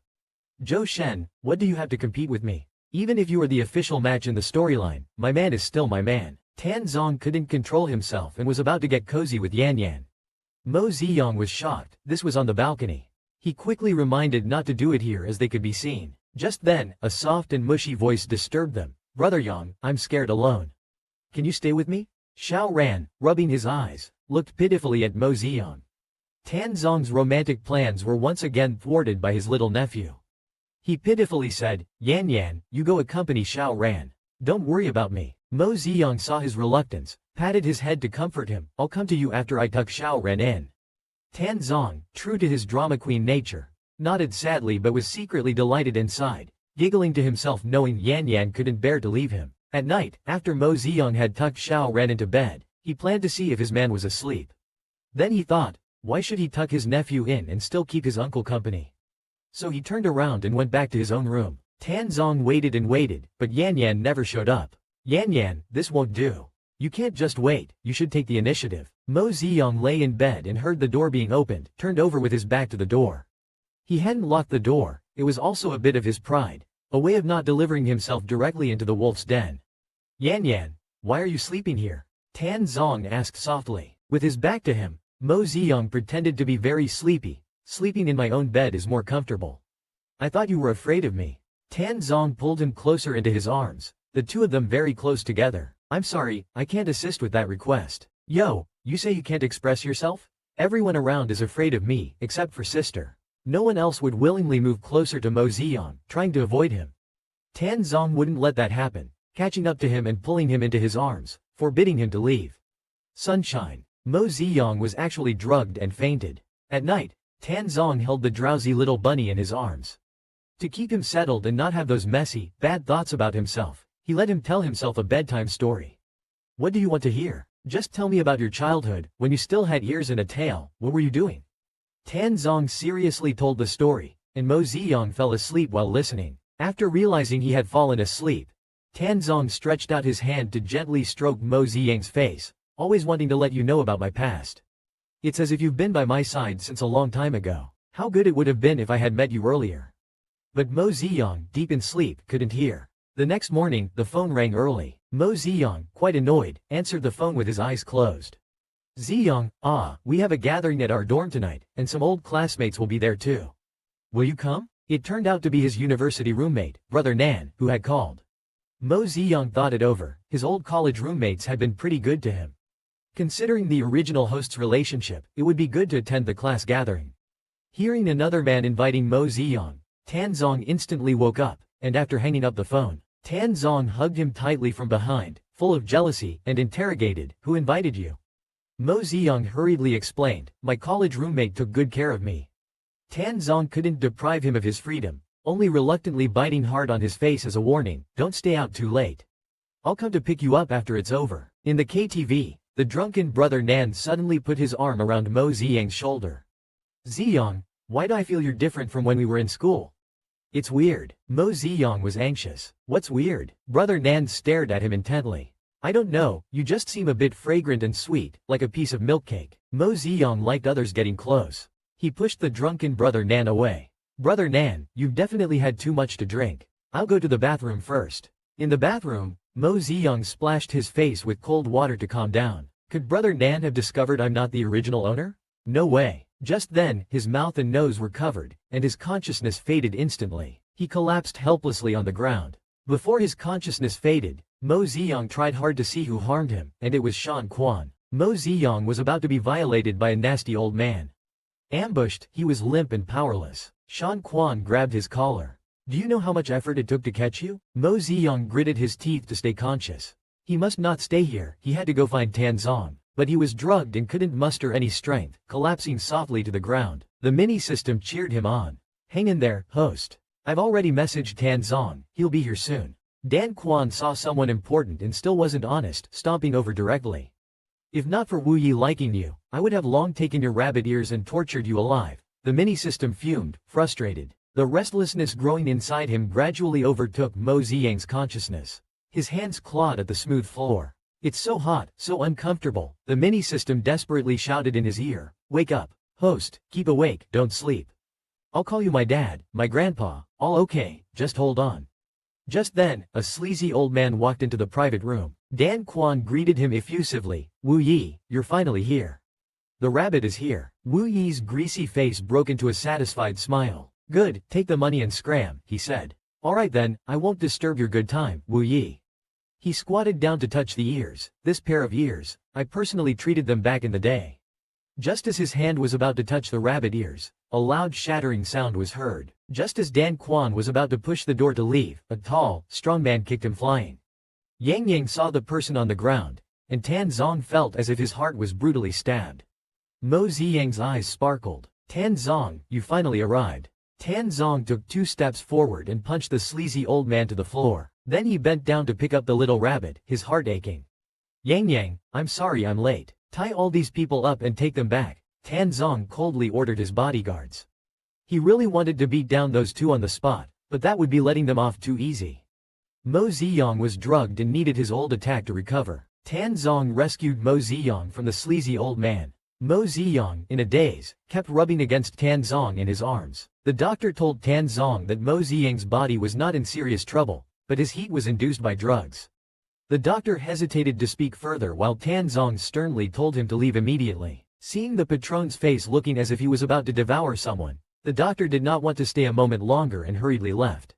Mo Ziyang's body was unusually hot, and he subconsciously grabbed Tan Zong's hand and rubbed it against his cheek, murmuring, "It's so hot, but your hand is cool." Saying this, he pressed his whole body against him, his rabbit tail trembling. "Your body is also cool and comfortable. I want more of the coolness," he said, looking at Tan Zong with a longing expression. Tan Zong cradled his burning face and asked, "Yang Yang, do you know who I am?" Mo Ziyang, with a dazed look, replied, "Tan Zong is Tan Zong." Tan Zong was moved to realize that Yang Yang still recognized him at this moment. He hugged him even tighter, burying his face in Yang Yang's chest, sighing, "Yang Yang, your body is soft and sweet. The little rabbit is too tender and delicious," he mused. "Of course, I need to eat the little rabbit, but I have to keep changing the way I eat it. First, I need to peel the rabbit clean to make it easier to eat, then turn it over. At this time, avoid touching the injured area, and make sure not to hurt it further. Otherwise, those who eat the rabbit will feel sorry. Although nature gives, people also need to give back, offering the carrots that rabbits crave. Let the rabbit satisfy its cravings." A rabbit ate carrots all night, and was only left alone when it was too tired to move. The little rabbit fell into a deep sleep after eating carrots all night. Xiao Mianzi fell asleep last night after eating carrots all evening. In his dream, he dreamt he was harassed by a creepy old man. Startled, he screamed, "No, no, don't be afraid, Yang Yang, I'm here." A large hand gently patted Mo Ziyang's shoulder to comfort him. "You are safe now," he sighed with relief when he saw it was Tan Zong. "How did you find me last night?" Someone sent me an anonymous text saying you were in danger. I went there and saw that Fifth Master was about to mistreat you. Tan Zong still felt a chill as he spoke. I should have someone follow him, that's right. He patted Yang Yang's head, comforting. Fortunately, he didn't manage to do anything to you. Mo Ziyang thought to himself that he indeed had to thank the little system for its help. Otherwise, Tan Zong couldn't have rescued him so timely. If he really had been touched by that fat and big-eared Fifth Master, he probably would have been disgusted to the point of suicide by apology. No need to be polite, said the little system, but Tan Zong must have been worried sick seeing me like that last night. I am sorry, I should not have gone out without being cautious, said Mo Ziyang. Where would Tan Zong place blame, pressing his hand against his face? I only blame myself for being too careless and not protecting you well. You and Xiao Ran are the ones I need to protect, yet I was negligent. While reaching for the cigarettes on the bedside table, Mo Ziyang angrily said, how could this be your fault? It clearly was those two people who should be punished. He tried to light a cigarette with a lighter but couldn't use his strength because Shan Quan had stomped on his hand the night before. Let me help you. Tan Zong reached out and lit the cigarette for him. He took a deep breath, his heart still heavy. I have never been bullied like this since I started doing tasks. I should have crippled Shan Quan right from the start, lamented Mo Ziyang. The little system fully agreed. Exactly, we have never been humiliated like this. Tan Zong also took a puff from the cigarette in Mo Ziyang's hand, then stopped Mo Ziyang and said softly, I've already captured those two guys. You can deal with them however you want. We've never tolerated this kind of insult. Tan Zong also took a puff from the cigarette in Mo Ziyang's hand. Tan Zong said, pulling up his injured left hand to his lips, you don't know how much I had to restrain myself last night not to kill them on the spot. Mo Ziyang suddenly laughed, saying softly, how could we let those two scumbags die so easily? Tan Zong stole a kiss in his hair. I'll listen to you, everything. Wait until your injury is healed, and you can deal with them as you wish. For now, drink this meat porridge. Open your mouth. Mo Ziyang felt a twitch in his heart, worried that it might be made into minced meat. Thinking of this, he and the little system instantly felt nauseous. Tan Zong was very anxious. What's wrong? Yang Yang, don't you like this porridge? It's not that. This meat porridge isn't made from what I think it is, right? Tan Zong chuckled. What are you thinking about? How could I bear to let you eat another man's meat? He was then reassured. I'm hungry, feed me. Tan Zong felt that it was a pity to only drink porridge at this time. He directly fed himself to him, saying, let's finish the rabbit first, then talk about it. What's so good about porridge? Of course, rabbit meat is more delicious. After being bitten, the little rabbit became especially sensitive, blushing instantly with a light touch and his ears trembling softly. While the two were intimately engaged, a voice from outside the door saying, Brother Yang, directly interrupted the shy couple. Stop it. Mo Ziyang came back to his senses, quickly pushed Tan Zong away, and Xiao Ren hurried over from the doorway. Brother Yang, are you feeling better? Mo Ziyang bent down and lifted Xiao Ren onto the bed. Xiao Ren, be good. Brother Yang is much better now. At this moment, Tan Zong picked up the little guy. Alright, don't bother your brother Yang. He needs to rest. Uncle will play with you. The little one waved his small fingers in protest. No, I want brother Yang, only brother Yang. Tan Zong ignored him, leaned down, and kissed Mo Ziyang on the lips, softly saying, I'll be back soon. Xiao Ran, with his big eyes wide open, seemed to understand something. Mo Ziyang's face turned red instantly. This man doesn't know how to restrain himself in front of the child. After taking the child away, Mo Ziyang felt very uncomfortable. Strange, why do I feel a bit hot? Tan Zong took Xiao Ran back to his own room. Uncle, Xiao Ran suddenly leaned in and asked in a very mysterious tone, is brother Yang my aunt? Hearing this title felt somewhat fresh. Tan Zong, with a mischievous idea, coaxed Xiao Ran, then you try calling him that later. Okay, yay. Xiao Ran was excited. I like brother Yang too. Two people who like each other, liking each other, how happy. Tan Zong, who was unblinkingly facing his nephew, felt no guilt at the moment. Instead, he thought, if Yang Yang agrees to me, it would be a win. It's all Xiao Ran's random calling, it has nothing to do with me. After sending Xiao Ran back to the room, Tan Zong turned around to find Mo Ziyang, and upon opening the door, he saw the person kneeling on the floor. Mo Ziyang's face was flushed, as soft as a pool of spring water, and he kept saying it hurts. Tan Zong saw this and was greatly shocked. Indeed, a rabbit's estrus period lasts more than just a day or two, and Yang Yang would need him at any time during this period. He squatted down and rolled up Mo Ziyang's pant leg, seeing that Mo Ziyang's knees were red and swollen from the fall. He chided, how did you carelessly fall off the bed? Mo Ziyang took the opportunity to wrap his arms around Tan Zong's neck. It hurts, I can't stand up. I want you to carry me. Tan Zong picked him up. Alright, let me carry you. He carefully placed him on the bed. Yang, be good, don't cry. Let me check where else you're hurt. Let me see where else you fell and got hurt. The little bunny's estrus period came early, and he needed his partner at any time. As soon as Tan Zong opened the door, he saw the tempting little bunny collapsed on the floor. He understood that the little bunny was uncontrollably in estrus. Mo Ziyang wrapped his arms around Tan Zong, eyes watery, shyly saying, "It hurts, I can't stand up. I want you to hold me." Tan Zong carried him to the bed. Mo Ziyang lay on his shoulder, a little panicked. Oh no, why am I starting to act coquettishly? But I can't control it. I've changed. What if Tan Zong doesn't like this whimpering me? Facing such a Mo Ziyang, Tan Zong was overjoyed in his heart. Coquettish Yang is so cute. Yang, be good, don't cry. Let me check if there's anywhere else you got hurt. As he spoke, he began to touch Mo Ziyang all over. He pinched Mo Ziyang's waist. Does it hurt here? Before Mo Ziyang could answer, no, his hand had already moved straight to the rabbit's tail. How about here? Does it hurt? Mo Ziyang was so teased that he became weak and limp. The rabbit's ears kept twitching lightly.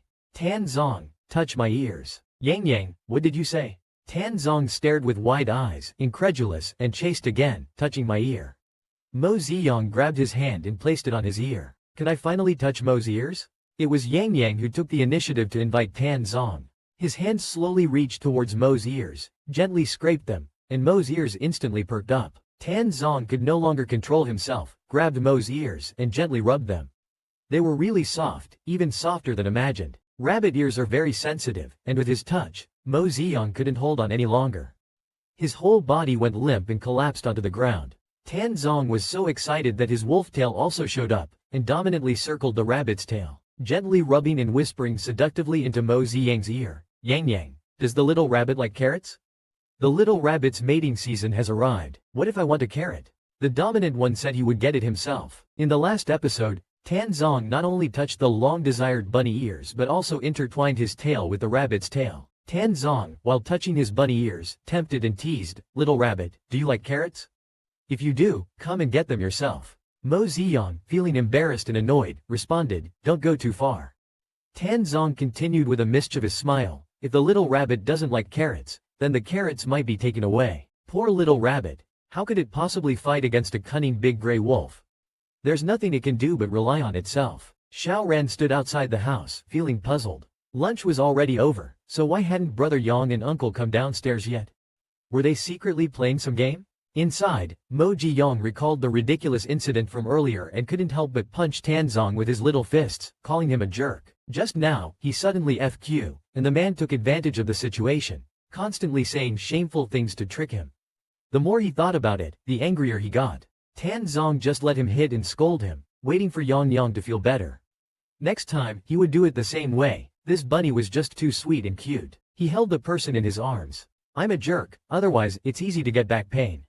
Mo Ji-yong leaned softly against him, thinking that during his FG period these days, it would be better to let Zhou Shen take care of Xiao Ran a bit more. The bunny's FG period was really troublesome. Tan Zong rubbed his head against Mo Ji-yang's hair, saying, "I won't go out for a while. If you need me, I'm here." Mo Ji-yong cursed quietly, "Shameless thing." At that moment, his stomach growled. Tan Zong stroked his head gently and said, "After such a long ordeal, you must be hungry. I'll have someone send some food over and check on Xiao Ran." The little rabbit, having just finished TT with his old partner, was lying exhausted on the bed. He sighed and called out to the little system, "Where did you go, system? Why are you acting like this now?" The little system floated out and said indifferently, "Because your heartthrob value is already full." Mo Ji-yong incredulously turned over. "When did that happen? Why didn't you tell me in time?" The mini-system was speechless. "It happened when you guys were, well, you know. Don't blame me. I thought about bursting out, but that would be so weird. It's like shouting, 'Cheer up,' every time he puts in effort. Just thinking about it feels wrong. Do you even realize the code has its dignity?" Mo Ziyang had such a scene flash through his mind and felt it was indeed quite perverted. However, he then fell into distress. The mission is now complete, what should he do next? Leave? But he had just arrived in this world not long ago, and he was also very reluctant to leave Tan Zong. The mini-system sensed his mood and actively sought an excuse for him to stay. "Don't forget you have another mission, which is to protect Xiao Ran until he turns 18. My mission is not yet complete." The confusion just now was swept away, and Mo Ziyong reignited his fighting spirit. Yay, I can stay a bit longer now.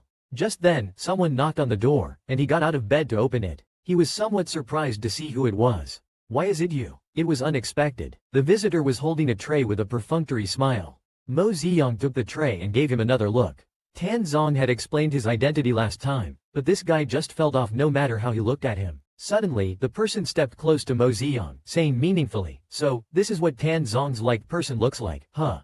After saying that, he turned around and left. Mo Ziyang was stunned for a moment. What does he mean by that?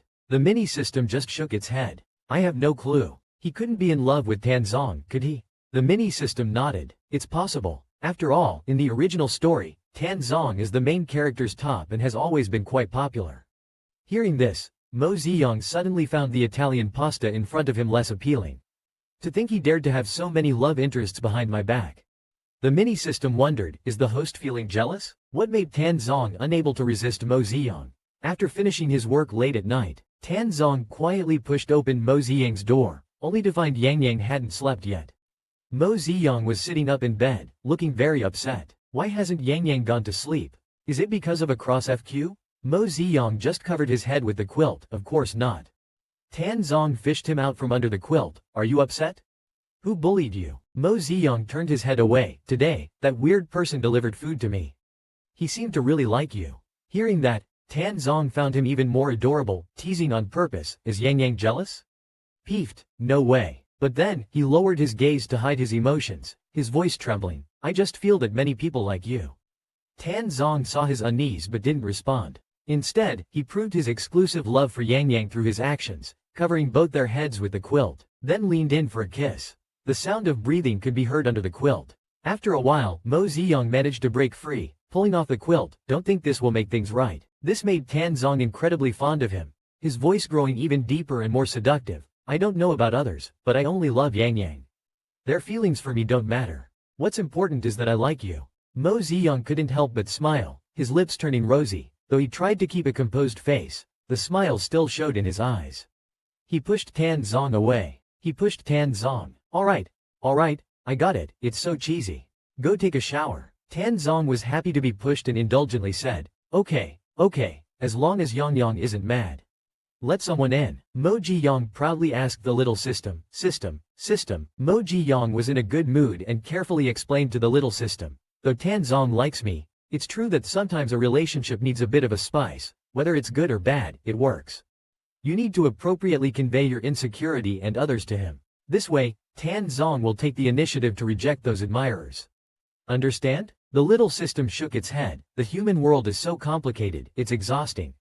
But indeed, as Mo Ziyang said, Tan Zong felt Yang Yang's insecurity and planned to introduce Yang Yang to people in their circle tomorrow. Let them all know Yang Yang is mine. Let's see who dares to make a move on him. A little rabbit wears his lover's suit to seduce his lover, only to end up being devoured with nothing but bones left. Mo Ziyang wore a loose suit and excitedly spun in circles in front of Tan Zong, happily showing off. Look at the suit. Tan Zong held back a smile. This suit doesn't look good, but the person wearing it is so cute.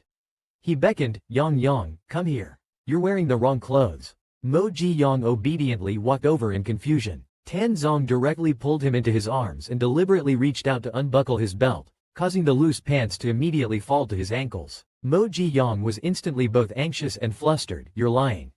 Is this how you wear a suit? Have you ever seen anyone wear a suit without pants? Tan Zong mischievously hugged him tightly. I'm not lying to you. This suit is tailored to my body, it's not suitable for you. Mo Ziyang pretends to be surprised. Is this your suit? But he's secretly laughing inside. Hee, if it wasn't your suit, I wouldn't wear it.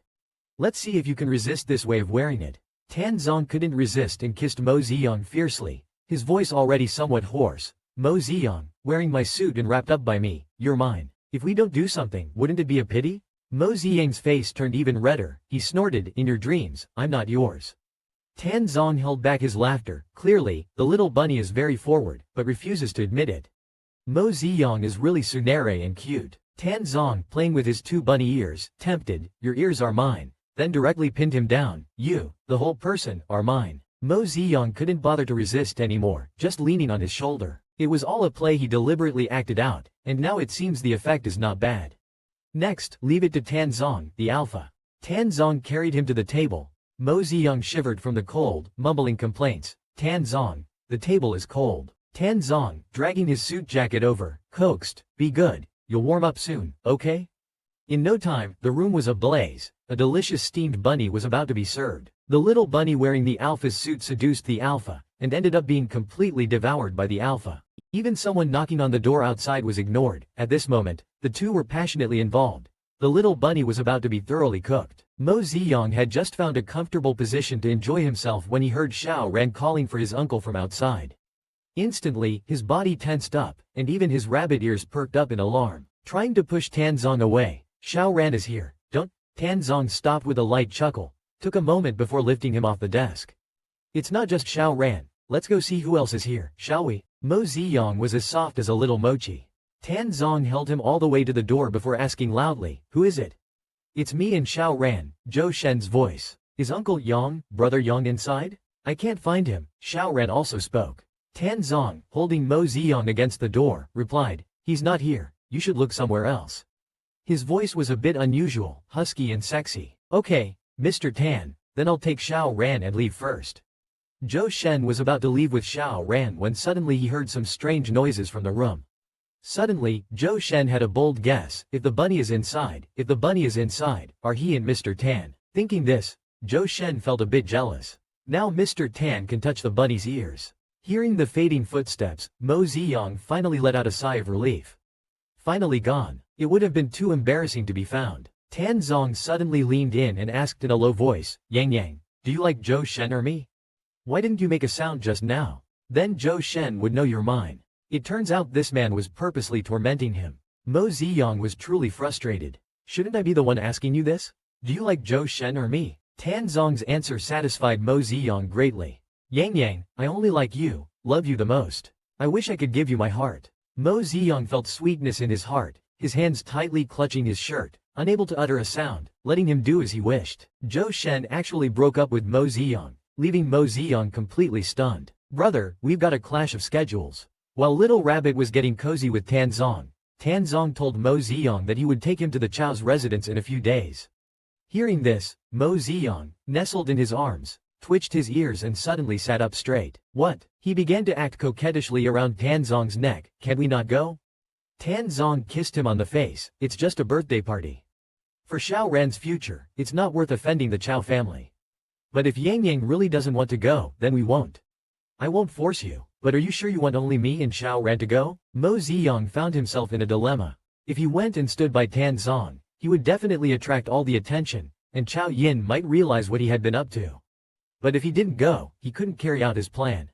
Seeing him hesitate, the little system popped out to remind him, "Host Daddy, I must remind you that if the legitimate partner doesn't show up on the scene, Tan Zong might just be devoured by all those men and women." Hearing this, Mo Ziyang was filled with fighting spirit. "I must go." He held Tan Zong's face and rubbed his chin. "You've even made clothes for me, it wouldn't be right not to go. If I don't go, wouldn't it be bad?" Tan Zong was more than happy to let him get close. "So let's go together." Mo Ziyang smiled with eyes curved. "But it's a different story in his heart. Let's see who dares to snatch your man. I'll pin them down on the spot."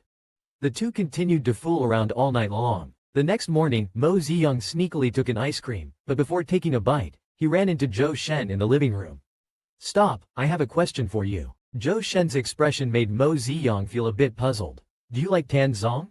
Zhou Shen looked seriously at the person opposite. "Oh, is the official partner here to issue a challenge?" Mo Ziyang took a bite of the ice cream and shrugged. "Otherwise, do I not look like I like him?" He's now pondering how to announce his relationship with Tan Zong in a domineering way. Suddenly, he heard, "Little bunny, I like you." The smile suddenly froze. Mo Ziyang looked at Zhou Shen in front of him with his mouth open as if struck by lightning. He couldn't believe it. "He's an S, why would he like me, an S? We've got a conflict here, brother." Zhou Shen's, "Little bunny, I like you," left Mo Ziyang at a loss. A good rival in love suddenly confessed to him. What kind of situation is this? Mo Ziyang shouted in his heart, "Brother, we've got a conflict here." His head shook like a rattle drum. No, you can't like me." Taking a step closer, "I'm serious, little bunny." Mo Ziyang steps back in shock. What are you doing?" Zhou Shen pulls out a big bunch of flowers from behind. Then he kneels on one knee. "I'm serious, little bunny. I've liked you since the first time I saw you. Can you give me a chance?" Mo Ziyang is stunned and exclaims repeatedly. His posture is exactly like Tan Zong's. I wonder where he learned it from. Mo Ziyang pats him on the shoulder, saying it's time to make things clear. Besides missions, he doesn't like to owe personal debts. Sorry, but I don't like you, he says, and quickly leaves. Inside the house, Mo Ziyang gasps for air repeatedly. So why does he like me? Isn't Zhou Shen supposed to be with Tan Zong in the original plot? What exactly went wrong? The system looks on with glee, asking me why. I'm not him. But you better figure out how to establish your identity in front of Chao Yin, considering all the gold and jewels you've taken from him. Mo Ziyang covers his rapidly beating heart. Stop nagging me, the shock I've had today is enough. Brother Yang. Mo Ziyang then notices Xiao Ren sitting on the sofa. Brother Yang, where were you yesterday? I couldn't find you. Mo Ziyang feels extremely awkward. Feeling extremely awkward, Mo Ziyang says, yesterday? I wasn't feeling well and went to rest. He finds an excuse to avoid saying he spent the whole day messing around in the study with your uncle. That's not something to tell a kid. He bends down and picks up Xiao Ren. Why are you so dirty? Not dirty, not dirty. Xiao Ren stretches out his hands for a hug from Brother Yang. I was drawing Brother Yang and Uncle. Are you my brave mom? This sudden question shocks Mo Ziyang so much he can barely hear. What? With his innocent big eyes, Xiao Ren asks again, are you my brave mom? This is the third shock Mo Ziyang has received today. What kind of nickname is that? Who told you to ask that? Without hesitation, Xiao Ren points the finger at Tan Zong. Still talking, I asked Uncle Bai if you were my aunt. Uncle Bai said let me ask you. Mo Ziyang had a face full of black lines. Damn Tan Zong, can't do anything right, but is pretty good at teaching Xiao Ren bad things. Good Xiao Ren, you go ask Uncle Bai and you'll know.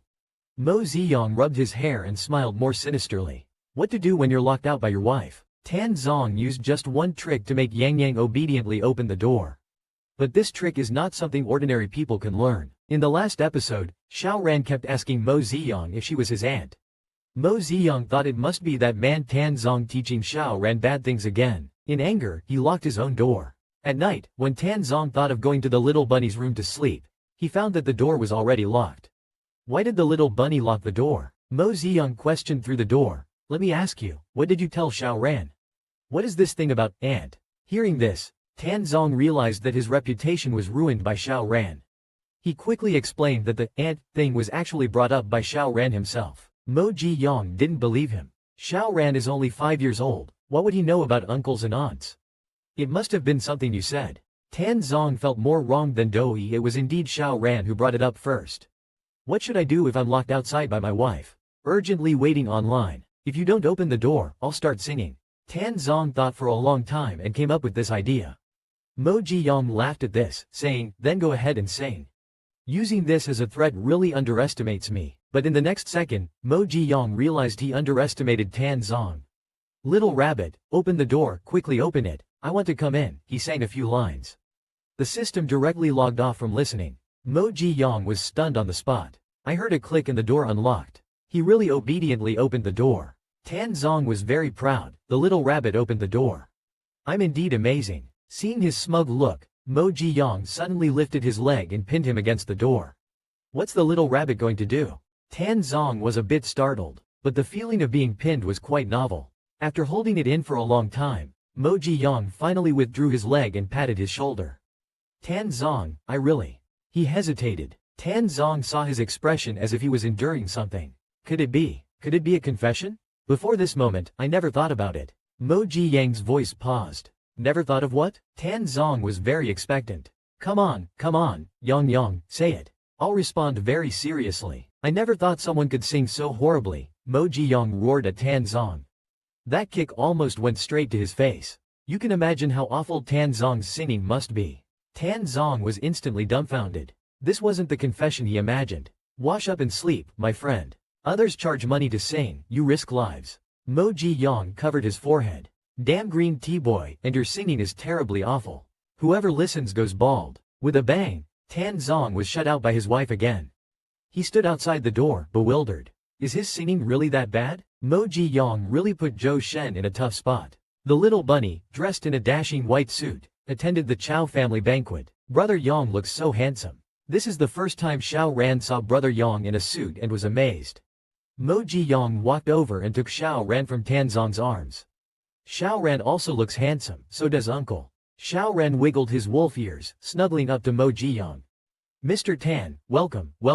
At this moment, Chao Yin, dressed in a dazzling outfit, came specially to greet Tan Zong. At this moment, Chao Yin, dressed in a dazzling outfit, came specially to greet Tan Zong. She glanced at the crowd and spotted Zhou Shen. According to the little bunny's intel, he is Zhou Shen, daring to compete with her for Tan Zong. Chao Yin walked over and unceremoniously squeezed between Zhou Shen and Tan Zong. Zhou Shen was puzzled. Why is she squeezing in without reason? Xiao Ran was sneezing from Chao Yin's perfume. Mo Jiyang noticed Tan Zong standing with her, though Tan Zong quickly stepped aside. However, he was still unhappy. Why does this woman stick to Tan Zong the moment she arrives? Xiao Ran reluctantly called out, "Auntie Chao." Mo Jiyang laughed evilly in his heart. Being called auntie at such a young age, she's bound to explode with anger. Sure enough, the next second Chao Yin was about to react. A clear voice called, "Yin diverting everyone's attention. A handsome and elegant man appeared in everyone's view. "My sister is impatient, please forgive her, come inside." It was Chao Yin's brother, Chao Song. Chao Song led the four of them to the reception room. As Zhou Shen passed Chao Song, he couldn't shake the feeling that he looked familiar, as if he had seen him before. As Zhou Shen walked by, Chao Song smiled imperceptibly. Surprised to see him here, Chao Song led Tan Zong upstairs. "Mr. Tan, your father is waiting for you on the second floor." Tan Zong also wanted to take this opportunity to clarify things between him and Chao Yin. Mo Ziyang, holding Xiao Ran, saw the strawberry millefeuille on the table in the hall, and rushed over immediately. Zhou Shen, watching from a distance, found the eager bunny amusing and cute. He planned to follow but was stopped by Chao Yin. "Is there something you need, Miss Chao? Don't think just because you're good looking, you can take Mr. Tan away from me," Chao Yin said, sizing him up with a hostile tone. Zhou Shen found it baffling. "Take Mr. Tan? If I were to take anyone, it would be Xiao Tu Rabbit. Why would I want to take that guy?" Mo Ziyang, enjoying the delicious dessert, remarked upon seeing this, "Chao Yin moves fast." The system felt injustice for Zhou Shen. Zhou Shen is really pitiable, an innocent victim. In front of the villainous female character, Tan Zong kissed Mo Ziyang. Just then, Xiao Ran suddenly said he had a stomach ache and wanted to go to the bathroom. Mo Ziyang took Xiao Ran to the bathroom, only to find many footprints there, all from the same person. He immediately became alert. This person has been lingering in the bathroom for so long, there must be something wrong. "Xiao Ran, be good and keep quiet. Brother will be back in a moment." Mo Ziyang takes a deep breath. With one kick, he opens the door of the third cell. The person inside is instantly dumbfounded. "Who are you?" Holding a knife, Mo Ziyang gives himself a name with a smirk, Wozni Dai. Then, with a swift move, he knocks down the person. The mini-system is shocked. "Wozni Dai, I am your host father. I seem to like being a father to others more and more." Tan Zong hears the noise and rushes over. "Yang Yang, are you alright?" Mo Ziyang hands Xiao Ran to Tan Zong. "I'm fine. We'll talk when we get back." Tan Zong is still frightened and kisses Mo Ziyang on the lips, saying, "Stop messing around in someone else's house." Mo Ziyang quickly pushes him away. Chao Yin rubs her eyes hard, thinking she's seeing things. Isn't that rabbit Tan's servant? How could Tan kiss him? By now, even the slow-reacting Chao Yin realizes she's been deceived all along by the rabbit. Listening to the sound of high heels, Mo Ziyang sighs, knowing a tough fight is coming. "How dare you deceive me?" Chao Yin charges forward, aiming to slap Mo Ziyang, but her hand is caught midair. Tan Zong grabbed her wrist, filled with anger. "Who do you think you are to hit him? Mr. Tan, do you know what this liar did? He's just scum." Chao Song hurried over to stop Chao Yin. "Yinner, don't make trouble. Brother, he clearly deceived me. Why is everyone siding with him?" Chao Yin was so aggrieved that tears were about to fall. Seeing someone cry, Mo Ziyang sniffed in defiance, her eyes also moistening. "I'm sorry, but I didn't mean to. I was just afraid that Mr. Tan would be taken away by you." Mo Ziyang bowed to Chao Yin in apology, crying pitifully. "I have no background, I'm not as pretty as Miss Chao. I acted like this because I was scared. I'm sorry." The little system exclaimed, "Brilliant, worthy of being the big boss dad." Xiao Ran was anxious seeing Brother Yang cry, quickly comforting him. "Brother Yang, don't cry, don't cry." Tan Zong's heart ached, half embracing the person. "Don't cry, Yang Yang, if you keep crying, my heart will break." The guests present couldn't stand Chao Yin's domineering behavior and pointed fingers at her. Chao Yin was dumbfounded. He obviously tricked me, yet he's the one crying miserably. What to do when the little bunny wants to eat carrots again? Of course, the husband has to help. Mo Ziyang came out of the bathroom after taking a shower. He saw Tan Zong sitting on his bed. "Why are you here? Where's Xiao Ran?" "Xiao Ran is asleep. I came to see you," Tan Zong said, pressing the bunny into his arms. Yang Yang, have I made you feel insecure? Mo Ziyang pondered, wondering if he was referring to what happened at the Chow family this afternoon.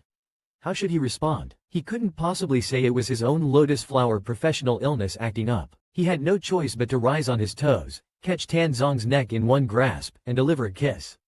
Just do it and get it over with, he thought. He spoke softly, and Tan Zong was immediately ravenous. Tan Zong's heart pounded wildly. Why is the little one so proactive today? Overwhelmed with excitement, he swiftly pinned the person down. A little provocation and he can't take it anymore, he thought.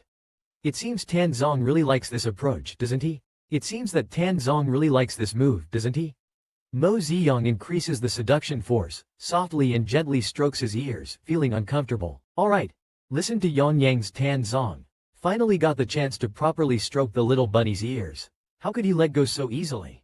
Greedily caressing the fur on the ears. The touch feels incredibly great, making Mo Ziyang teary-eyed, like a fish out of water gasping for air. Tan Zong hears him calling with a voice full of helplessness and grievance. Tan Zong responds in a low voice, I'm here, don't be afraid, Yang Yang. Mo Ziyang feels weak all over, but his ears are getting hotter. What are you thinking? Tan Zong teases him deliberately, what are you thinking? Say it out loud. Whatever Yang Yang says, I'll agree to it. Mo Ziyang cries out from being bullied, Tan Zong is a bad person. Yang Yang, I love you. Listen, this heart beats only for you. My whole being is yours. After a round of intimacy, Mo Ziyang suddenly realizes, was he possessed by someone? Why was his body so strange last night? He originally had questions to ask him, but as soon as he touched his ears, he forgot everything. The little system flies out to mock him, hee, you haven't forgotten other things. Mo Ziyang laughs wickedly, you are getting bolder, even daring to tease your daddy. Tan Zong is going to punish Mo Ziyang. Even the mighty Lotus boss has a day when he's eaten by a scumbag man. They made mischief all night long. Mo Ziyang groggily opened his eyes. He found himself lying in Tan Zong's arms. Tan Zong, awakened, caught his waist and pressed him into his embrace. Mo Ziyang finally came to his senses and started confessing, actually, I wanted to ask you, before, when I lied to Chao Yin saying you were involved with Zhou Shen, were you mad? Tan Zong squinted his eyes slightly, why didn't you say it was me and you who had something going on? Mo Ziyang leaned over and kissed the corner of his lips, speaking in a coaxing tone, because if it's me and you, it's not a lie. You're right, Yang Yang, so I'm not mad, Tan Zong said, but he playfully patted Mo Ziyang's lower back. A smirk appeared at the corner of his lips, but since you lied, there must be some punishment. Don't you think? Hearing this, Mo Ziyang realized that this man wouldn't show mercy.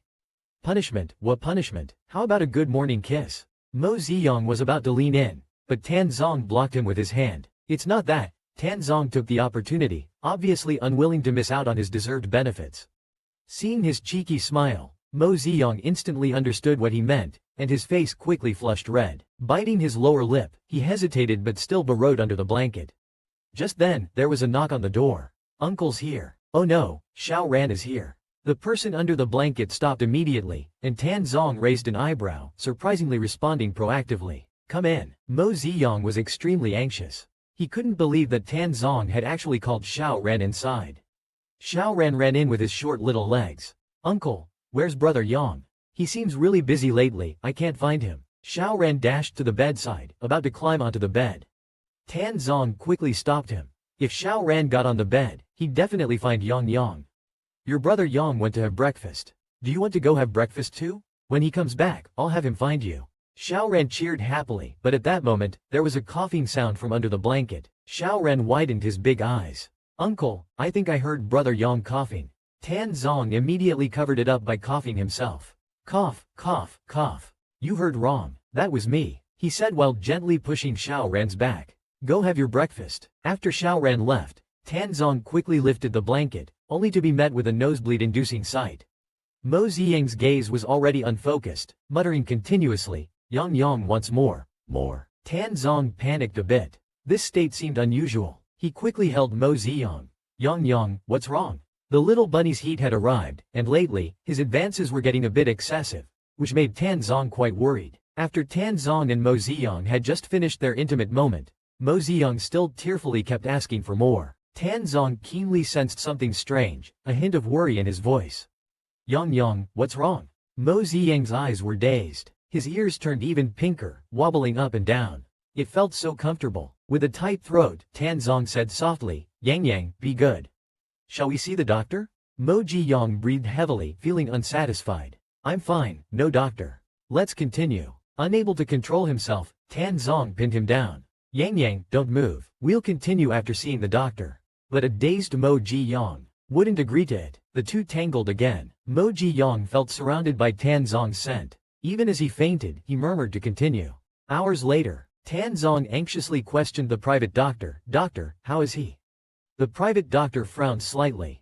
According to Mr. Mo's condition, it seems he's entering his heat cycle. Tan Zong was puzzled, but didn't it happen once before? The private doctor explained that was induced by medication, but this is his actual heat cycle. It may come with nausea, dizziness, fatigue, and a slightly bulging abdomen. The mention of a slightly bulging abdomen made Tan Zong's heart skip. He quickly asked, Doctor, is Yang pregnant? No, the doctor replied. Rabbits have a pseudo-physiological condition. Plus, with your frequent activity, it led to Mr. Mo's sensory system imbalance. He'll recover once his body adjusts. Tan Zong sighed in relief. That's good. But since they were on the topic, the private doctor hesitated. Mr. Tan, should I prescribe some kidney and energy tonics for you? After all, a rabbit's heat cycle lasts about half a month. Halfway through the conversation, Tan Zong's expression already turned sour and he interrupted. What do I need those things for? Leave. The private doctor was startled by Tan Zong's sudden change of face and quickly said, Okay, we'll leave now. But in his heart, he was complaining, if you don't want it, fine, but why make that face? Isn't it normal to take some supplements after working day and night for half a month? Mo Ji-young and Tan Zong's two babies are so cute. Tan Zong gently touched Mo Ji-young's slightly rounded belly. He sighed in his heart, if only it weren't a fake pregnancy.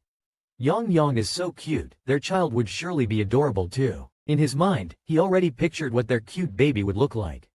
It was then that Mo Ji-young slowly woke up. In his daze, he instinctively protected his stomach. Suddenly, he realized something. His eyes widened in surprise. Why was he guarding his stomach when he was fine? When Tan Zong saw he was awake, he reached out, lifted his chin, and made him look at himself. How do you feel? Still feel like throwing up? Want something sour? Mo Ji-young sat up in shock. Could it be that he was? No way, a male rabbit getting pregnant? This embarrassment has reached his grandmother's house. He covered his head with a blanket to escape reality. Tan Zong whispered to comfort him, Don't worry, it's not real. It's just the medication's effect. A psychological reaction that led to physical symptoms. Stop talking, I really can't show my face now. Mo Ji-young pulled the blanket tighter. It's nothing, Yang. Tan Zong tried to pull away the blanket, but Mo Ji-young refused to let go. Too ashamed, he couldn't face anyone. He was truly a genuine male rabbit. How could such bizarre things happen? Seeing that he wouldn't let go, Tan Zong spoke softly and coaxingly, Are you mad at me? It's my fault. I was wrong. Yang, you haven't eaten all day. Let's have something to eat, okay? In the end, Mo Ji-young could tell that Tan Zong was genuinely very anxious. He couldn't bear to keep Tan Zong worried and scared. After all, it wasn't his fault. He proactively pulled the blanket away and said, I'm hungry. Seeing that he finally came out from under the blanket willingly, Tan Zong was very relieved. He heard that at this stage, little rabbits are particularly sensitive and need more tolerance and care. I just had someone simmer carrot and lean meat porridge. Come on, get up and have some. Mo Ji-young lazily propped himself up. For me, good. I'll feed you. Tan Zong carried over the porridge to feed him. The little rabbit's false pregnancy stage had arrived, showing bizarre symptoms and behaviors. He had Tan Zong feed him porridge himself, but after a few sips, he suddenly realized, oh no, how did I become so pretentious? Tan Zong won't start getting annoyed with me, will he? He immediately turned his head away and waved his hand, refusing to eat. What's wrong? Is it a reaction from the false pregnancy? Feeling nauseous? Seeing that he only ate a little, Tan Zong was a bit worried. Yang used to be able to eat 4 bowls of rice, why only a little today? Mo Ji-young blushed and ignored him. Can you not mention this? It's too embarrassing. He simply buried his head under the quilt, ignoring everything. Yang, please tell me if you feel uncomfortable, okay? Tan Zong put the bowl aside, climbed onto the bed, and started comforting him. He hugged the little rabbit through the quilt, saying, I feel so heartbroken seeing you like this. This person is so annoying. Mo Ji-young lifted the quilt off his head but saw Tan Zong's eyes dim. Mo Ji-young also felt a bit heartbroken. He seemed genuinely worried about him. Yang, if you're unhappy, you can scold me or even hit me. Tan Zong said as he held his wrist, pretending to make him hit himself. How could Mo Ji-young bear to do that? Tan Zong brought his hand to his lips and comforted him, saying, Yang, you can vent any emotions to me. If you're uncomfortable, tell me. I'm afraid I'm not attentive enough, and I'm scared that I won't notice if you get upset, which is bad for your health. This damn man's way of comforting is really something. The little bitterness in Mo Jiyang's heart disappeared instantly. He wrapped his arms around Tan Zong's neck as Tan Zong reassured him, in the next few days, Zhou Shen will accompany Xiao Ran. You just focus on recovering, don't worry about anything else. Mo Jiyang yawned and replied perfunctorily, got it, I'm sleepy. Tan Zong helped cover him with the quilt, kissed his forehead, and said, get some good rest, I'll come back to check on you later. He slept until the evening, opened his eyes, didn't see Tan Zong, but saw the little system, which sighed and said, what a pity. I thought there was really a little host. I can't conjure up a little system to accompany him. By the way, should we get some medicine for Tan Zong? Mo Ziyang said angrily, Pa, have you no shame? Just then, Mo Ziyang felt hot all over, and 2 blushes quickly rose on his cheeks. His beautiful eyes were misty, and his ears turned red. It was obvious he was in heat again, the little rabbit unexpectedly in heat. Facing his sleeping partner, he could only take care of himself. Mo Ziyang groaned, grabbing the collar of his clothes, as a strange sensation surged inside him. For some reason, he desperately wanted to see Tan Zong, wanted to see him. But when he got to the study, he found Tan Zong asleep. Mo Ziyang's legs were weak as he collapsed to the ground. How was he supposed to deal with this rabbit body's instincts? He couldn't just wake Tan Zong up, that would be too embarrassing. He vowed never to wear into this animal world again. The heat phase was too hard. Thinking about whether to relieve himself, he suddenly felt it was too shameful. No, I absolutely can't do that, it's too perverted. But it's really uncomfortable, I simply can't bear it. His hand unconsciously reached over. It shouldn't get noticed, right? Suddenly, there was a soft click, and Tan Zong's eyes opened instantly. Yang, what are you doing? Mo Ziyang knelt on the ground, his tearful eyes filled with urgency and longing as he looked at him. I didn't mean to. Tan Zong's voice was hoarse. Yang, you're provoking me. I originally thought that given your current situation, I wouldn't bully you. But you've come to me over and over again, and now you're even sneaking around. Looks like I haven't fed you enough, huh? Tan Zong bit down on his bunny ear. Mo Ziyang moaned softly, Tan Zong. Tan Zong murmured, pain helps you remember, and then started toying with his soft, pink bunny tail. You can imagine the rest of the scene yourself. Afterward, Mo Ziyang curled up entirely in his embrace. With his index finger pressed against his lips, he said, you go out first. But Tan Zong wouldn't go, and instead teased, Yang, are you shy? Shy your ass, Mo Ziyang retorted. Mo Ziyang rested his head on Tan Zong's shoulder, lazily yawning. By the way, where is Xiao Ran? Tan Zong pulled the blanket up for him. Zhou Shen is keeping Xiao Ran company, don't worry. Mo Ziyang suddenly clung to his neck. Oh, let me tell you something. Promise you won't get mad, okay? Tan Zong retorted, are you trying to say Zhou Shen likes you? Mo Ziyang was quite surprised, how do you know? He pulled the person closer into his arms, but I can also tell you don't like him. Mo Ziyang scoffed, of course I know you can tell. Isn't it necessary to mention it to give you a sense of crisis? Tan Zong replied, indeed, I did feel a bit of a crisis. His gaze started to become sharper. A black cat dares to covet my little bunny? HMPH. Once the organization's matter is settled, let's see how you plan to cling to Yang. Zhou Shen is actually planning to take Mo Jiyang away from Tan Zong. Just now, he saw Xiao Ran drawing rabbits again. She has been drawing rabbits all day. He propped his chin, wondering what Brother Yang is doing recently. But Uncle should know. As Xiao Ran spoke, she sat on the chair trying to reach for a marker, but her arms were too short to reach it. Whenever I look for Brother Yang, Uncle is always nearby. It would be nice if Uncle could marry Brother Yang. Your uncle is going to marry Miss Chow. How could he marry a little rabbit? Business marriages are like this. Zhou Shen heartlessly commented, feeling pity for the little rabbit. But little did he know, when Xiao Ran heard this, she suddenly threw down her pen, slammed the table, jumped off the chair, and was about to find Brother Yang. You're lying. My uncle would never marry that lady. Zhou Shen stood there puzzled. Why did she suddenly start crying? Xiao Ran rushed straight to Mo Jiyang's door, banging on it and crying, Brother Yang, Uncle Zhou bullied me. Mo Jiyang opened the door, utterly confused. Xiao Ran, what's wrong? Xiao Ran tightly hugged his leg and burst into tears. Brother Yang. He said Uncle would marry that Sister Chow. I don't want Sister Chow, I want Brother Yang. Mo Jiyang picked Xiao Ran up, gently comforting her. Xiao Ran, be good, don't cry.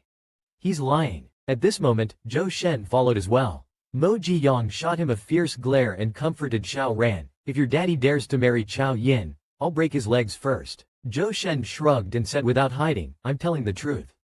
Chow Yin intends to marry Tan Zong, and Tan Zong needs the support from the Chow family.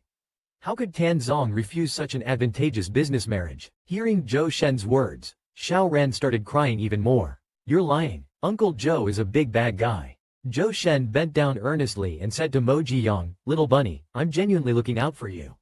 Tan Zong, this scumbag, will abandon you sooner or later. Once things here are settled, let me take you away, okay? Where do you plan to take him?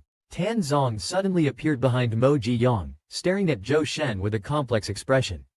Tan Zong and Zhou Shen were at odds over Mo Jiyang, and Xiao Ran kept saying he wanted to marry Mo Jiyang. Zhou Shen wanted Mo Jiyang to leave with him, away from this big scumbag Tan Zong. Where do you plan to take him?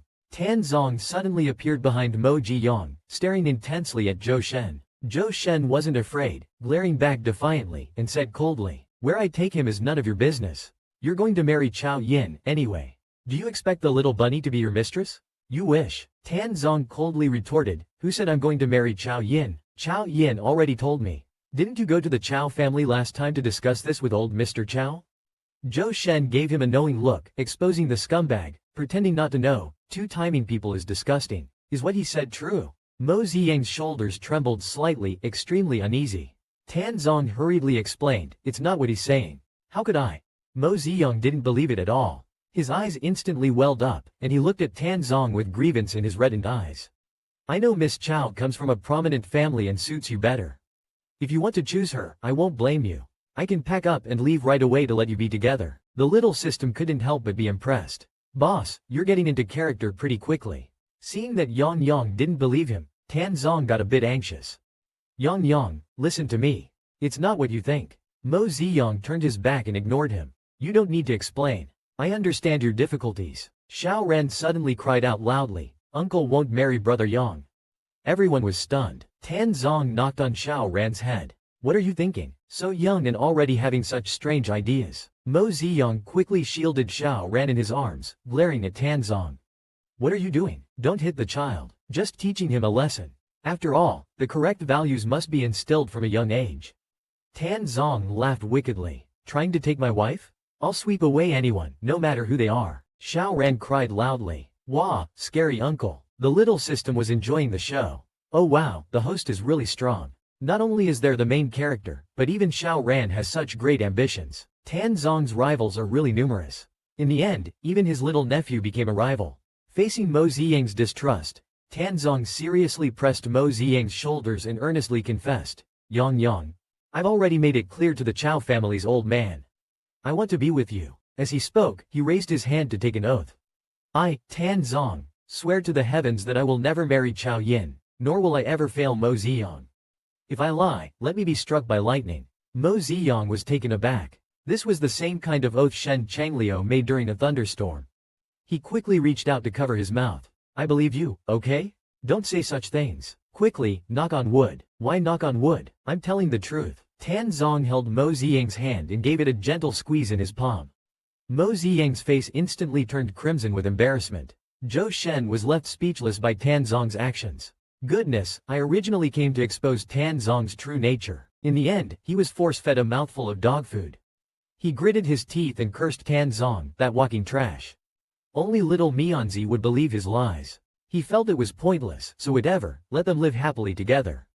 Little Mianzi believes that scumbags lies, so why should I be the bad guy? At night, Xiao Ran was so sleepy and just wanted to sleep, but Tan Zong was still whispering in his ear. Xiao Ran, you have to understand, your brother Yang is your uncle, got it? Xiao Ran was extremely tired, rubbing his eyes, wanting to sleep. I'm so sleepy, uncle. But Tan Zong was still asserting his dominance. Xiao Ran, don't sleep. Brother Yang is mine, did you hear me? Tan Zong patted Xiao Ran's cheeks, trying to wake him up. Xiao Ran was so sleepy he couldn't even open his eyes. Seeing Xiao Ran about to doze off, Tan Zong was truly being a bully. To make sure Xiao Ran remembered, he pinched his nose again. Brother Yang is uncle's, you hear? Xiao Ran was so tired, he barely nodded and replied with a bit of grievance, got it, can I sleep now? Hearing Xiao Ran's response, only then did Tan Zong kindly let go. You have to teach them young, he thought. Mo Jiyang stood by the door, watching all of Tan Zong's wickedness, silently cursing, Tan Zong, be a decent human being. Mo Ziyang didn't even have FQ, but Tan Zong insisted he did. Who exactly had FQ then? Tan Zong just tormented Xiao Ran until Xiao Ran admitted that Brother Yang was his uncle. And only then did Tan Zong stop contentedly. But as he turned around, he saw Mo Ziyang standing dazedly at the door. Without a trace of shame, he approached him. Yang Yang, you came so quickly. Did you miss me? Mo Ziyang, having witnessed Tan Zong's misdeeds, was quite displeased. He deliberately denied, no, I'm here to see Xiao Ran. Suddenly hugging Tan Zong, he seemed both aggrieved and coquettish. Yang Yang, I'm sorry for the matters with the Chow family that made you uneasy. But I want to tell you, I belong to you forever, so don't leave me. Mo Ziyang was filled with mixed emotions, realizing that Tan Zong still cared about him saying he wanted to leave. How should he explain it to him? He couldn't possibly admit he was just pretending to scare him. Forget it, he thought, he just needed to continue acting pitifully. He intentionally lowered his eyes, avoiding eye contact. Then why do you like me? I'm not that great, greedy and petty. Tan Zong cupped his face, forcing Mo Ziyang's eyes to meet his. If you could see what I see, you'd realize how adorable you are. It's unbelievable I get to have you. Then you have to behave, not be with others, and I'll promise not to leave you. Otherwise, Mo Ziyang said softly, squinting slightly while internally adding, if you dare cheat on me, I'll dunk you in the toilet. His threats wrapped in sugar frosting, Tan Zong found them delightful. He directly pinned Mo Ziyang against the wall. I will be very obedient. But Yang Yang, are you FQ? No, Mo Ziyang replied, a bit confused, tilting his head and blinking at him. Tan Zongming picked up the person tightly, saying, you're FQ now, let me help you. Mo Ziyang was speechless for a moment, wondering who exactly was FQ here. In the middle of the night, it's indeed the perfect time for plotting. It was also a good time for the hidden hand in the dark to make a move. By early morning, Mo Ziyang was awakened by the mad knocking on the door. Yawning and feeling drowsy and tired, he protested, I said no more, why still insist? Rubbing his sleepy eyes, he went to open the door, asking, who is it? Suddenly, Zhou Shen's words hit Mo Ziyang like a thunderbolt, Xiao Ran is gone. What did you say? How could Xiao Ran be gone? Mo Ziyang set out alone to rescue Xiao Ran. In the previous episode, Xiao Ran was IC'd. Mo Ziyang calmed down from his initial panic and haste. There were no signs of struggle in Xiao Ran's room, suggesting the perpetrator was someone familiar. Suddenly, he discovered a spiderweb on the corner of the desk. It was him. Tan Zong's face changed. His eyes widened in disbelief. You know the person who took Xiao Ran? Mo Ziyang hurriedly followed up. Tan Zong fiercely pinched the spiderweb. His name is Tai Shi, a domesticated spider from the Tan family. I specifically had him return to the country to protect Xiao Ran. Yang Yang, you go back and rest first, I have a way to find him. Tan Zong's expression was complex. He didn't want Mo Ziyang to worry too much, but the betrayal by someone he trusted was hard to bear for anyone. Mo Ziyang watched Tan Zong's despondent back as he left, feeling uncomfortable in his heart. System, can you find Xiao Ran? The small system spoke truthfully, I can't. Tai Shi didn't appear in the original plot, so this must be a bug. I cannot predict this. At that moment, Tai Shi sent a message. He told Mo Ziyang to get into the black car behind them alone, and not to let anyone find out, otherwise, Xiao Ran would suffer. Mo Ziyang suddenly understood. Tai Shi was targeting him. The small system was worried. What should we do? Should we notify Tan Zong? If I go alone, isn't that too foolish? System, notify Tan Zong and Zhou Shen for me. Wait for my GPS signal. 2 hours later, Mo Ziyang was taken to an unfinished building.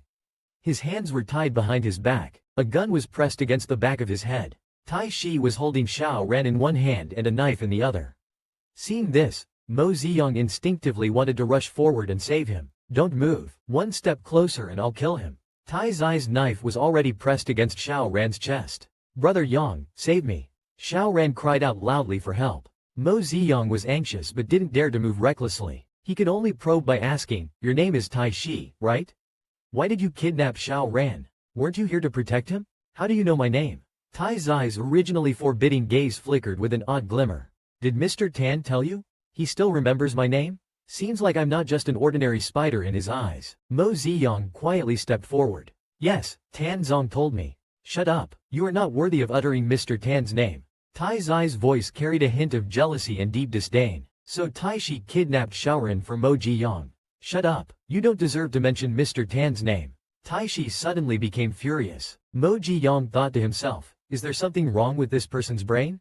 It's not about making keys. I don't deserve it, you deserve it. How many keys do you deserve? But since Xiao Ran is still in Tai's hands, Mo Ziyang can only try to calm him down. Right, I don't deserve it, I don't deserve it. How about you release Shaoran first? You're just a weak and pitiable rabbit who can't do anything. You don't deserve to stand beside Mr. Tan. Mr. Tan is someone destined for greatness. You shouldn't obstruct his path. Tae's words were filled with jealousy and disdain. He slowly moved back, standing at the edge of the floor. I kidnapped Shaoran to lure you here. Now, you can enjoy yourself. Saying this, Taishi pulled Shaoran and leaned backward. Mo Ji-young watched them jump from the 6th floor. He reached out to grab them but only caught air. Shaoran, no, impossible. How could Shaoran? Hey, you little bunny don't even know you've been sold out. A woman pushing a wheelchair appeared behind Mo Ji-young at some point. She was the spy Tan Zong mentioned was hiding in the Tan household, and the person she was pushing was the leader of the organization that had been hunting Shaoran, Ping Tian. It turns out this woman was a double agent. Taishi came to us, saying he could help us eliminate Shaoran, but the condition was to eliminate you. Should I agree? So that's how it is. Mo Ji-young now understood what it meant. The reason Taishi kidnapped Shaoran was to lure him into this trap, so these people could eliminate him, allowing Taishi to cleanly rid himself of suspicion. He can cleanly rid himself of suspicion, but why would Taishi want to kill himself? The system saw through his confusion. It proactively reminded him. The preliminary judgment was that perhaps because you were a heartthrob, you mesmerized Tan Zong. Understanding the truth, Mo Ziyang shrugged it off indifferently. It's just that the bunny is too obedient and too lovable. Hearing this, the woman couldn't help but laugh out loud. She pulled out a gun and pointed it at Mo Ziyang. Isn't that right? The bunny is too lovable. So now you have to be obedient too. The person in the wheelchair showed a confident smile and urged Xu Ru to hurry up. Mo Ziyang was about to fall from the building. Tan Zong was on the verge of collapse. Xu Ru was pointing the gun at Mo Ziyang. At the critical moment, someone hurriedly reported, "Boss, it's not good. Several cars are parked downstairs surrounding this place." Ping Tian's expression instantly changed, and he sternly questioned, "What's going on?" Mo Ziyang shrugged and lifted his left foot. "Sorry, when I came out, I accidentally stepped on a locator someone left behind." Xu Ru sneered, "Then I must praise you. Little bunny is quite clever." Ping Tian was evidently anxious. "Xu Ru, why haven't you acted yet? What are you dawdling for?" However, a shocking scene occurred. The gun that was originally aimed at Mo Ziyang turned the next second towards the man sitting in the wheelchair. The woman smiled brightly. "Oh dear, my gun seems a bit disobedient. Master, you won't blame me, will you?" Xu Ru. Ping Tian's face changed facing the dark muzzle. His expression turned cold. He didn't expect to be betrayed by him. This was simply a humiliation. Mo Ziyang shrugged. Indeed, Xu Ru's concern was about his own goal, and he didn't care about betrayal or alliances. But why did he go through so much trouble? No matter what he intended to do, since he chose to betray the organization, he would still need Tan Zong's assistance. Thinking this way, Xiao Ran shouldn't be in any danger either. Finally, he could be a little relieved. Xu Ru firmly tied up Ping Tian. Then he flashed a bright smile at Mo Ziyang. "You smart little bunny, come and help me with something." As he spoke, he pulled out another gun and tossed it to Mo Ziyang. He wanted him to take his place in dealing with Ping Tian, but Xu Ru grabbed him and threw him backward. The three of them fell directly from the 6th floor together. Yang Yang and Tan Zong had just arrived, watching Mo Ziyang fall. Tan Zong's pupils shrank and, almost instinctively, he wanted to rush forward. "Tan Zong, calm down." Zhou Shen quickly restrained him from behind. Tan Zong knelt on the ground, punching the floor. Xiao Ran was captured, and now Yang Yang jumped in front of me. "How can I be calm?" Zhou Shen shouted at him. "The little bunny wouldn't want to see you like this." Just then, a subordinate came to report, "Sir, we couldn't find Mr. Mo or the others downstairs." Hearing this, Tan Zong immediately calmed down. Falling from the 6th floor but with no one found? There must be something fishy going on here.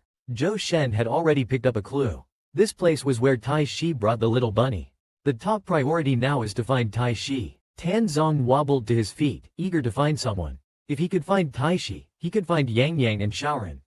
"Quick, let's go find Tai Shi."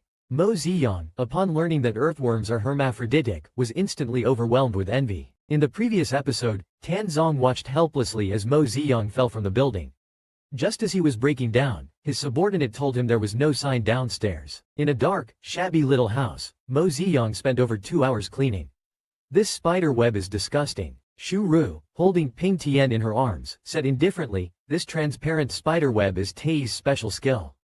I had him weave webs on the 5th and 2nd floors and also arranged secret escape routes. That way, when the 2 waves of his fall, it will create the illusion of disappearing into thin air. Mo Ziyang looked at Ping Tian in Shu Ru's arms and chuckled. You went through all this trouble just to save him, didn't you? You like him. Shu Ru's gaze became somewhat dazed. I've been by Ping Tian's side since I was 8. My only task was to protect him. At first, I only admired him. But as I grew up, I gradually realized that the feeling wasn't admiration. But by then, I could no longer protect him. His ambitions grew larger and larger. The most dangerous time, he even lost the use of his legs. I was really scared, afraid that next time, he might lose his life. I spent 5 years planning for today. I knew Ping Tian wouldn't want to give up everything and leave the organization, but I just want him to live well. So I became your spy, helping you weaken the organization from within. After meeting Taishi, I realized how deeply he loves Tan Zong. He was extremely jealous of you. I lied to him, saying I could help him get rid of you, to prevent Tan Zong from tracing back to him. Taishi agreed to cooperate with the organization, kidnapping Shaoran to lure you in. And Ping Tian would never miss this opportunity. I knew he would come in person to witness the resolution of his grudge with the Sun family. Once he left the organization's stronghold, my chance would come. Mo Ziyang sighed. This Shu Ru really has some skills, huh? She's like a big boss behind the scenes. The system sympathetically added, big boss or not, she's still trapped by love. Mo Ziyang spread his hands. He knew what Shu Ru wanted. Alright, everything as you wish. As long as I firmly claim that Ping Tian has. From now on, you'll be marked as S in the records. No one will chase after you anymore. Now, you should tell me the whereabouts of Xiao Ran. Shu Ru handed him a piece of paper. I have arranged to meet Tai Shi in an urban village in the city. Here's the address. Tonight, I am leaving on a cruise to Sri Lanka with Ping Tian. Good luck to you too. Watching Shu Ru push Ping Tian away, he couldn't help but call out to him. Actually, I have one more question. Are you male or female? Hearing this, Shu Ru couldn't help but laugh. Bunnies and earthworms don't have genders. Because they have no gender, does that mean they are hermaphrodites? Mo Ziyang warmed his eyes in amazement. The system emitted a merciless mockery. What does that envious look on your face mean? Mo Ziyang's face instantly turned red. I'm not. Upon learning that Mo Ziyang is Tan Zong no longer wanted to live, Tai Shi looked at Xiao Ran sleeping on the chair, hugged his knees, and reminisced about many things from the past.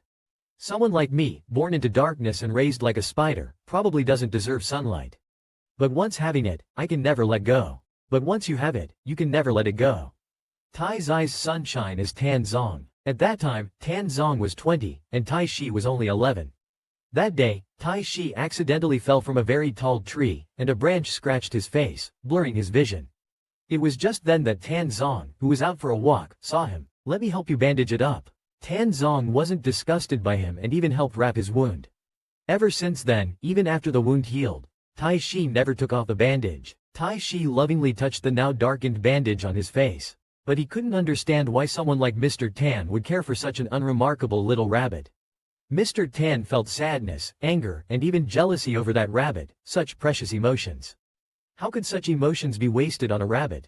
Tai Zai's eyes filled with hatred, and he almost wanted to strangle him with spider silk. Just then, there was a loud bang at the door. Startled, Tai Shi quickly held the drowsy Xiao Ran in his arms, pressing a knife to Xiao Ran's throat. The door burst open. Tai Shi let go of Xiao Ran. Tan Zong saw that Xiao Ran was still breathing and inexplicably felt a sense of relief. Zhou Shen, looking gloomy, said, "We searched everywhere nearby. Only Tai Shi and Xiao Ran are here. There's no one else." Tan Zong's heart sank. He pulled out his gun and aimed it directly at Tai Shi. "Tell me, where did you hide Yang Yang?" "That rabbit naturally died. Shu Ru must have already acted," Tai Shi said, his head lowered, a hint of pleasure in his eyes. Tan Zong's body tensed instantly, as if his heart had been ripped apart. "So, Yang Yang really is dead?" Tai Shi quickly stepped forward to console him. "Mr. Tan, you don't need to be sad. That rabbit was very bad, always deliberately provoking you. It might hurt for a few days now, but in the future, you'll find someone who truly deserves you." "Shut up, I don't need those who are worthy of me, I just need Yang Yang." His voice lost its vitality. He slowly aimed the gun at his own head, thinking he had no reason to live anymore. Tan Zong was about to commit suicide, but luckily Mo Ziyang arrived in time to stop him. Mo Ziyang hurried to save Xiao Ran and saw Tan Zong holding and aiming the gun at himself, muttering, "With Yang Yang gone, I have no reason to live." Mo Ziyang was instantly furious. What did I just hear? He rushed forward in a flash, knocking the gun out of Tan Zong's hand. "What are you doing? The hard work on the mission isn't for letting men seek death." The familiar voice made Tan Zong's breath almost stop. He slowly turned around, eyes wide in disbelief. Trembling, he reached out to touch Mo Ziyang's face. Yang, is it really you? Am I dreaming? I thought. Mo Ziyang dodged his hand, wishing she could slap him awake. What do you think you're doing? Tan Zong finally snapped back to reality and hugged Mo Ziyang tightly, afraid he would disappear from sight. Held so tightly it hurt, Mo Ziyang wanted to push him away, but feeling his unusual heartbeat, his heart ached inexplicably. Even without me, you should live well, understand? Cherish life. Tan Zong gripped Mo Ziyang tightly in his arms, wishing he could merge him into his bones. Yang, I'm really scared of losing you. Mo Ziyang hugged Tan Zong back and gently soothed him. Fool, it was all Shu Ru's scheme. Right now, Xiao Ren matters more. Tai Shi could hardly believe his eyes. Why are you alright? Shu Ru had promised to kill you, and you're not. It was then Tai Shi realized he had been deceived by that bastard Shu Ru. Tan Zong released Mo Ziyang, protecting Mo Ziyang behind him. Tai Shi said, let Xiao Ren go. Whatever conditions you have, just name them. Upon seeing Mo Ziyang, most of Tai's rationality was gone. His gaze grew fiercer. Shu Ru, that bastard dared to deceive me. Damn you all deserve to die. As he spoke, the knife in his hand was already close to Xiao Ran's throat. Mo Ziyang, risking everything, saved Xiao Ran. The knife in Tai's hand was about to fall on Xiao Ran's throat. Seeing this, Mo Ziyang couldn't care about anything else. He rushed forward, directly trying to snatch Xiao Ran away. Tai Shi obviously didn't expect Mo Ziyang to act like this. By the time he reacted, Mo Ziyang had handed Xiao Ran to Tan Zong and then threw a punch directly at Tai's head. Tan Zong was dumbfounded. Yang's speed is so fast. My little rabbit is really impressive. Mo Ziyang kicked, directly knocking the person down. If you like Tan Zong, come and take him openly. What kind of thing is backstabbing? Are you sick? Leave him out of it. Tai Shi struggled, eager to bite him with venom, but the mercenaries had already subdued him. Mo Ziyang looked at him viciously, the trash hiding in the gutter. Not worthy of my personal attention. I leave him to you. Yang, are you okay? Tan Zong asked, full of concern. Mo Ziyang smiled and shook his head. I'm fine. He hugged Xiao Ran, finally at ease. Let's go, we'll take Xiao Ran home. The next day, under a clear sky, Zhou Shen, pulling a suitcase, quietly left the Tan family while everyone was still asleep. Before leaving, he took one last wistful glance back. It's time to say goodbye, little rabbit. I hope you will be happy and joyful in the future. At that moment, someone walked straight toward him. Mr. Chow, why are you here? It was indeed Chow Song. With a smile as warm as a spring breeze, he took out a red string from his pocket. A small wooden sword was attached to the end of the string. I wonder if you still remember this thing. Zhou Shen was busy, but he certainly remembered. This was from a time when a family visited the orphanage. It turned out, the big brother back then was Chow Song. Chow Song extended his hand to him. My name is Chow Song. Nice to meet you. The voice was gentle and pleasant, causing Zhou Shen's face to blush slightly. The grand finale arrived. 12 years later, Xiao Ran had grown into a handsome young man with silver hair. He also had someone he liked. In the study, Tan Zong pulled out his long-hidden love manual. Xiao Ran asked, somewhat shyly, Uncle, will this book really help me win them over? Tan Zong solemnly handed the manual to his little nephew. Of course it will. Back in the day, I used this very book to win over your brother Yang. Before he finished speaking, the door swung open, and Xiao Ran quickly hid the book behind him.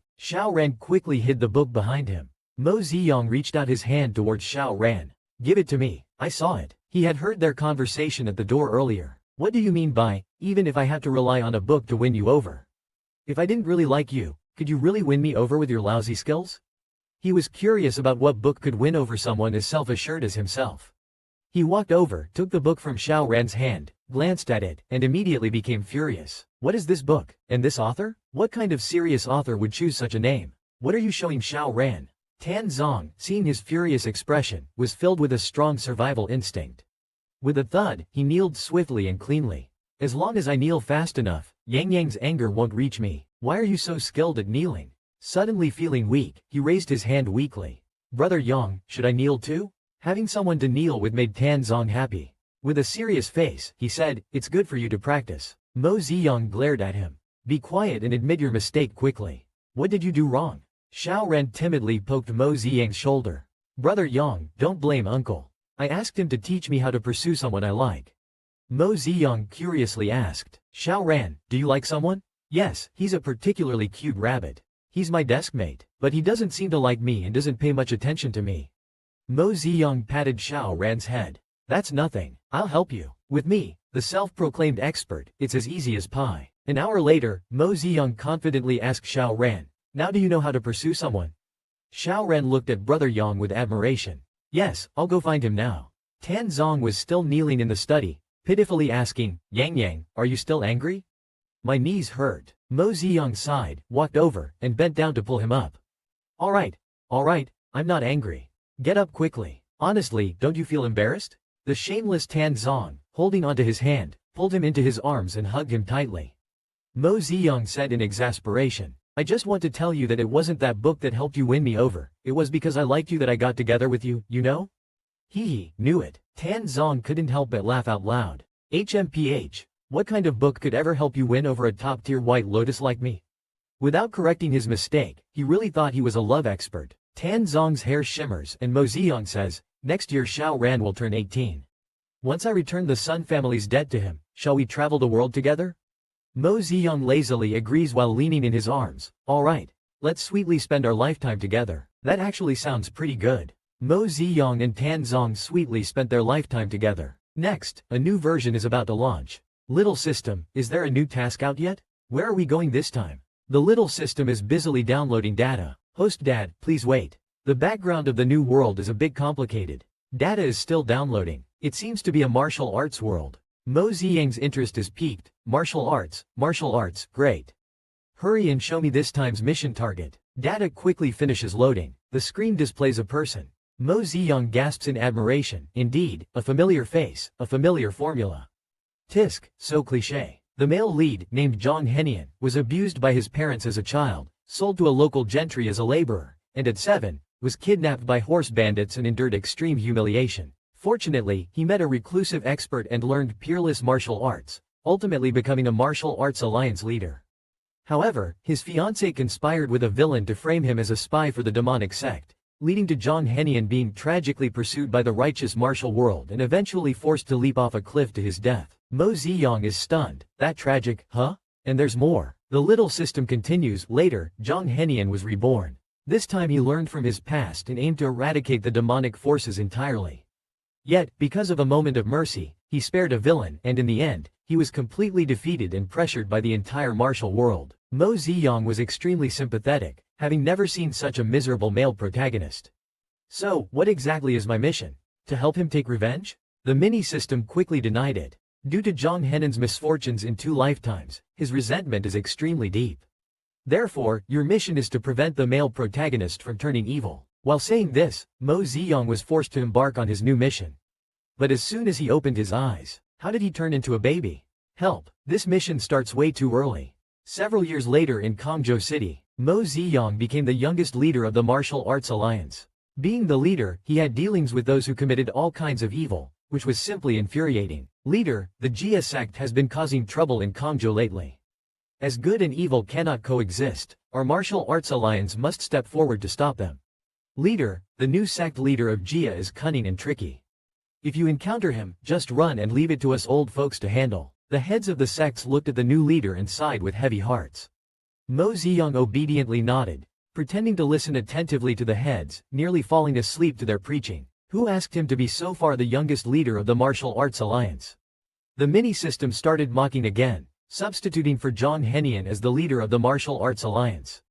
Host Dad, don't tell me this is the plan you spent over a decade coming up with to save the male protagonist. Mo Ziyang rolled his eyes massively at it. You know nothing. All of Zhang Henian's tragedies began when he became the leader of the Martial Arts Alliance. To prevent him from turning evil, of course, I must stop him from becoming the leader.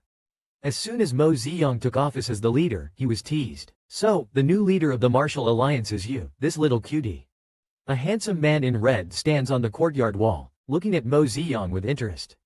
Be careful, leader. Several sect leaders quickly shield Mo Ziyang behind them as if facing a great enemy, staring intently at the man in red. The man in red is Zhang Henian, Mo Ziyang's target to conquer. The mini-system laughs loudly. Host, your plan is quite successful. The male lead indeed didn't become the leader of the Martial Alliance, but he went straight to become the leader of the demon sect. Ha ha ha. Mo Ziyang, frustrated and looking to vent, beats up the mini-system. Always you talking too much, always you. Beating the mini-system as it begs repeatedly. I'm wrong, Daddy, stop hitting me. Mind your character. Mo Ziyang then stops and coughs lightly. Mo Ziyang stops and coughs, restraining himself. Following the sect leader's example, he points at Zhang Henian with clenched teeth and curses loudly. Gritting his teeth and pointing at Zhang Henian, he cursed, You demon cult monster, just surrender. Zhang Henian was amused by him. My fierce little cutie, why not have a contest with me? Come chase me, and I will immediately lead my followers out of Kongzhou. How about that? Zhang Henian said with a smile and leapt over the courtyard wall, drifting away. Mo Ziyang, the little cutie, was stunned. Isn't it just, he, if I catch you? He said lightly in front of all the sect leaders, let's have a contest, and with a leap, he flew up and chased after him. Monster, don't run. The sect leaders couldn't stop him in time and could only shout, Leader, no. This is most likely the devil's trick. Watching as the leader disappeared from their sight, the leader of Zixu sect could only stroke his goatee and sigh. Although our leader is naive and tender, his martial arts are a once-in-a-century talent. Even all of his old bones together might not defeat him. It seems that even the leader of the demon cult can't threaten our leader. Mo Ziyang chased him all the way to a secluded dense forest, but Zhang Henian was nowhere to be seen. Strange, where is he? Suddenly, someone sprang out from behind and hugged Mo Ziyang's slender waist. The Martial Alliance leader was actually entangled with the leader of the entire martial world and the demon cult. Zhang Henian intentionally lured Mo Ziyang into a deserted dense forest and then grabbed Mo Ziyang's slender waist. Yang, you've really grown up. You've become the leader of the martial world. Mo Ziyang turned around and softly called out, Senior brother. Probably Zhang Henian himself never expected that in his third life, he would gain a little junior brother. Sure enough, I became a little baby just to be cute and comfort the male lead's broken heart. When I was young, I always liked to chase after my senior brother. He always said I was a little burden, but when I fell, he would always pick me up and patiently comfort and spoil me. But everything was normal for the past 10 years, so why did my senior brother suddenly become the leader of the demon cult? Having a senior brother who could turn dark at any time is really difficult. While I was lost in thought, Zhang Henian came directly over. I can't be distracted in front of my senior brother.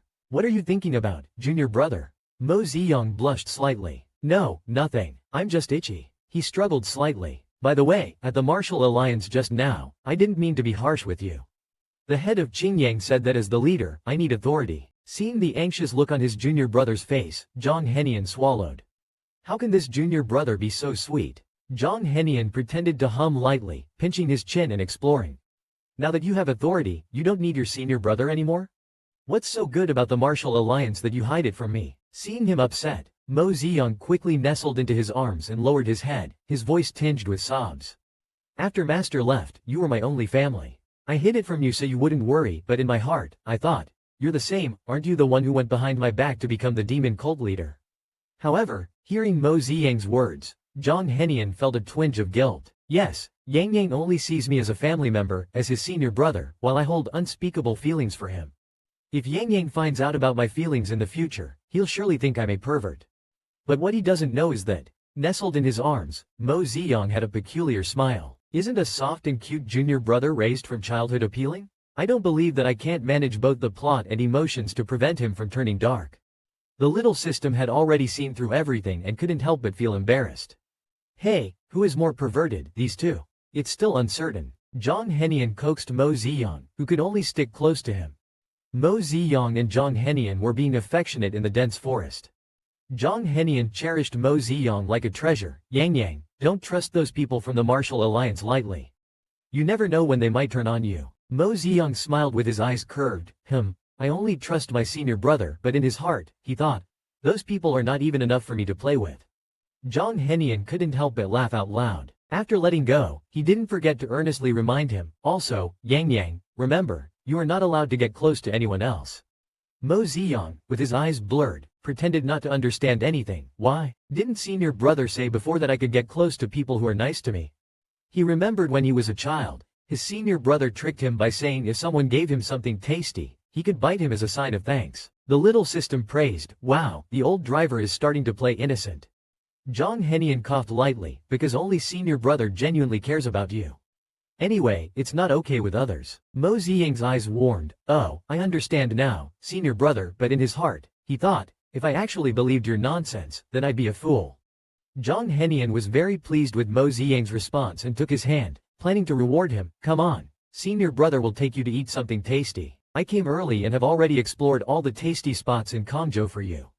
The foodie, Mo Ziyang, got excited at the mention of food and threw himself at Zhang Henan's neck. Yay, senior brother is the best. At night, Mo Ziyang cautiously opened the door and tiptoed to his room. Having earlier eaten grilled fish which left a strong smell on him, he definitely didn't want to run into those sect leaders. Oh my god, sect leader, you're finally back, he thought, as if summoning them with his thoughts. All the sect leaders were there waiting for him. New Ziyang became so nervous he could barely act naturally. I'm sorry, seniors, that demon from the evil sect ran too fast, I couldn't catch up. The sect leader really thought that Mo Ziyang went after the cult leader and reassured him, it's okay, leader. It's your first time encountering the slyness of the cult. We will just have to be more cautious in the future. Qingyang, the sect leader, sniffed and frowned. Strange, why do I smell roasted chestnut chicken and chili? Not good, I'm about to give myself away. Mo Ziyang quickly made his escape. Fellow sect leaders, I'm a bit tired and will go rest now.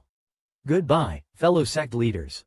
Zhang Henian wanted to stay close to Mo Ziyang. In the middle of the night, he sneaked into Mo Ziyang's room while Mo Ziyang was sound asleep. Completely unaware that someone was stealthily entering his room, someone climbed onto his bed and softly called his name. Mo Ziyang remained deeply asleep. Zhang Henian lay beside him, gently cradling his face, whispering amidst the light rain. I really wish I could keep you by my side forever. Yet I can't bear to see you sad or to see any hint of dislike towards your senior brother in your eyes. He moved closer, staring intently at the sleeping person. When will you start liking your senior? Saying this, Zhang Henian, as if bewitched, reached out to hold Mo Ziyang's hand. No, not senior, it's husband. Yang Yang, call me husband. Yang Yang, quickly call me husband. The noise even woke up the small system, but Mo Ziyang still hadn't woken up. Zhang Henian couldn't help but go over directly. The small system was stunned. What is happening? Host dad, wake up quickly, someone is touching you. At this moment, Mo Ziyang finally woke up groggily. Who is touching me? As soon as his eyes opened slightly, Mo Ziyang felt his hand being guided to grab something. He was almost so shocked he jumped up. Zhang Henian, you pervert. Zhang Henian softly called out, Yang Yang. Mo Ziyang's mind was racing. What to do? Maybe I should just pretend to be asleep. The small system ineffectively covered its eyes. The excitement between senior and junior brothers was too intense, lasting until dawn. Only then did Zhang Henian slowly get up, using a handkerchief to wipe Mo Ziyang's hand. He looked intently at Mo Ziyang. Having been reborn twice, apart from the master, everyone else wishes I would go to hell immediately. Only Yang Yang truly loves me. He is forever the little son in my heart. But I can only shamelessly use the name of senior brother to deceive him into being with me. It is I who am shameless, it is I. But I want to see Yang Yang cry. Want to hear him tremblingly call me Henian in his soft voice.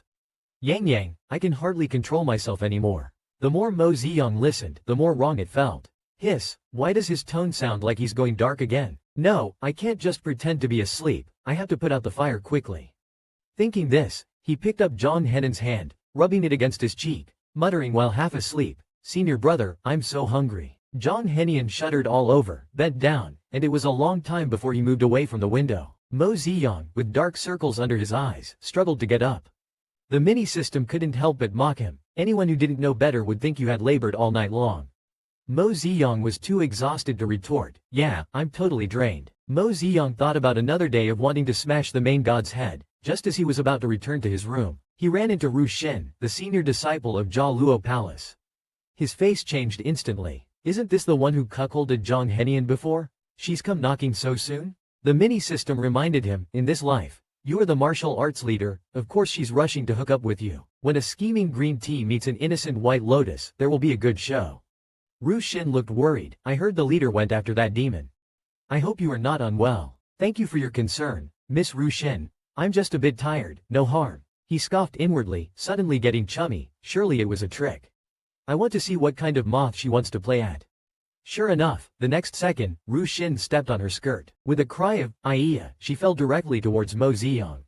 With fast reflexes, Mo Ziyang dodged quicker than a weasel. Trying to scam me? You're still too green. Ouch, it hurts. Ru Xin cried, rubbing her ankle, cursing inwardly. I didn't expect him to dodge.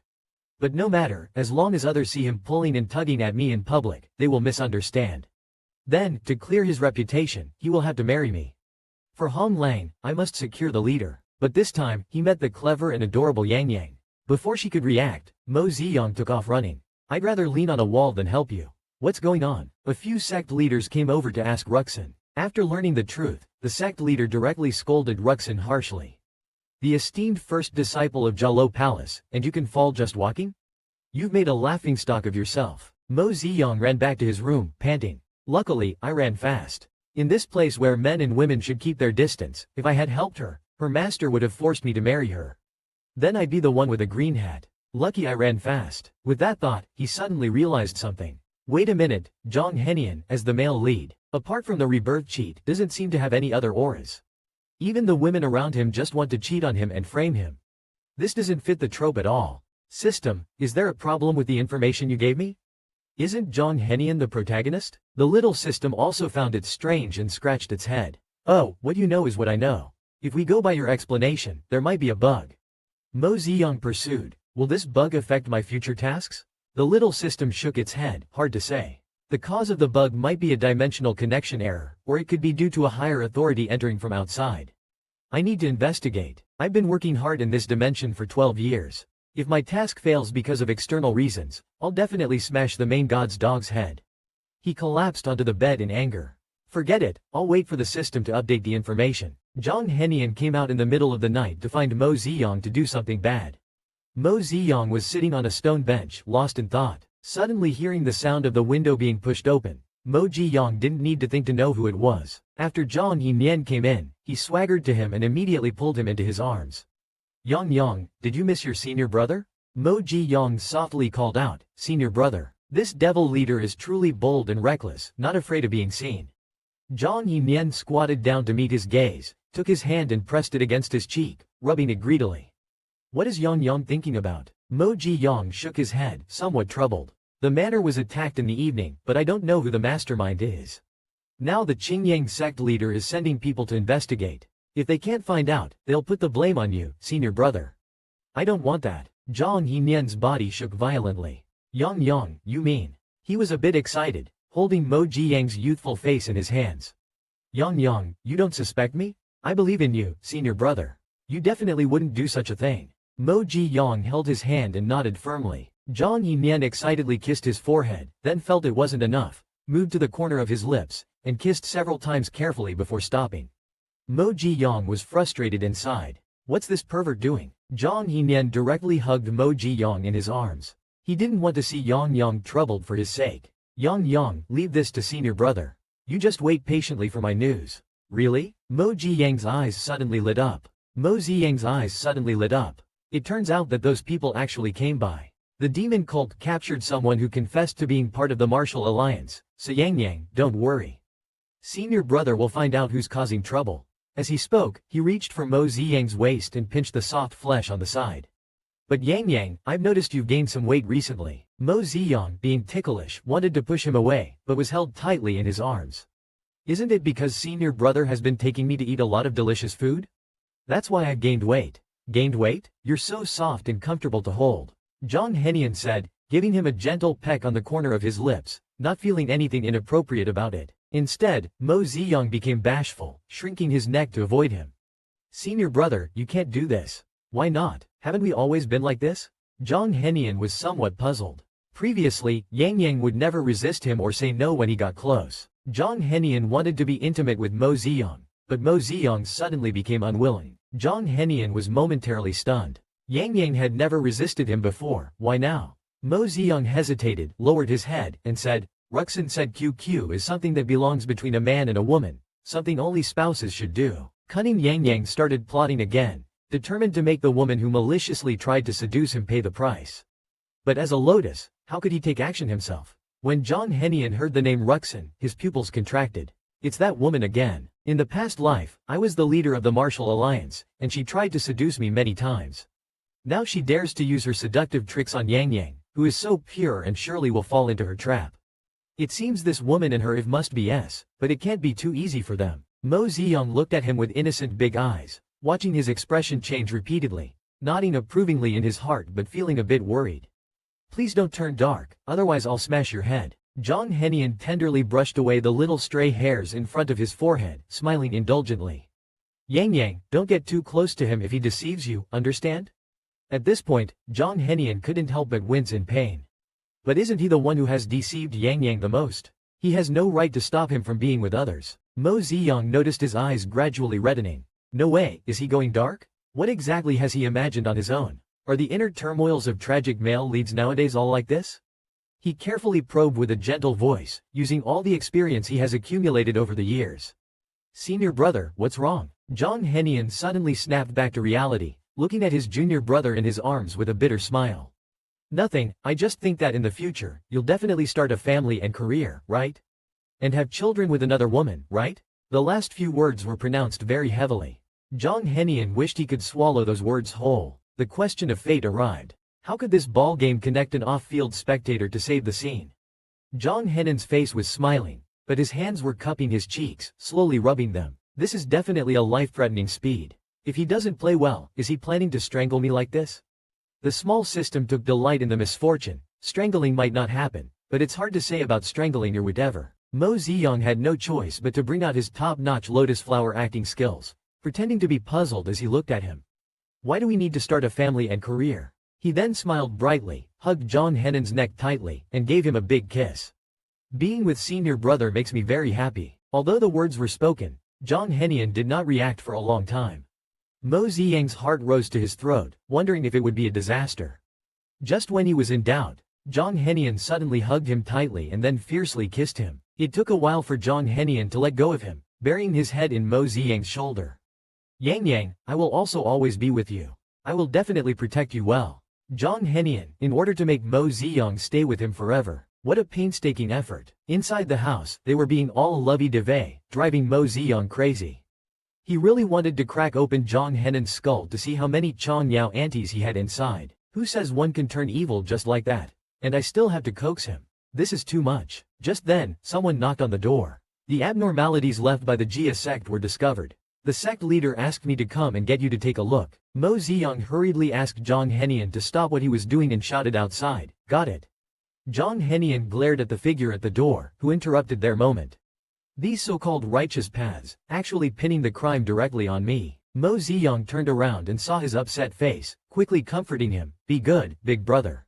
I'll be back soon." Zhang Henian was reluctant but compromised. After the person left, he hugged the quilt on the bed, deeply inhaling the scent, all of which was his junior brother's. After handling the matters, Mo Ziyang hurried back to the room. As soon as he opened the door, the room was empty. He walked in and closed the door behind him. Walking past the screen, he indeed saw someone on the bed. With a mischievous thought, he leaned over and gently called, "Big brother, are you sleeping?" But receiving no response for a long time, Mo Ziyang had no choice but to give up the idea and properly covered his senior brother with the quilt. Suddenly, his hand was grabbed. Zhang Henian, as if having a nightmare, tightly held his hand, murmuring, "Yang, Yang, Yang." Mo Ziyang knew it was a trick, pretended to be startled, then gently patted his back, soothing him like a child, "Be good, big brother, go to sleep." But in his heart, he was thinking, "I knew there was a trick to it. Just wait, I won't bite. Let's see how long you can pretend to sleep." Zhang Henian waited for a long time, feeling puzzled. "I've been waiting for so long, even deliberately talking in my sleep to call him. Why isn't Yang Yang coming up to keep me company?" Finally, he couldn't help but slightly open his eyes, only to be utterly disappointed in an instant. Yang Yang would rather sit by the side and meditate than take the initiative to share a pillow with me. It seems he really has no other thoughts about me. My Yang Yang, when will you finally see me? At this moment, Mo Ziyang is internally complaining, always imagining melodramatic love stories in your head. Why don't you just say it? The little system applauds. Pen really is a pair of scheming brothers. Zhang Henian is preparing to trick the innocent Yang Yang into his schemes, but someone outside the door comes to spoil his plans. It turns out to be the malicious female supporting character planning to seduce Mo Ziyang in the middle of the night. Mo Ziyang steals a glance at Zhang Henian, whose face is dark with anger, and chuckles to himself. "Oh, the malicious female character is delivering herself to us. Sect leader, I brought you some late-night snacks, silver fungus and lotus seed soup," Ruixin whispers from inside. Ru Xin quietly called out inside, thinking to herself that the leader had a child's nature and probably loved sweets. She was sure she could win him over this time. As soon as Mo Ziyang heard there was food, his soul seemed to be lured away, and he was just about to get up. He was suddenly grabbed from behind and held tightly at the waist. Mo Ziyang hadn't even recovered his senses when Zhang Henian directly sealed his lips. "You're going to leave with someone else just because of food? Do you not want your senior brother anymore?" Zhang Yinyan's left hand held his waist tightly, and his right hand pinched his chin, his tone particularly intimidating, an aura of danger overwhelming him. Mo Jiyang thought to himself, oh no, this guy is about to lose it again. Zhang Yinyan slapped the screen with one palm, pinning him against it. Mo Jiyang was so frightened he could barely breathe and softly said, "Senior brother is still outside. If he sees you here, it won't be good." Zhang Yinyan wasn't willing to let him go. So what if he sees? Yang, what's wrong with that? Mo Jiyang internally cried out. The leader of the demon sect hiding in the martial arts leader's room. You say what's wrong with that? But he didn't dare to say it, only diplomatically responded, what if he goes to complain to his master? Zhang Yinyan looked unconcerned. No worries, I have my methods. Just open the door. It seemed this guy was ready to deal with the troublemakers harshly. Since he was going to do it, he might as well do it thoroughly. I will definitely assist well. The little system understood him best and reminded him, I think you're just adding fuel to the fire. This demon sect leader is prone to turning dark easily. Master, you'd better be careful. Zhang Yinyan moved to the side of the door, and Mo Jiyang opened it. Leader, you finally opened the door. These lotus seeds will get cold if left any longer, Rushin said, deliberately leaning towards Mo Jiyang. Seeing the food, Mo Jiyang didn't care about anything else. Thank you, Rushin. I love sweets the most. Rushin leaned closer and closer. Leader, let me serve you. Before the words were finished, Zhang Yinyan couldn't watch anymore and swung his hand towards Rushin's neck. Senior brother, be careful. Mo Jiyang saw Rushin reaching for the tray and shouted in shock. Zhang Yinyan's expression changed instantly. What, is Yang worried about him? Why feel sorry for her? I'm more concerned about the white fungus lotus seed porridge, okay? Just how strong is Zhang Henan's possessiveness? Seeing someone in the middle of the night bothering Mo Ziyang, he directly knocked the person down with one palm. Mo Ziyang thought about whether to use this opportunity to provoke the jealous man. He pretended to be confused and asked, Senior brother, I don't understand why you did this. This person is usually very nice to me. Hee, I even pleaded for your rival, this is intolerable. Zhang Henan's face was as dark as the bottom of a pot. He glared fiercely at the woman on the ground. As expected, she used the same seductive tricks from the previous life on Yang. It's disgusting. In this life, I will make sure she wishes she were dead. Mo Ziyang secretly showed a satisfied smile. More, be harsher. Zhang Henian suppressed his anger and held Mo Ziyang in his arms, softening his voice. Yang, the malice of these people isn't apparent on the surface. Trust your senior brother. I would never harm you, you know? Mo Ziyang hugged him back, his voice muffled. I know senior brother is doing this for my good. But now that things are like this, how do you plan to deal with her? Zhang Henian glanced at the unconscious person on the ground. This person is best at spreading rumors and using them to achieve her unspeakable goals. In that case, I'll let her experience what it means that words can be a fearsome weapon. Mo Ziyang was about to say something when Zhang Henian signaled him to stay silent. Yang, don't make a fuss. Just pretend you never saw her tonight. Leave everything else to your senior brother. Mo Ziyang always listened to his senior brother. Alright then. But then he turned around with an evil grin. Zhang Henian, in both lifetimes, was smeared by her and her lover, ultimately becoming the public enemy of the whole martial arts world. Now, karma is catching up. I'm actually a bit excited. Mo Ziyang was about to celebrate with some white fungus lotus seed porridge. Who would have thought the next second, the bowl was snatched away. Zhang Henian righteously said, this bowl of soup was brought over by Ruxin. There might be something wrong with it too. I'll take it away. Mo Ziyang was so heartbroken that he couldn't sleep well all night. Oh, my sweet soup. The small system was speechless. With this, host, can't you be a bit more ambitious? Zhang Henian finally started dealing with the vicious female supporting character who was trying to seduce Mo Ziyang. Mo Jiyang stretched lazily and yawned, looking exhausted from the previous night. The little system knowingly teased him once again. Just then, he heard a few disciples whispering. Did you hear? The chief disciple of Shashwen sect, Ruxin, went missing last night and was found in a ruined temple outside the city this morning. It said that she was, you know. Mo Jiyang smirked, finding it interesting. He thought Zhang Henian would have finished her off. Turns out, he's planning to slowly torment her as revenge. Quite ruthless, I like it. System, let's go check out the gossip. A man agilely climbed through the window of Ruxin's room. That man was naturally Ruxin's lover, Hong Lang. Ruxin originally thought he came to show concern for her, but who would have thought Hong Lang was only there to ask if the rumors outside were true. Upon learning that Ruxin had been, you know, Hong Lang's attitude turned cold and he quickly left, abandoning Ruxin. Mo Jiyang lay on the rooftop watching the drama unfold, enjoying seeing jerks hurt each other. As expected of the demon sect leader, he's got some skills. An hour later, Mo Ziyang and his group returned to the Wulan Alliance headquarters, only to be ambushed on the way. Mo Ziyang was pondering how to take advantage of the chaos to escape from the team when the opportunity arose. Ru Xin took an arrow for Hong Lang, but Hong Lang, disgusted by him, pushed him into the water with a palm. Ru Xin, I'm coming to save you. Mo Ziyang shouted loudly and leapt into the water. What did you say? Yang Yang has fallen into the water and disappeared? Upon hearing this news, Zhang Henian was on the verge of collapse. He galloped on his horse. Yang Yang, wait for me. Your senior brother will definitely save you. Inside Changping City, there was an additional figure, a blind man with a crutch. I don't understand. What exactly do you want to do by going through all the trouble to escape from the Martial Alliance? And why have you disguised yourself in this manner? The little system was very disdainful. Could it be the river water has gotten into the host's head? Mo Ziyang lifted the veil and smiled slightly. For love and peace, I must also clear some obstacles for my man. Mo Ziyang was tormented in a dark room by his older lover. Mo Ziyang waited by the river for the people from the Martial Alliance to come looking for him when the little system suddenly exclaimed in surprise. Xiao System suddenly exclaimed, do you hear something in the water? Suddenly, a disheveled ghostly figure in red emerged from the water. Mo Ziyang was terrified. Oh my god, there's a ghost. Yang Yang heard someone calling him. Mo Ziyang was shocked. Is this water ghost that powerful? It even knows my name. Xiao System screamed. Ah, so scary. Daddy host, run. Monster, don't chase me. Mo Ziyang used his fastest escape skill, but still got caught by the ghost. He hugged a tree, not daring to look back. Mr. Ghost, I haven't wronged you. Don't find me as a substitute. It's me, Yang Yang. Why does this voice sound so familiar?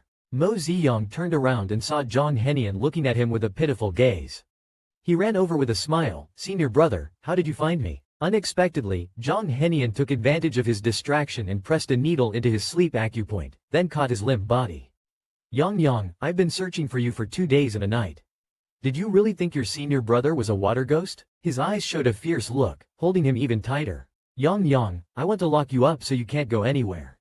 This way, you will never leave me again. Senior brother can't bear the pain of losing you again. When Mo Ziyang woke up, he found it was pitch dark, without even a candlelight. Xiao System flew out. Where is this? Why is it so dark? Mo Ziyang reached out his hand and was shocked to realize he was locked up. He tried to speak but found he could only make a moaning sound, unable to say anything. Congratulations, host. You got yourself a little dark room. The system said as it appeared. Zhang Henian knocked you out and sealed your mute acupoint, locking you in this dark room. He's just a step away from turning dark. It's like he's crazily testing the waters on the edge of turning evil. If you don't soothe him properly, the mission will fail. Be careful, host. Mo Ziyang blinked gently. What kind of comfort are you talking about? The little system chuckled. What do you think? Just then, the door was pushed open. Zhang Yinian was dressed in a bright red outfit, looking particularly festive. Even his hair was tied up with a red ribbon, as if he were going to a wedding. Mo Ziyang couldn't move, could only glare at him through gritted teeth.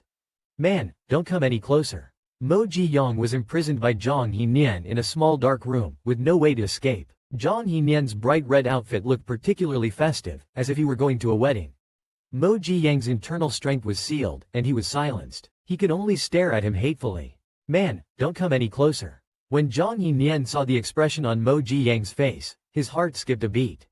As expected, Yang Yang still doesn't accept me. But that's okay. Whether Yang Yang accepts it or not, I had to do this. He sat on the edge of the bed, leaned over, and gently removed the magic trick from Mo Ziyang's forehead, asking softly, Yang Yang, are you hungry? Mo Ziyang was anxious. You're asking me? How about you let me speak? Seeing him struggling, Zhang Yinian's face showed a sad expression. He reached out and stroked his cheek. I originally intended to endure until Yang Yang understood my feelings. But after so many years, I realized you never understood. Mo Ziyang was on the verge of tears. I understand, just give me a chance to speak, okay? I was wrong, I reflected, I repent. Zhang Yinian saw his struggle as a desire to escape. His already tense nerves snapped. Is this look on your face because you're still thinking about how to leave me? The little system quickly reminded, Host Dad, don't provoke him anymore, he's about to turn dark. Yang Yang, you're forcing me. Saying this, Zhang Yinian leaned in directly. The delicate softness was the taste he'd yearned for day and night.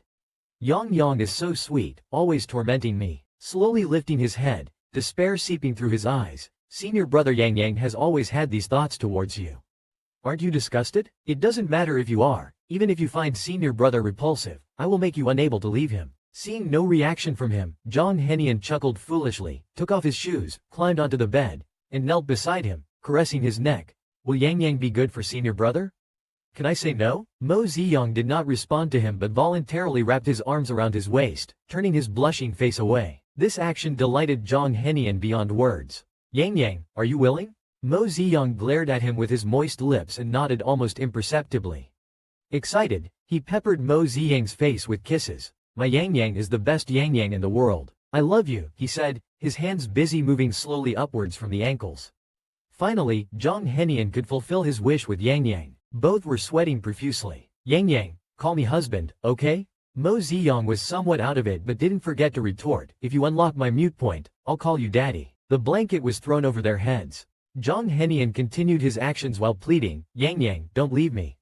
Let's be together forever, okay? Mo Ziyang was tormented to the point of being unable to make a sound. Help, this night is too long. The stars shone and the clouds floated by. Mo Ziyang lay on the bed feeling lifeless. It's been 2 days. I haven't stopped feeling dizzy whether awake or asleep, never leaving the bed. My back, ah. Yang Yang, Jong Henian suddenly woke from his dream. Seeing the person beside him, he sighed in relief, leaned over, forehead to forehead, whispering, thank goodness you're okay. You know, ever since I heard you went missing in the water, my heart has been like shattered. If something really happens to you, I will definitely go with you. Yang Yang, why haven't you said a word to me until now? He slightly lifts his head and sees Yang Yang staring at him with a grievous look. Instantly, despair spreads like a tide, gradually pervading every limb. He slowly stands up. Yang Yang, do you really dislike your senior brother? Was your agreement before just to escape from me? System warning, target's darkening value is rising. Mo Ziyang almost spurted out blood. Is this guy really forgetting I was muted? But at this moment, his look of utter despair is truly heart-wrenching. Yang Yang, how about we just die together now? If we can't share life, sharing death would leave me with no regrets. Mo Ziyang instantly got annoyed, you big dummy. I work hard on tasks just to survive, because you've been through so much, we should cherish the time we're alive, you jerk, do you understand? Jong Henian's voice trembled slightly as he continued, but I can't bear to leave Yang Yang. What if I go to the underworld and you're unhappy? Yang Yang, I'm always afraid you're unhappy, I always hope you're happy. Mo Ziyang noticed something strange about the body holding him. Why is his body temperature so high? Worried, the person directly collapsed into his arms. Jong Henian was sick and had locked up Mo Ziyang, wanting to TT. Before TT was done, he directly fainted into Mo Ziyang's arms. Mo Ziyang, feeling the burning body in his arms, was speechless and grimaced. Just 2 days and he's caught a cold and fever, really useless. Isn't it because I have to rush out and take care of you? The little system covered its mouth and snickered. Now you complain he's useless, but who was it that was complaining about back pain just now? Indeed, you're all cattle with no field. After a surname Shang, Mo Ziyang finally broke through the seal. He took a deep breath. Finally, I can speak. The chains snapped with a sound. He stood up and rushed out. My internal strength has returned. I'm still the most handsome guy here. After taking people out, Jong Henian barely opened his eyes, his gaze somewhat vacant. Can I win this bet this time? After lying down for a while, he sat up angrily, staring at the door for so long. Yang Yang still hasn't come back. Did I lose the bet? Suddenly hearing hurried footsteps, his spirits lifted. Indeed, Yang Yang still can't bear to leave me. Mo Ziyang finished preparing the medicine in the kitchen and hurriedly brought it in. Senior brother, you're finally awake. Come, drink the medicine first. He fanned it cool before feeding it to Jong Henian. He couldn't help feeling that life was tough. It was me who was restricted, but why am I the one serving others in the end? Jong Henian felt guilty and didn't know how to face Yang Yang. Starting to act pitiful. Yang Yang, will you hate me? Mo Ziyang felt overwhelmed by the tea aroma, smiled weakly and said, Senior brother, what do I need to say for you to believe that I really don't dislike you? Hearing this, Jong Henian excitedly grabbed his wrist to confirm again. Do you really not dislike your senior brother, nor find him repulsive? Mo Ziyang blinked, his moist eyes making one's heart ache. Senior brother, since our master died, it has only been the two of us. How could I dislike you? I also hope that I'm the only one by your side. Saying this, he leaned directly into Jong Henian's arms, showing him the bruises on his wrist. Look, it's all bruised. If senior brother wants, Yang Yang is willing, but you must never tie me up again, it's very painful. The system started to highlight the importance of expressing grievances. You must speak up if you're upset, otherwise how can the other person feel sorry for you? As expected, Jong Henian saw the delicate bruises on his fair wrist and immediately felt heartache. He held his hand gently and promised, "Senior brother won't do it again. Yang Yang, please forgive me this time, okay?" Seeing him distressed, Mo Ziyang pushed further, "And you can't lock me up again. My hands and feet hurt. It won't happen again." John Henian now wished he could kneel down and beg for forgiveness, no longer having the heart to help him. While John Henian and Mo Ziyang were halfway through their conversation, John Henian suddenly fainted. Mo Ziyang was speechless, helplessly preparing and administering medicine. Seeing him sick still made him heartache. He held John Henian's face seriously and said, "You must not joke with your health anymore. I'm so worried about you, preparing your medicine, wiping your body, watching over you without daring to rest, wishing I could be sick for you. If you don't rest well, how can you be worthy of me?" John Henian is so happy now that he doesn't know where to put his hands. He originally thought that after forbidding him 4 times, he would hate him to the core, but instead, he is still so concerned. Now, it's worth it even if he calls him S. He held the person in his arms. Yang Yang was right, I will never let you worry again. Silent love is only suitable for, but with Lianhua, you absolutely cannot. You must let the other person know how much you have sacrificed for them. John Henian felt a weight lifted from his heart. Finally, his plan worked. He actually deliberately acted irrational and desperate, just to let Yang Yang see his love for him and also see his own pitiful state.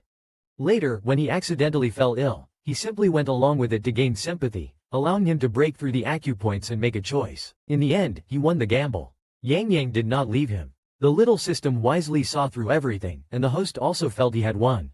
This is truly like Emperor Qin Shi Huang touching an electric door and winning big. Yang Yang, why don't we not become the martial arts alliance leader or make any connections?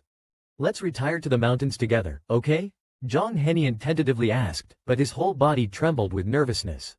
Mo Ziyang refused without thinking, no. Hearing this answer, John Henian's eyes instantly turned red. Why? Does Yang Yang not want to be with me? The little system sounded the alarm. Mission target extremely dangerous, about to blacken, please handle with caution. Mo Ziyang scratched his head. I've been painstakingly dealing with him for so long, and now he's addicted to blackening. If you dare to blacken, I'll dare to cry for you to see. John Henian asked Mo Ziyang to give up the position of Wulan Alliance leader and retreat to the mountains with him to become a couple of immortals. Mo Ziyang had just refused when John Henian started to turn dark. Mo Ziyang was freaking out. This addiction to turning dark was helpless. Other men still needed me to soothe them. A single tear hung in his eye in an instant. He softly called out, "Senior brother, did I do something wrong that you don't want me to be the Wulan Alliance leader?" Seeing him cry, John Henian felt a sourness in his heart and hurriedly comforted him. No, it's my fault. I just don't understand why you insist on being the Wulan Alliance leader. Mo Ziyang thought to himself that it was all to protect him from evil, but he muttered, because Master once said he wanted to see a world without strife in the martial arts community. I was raised by Master, so naturally, I don't want to go against his last wishes. John Henian was stunned for a moment. It turned out that the expectations Master had for me in the past are now placed on Yang Yang. He felt an indescribable feeling in his heart. He leaned down and kissed her forehead gently. It's all right, Yang Yang. If you want to be it, then be it. Being the Wulan Alliance leader is no big deal. Your senior brother is here after all. The little system sighed in relief, indicating the dangerous situation was resolved, and encouraged the host to keep it up. Mo Ziyang chuckled inwardly, thinking why make things hard for oneself when showing weakness can solve the problem. John Henian held his face in his hands. Yang Yang, since you are returning to the Martial Alliance, we need to find an explanation for your disappearance to avoid their suspicion. I have a plan, but it requires you to be unconscious for a day or two. Is that okay? Mo Ziyang held his hands and rubbed his cheeks against them, showing the trust he most desired. Okay, I'll listen to my senior brother. Also, after I return, will we still be able to meet? Worry not about the Martial Alliance, I can sneak in to find you, he said as he gently stroked Mo Ziyang's soft hair, feeling joyful. Good, I'll wait for my senior brother to come find me. To have one's wishes fulfilled is truly the happiest thing in the world. John Henian sneaked into Mo Ziyang's room in the middle of the night, wanting to be with Yang Yang. Mo Ziyang was lying on the bed resting when suddenly he heard a tapping sound at the window. He sat up abruptly and saw a figure leaping into the room. This person is really bold to come so openly. John Henian, dressed in bright red, stood out vividly, holding a food box in his hand. Senior brother, Mo Ziyang's eyes lit up, but that was because he saw the stone box. Yang Yang is happy to see his senior brother, John Henian said with a hint of jealousy, while the little system seemed to enjoy the drama. Oh, a life-threatening question is coming. But such a small mishap couldn't possibly trouble the White Lotus. It's still senior brother who cares for me. I want a hug. Mo Ziyang reached out his hands. Anyway, saying, happy pastries, he might get jealous, saying, happy, he can't deceive himself, better to praise him first, then act coquettishly. The great method of pampering men, who doesn't know it? Zhang Henian knew all too well the little schemes hidden in his sweet words, so he decided to take some interest first. The pastries haven't been eaten yet, how come your mouth is so sweet? Let me have a taste, he said softly, lifting his chin and kissing him. The little system chuckled secretly, darn, he got me. Why did senior brother suddenly come over? Mo Ziyang asked while eating pastries, trying to divert his attention. Seeing that he liked it, Zhang Henian happily reached out to touch his face. I missed you, so I came. Yang, eat more, fill yourself up. He thought for a moment and added, but don't eat too much, after all, it's already night.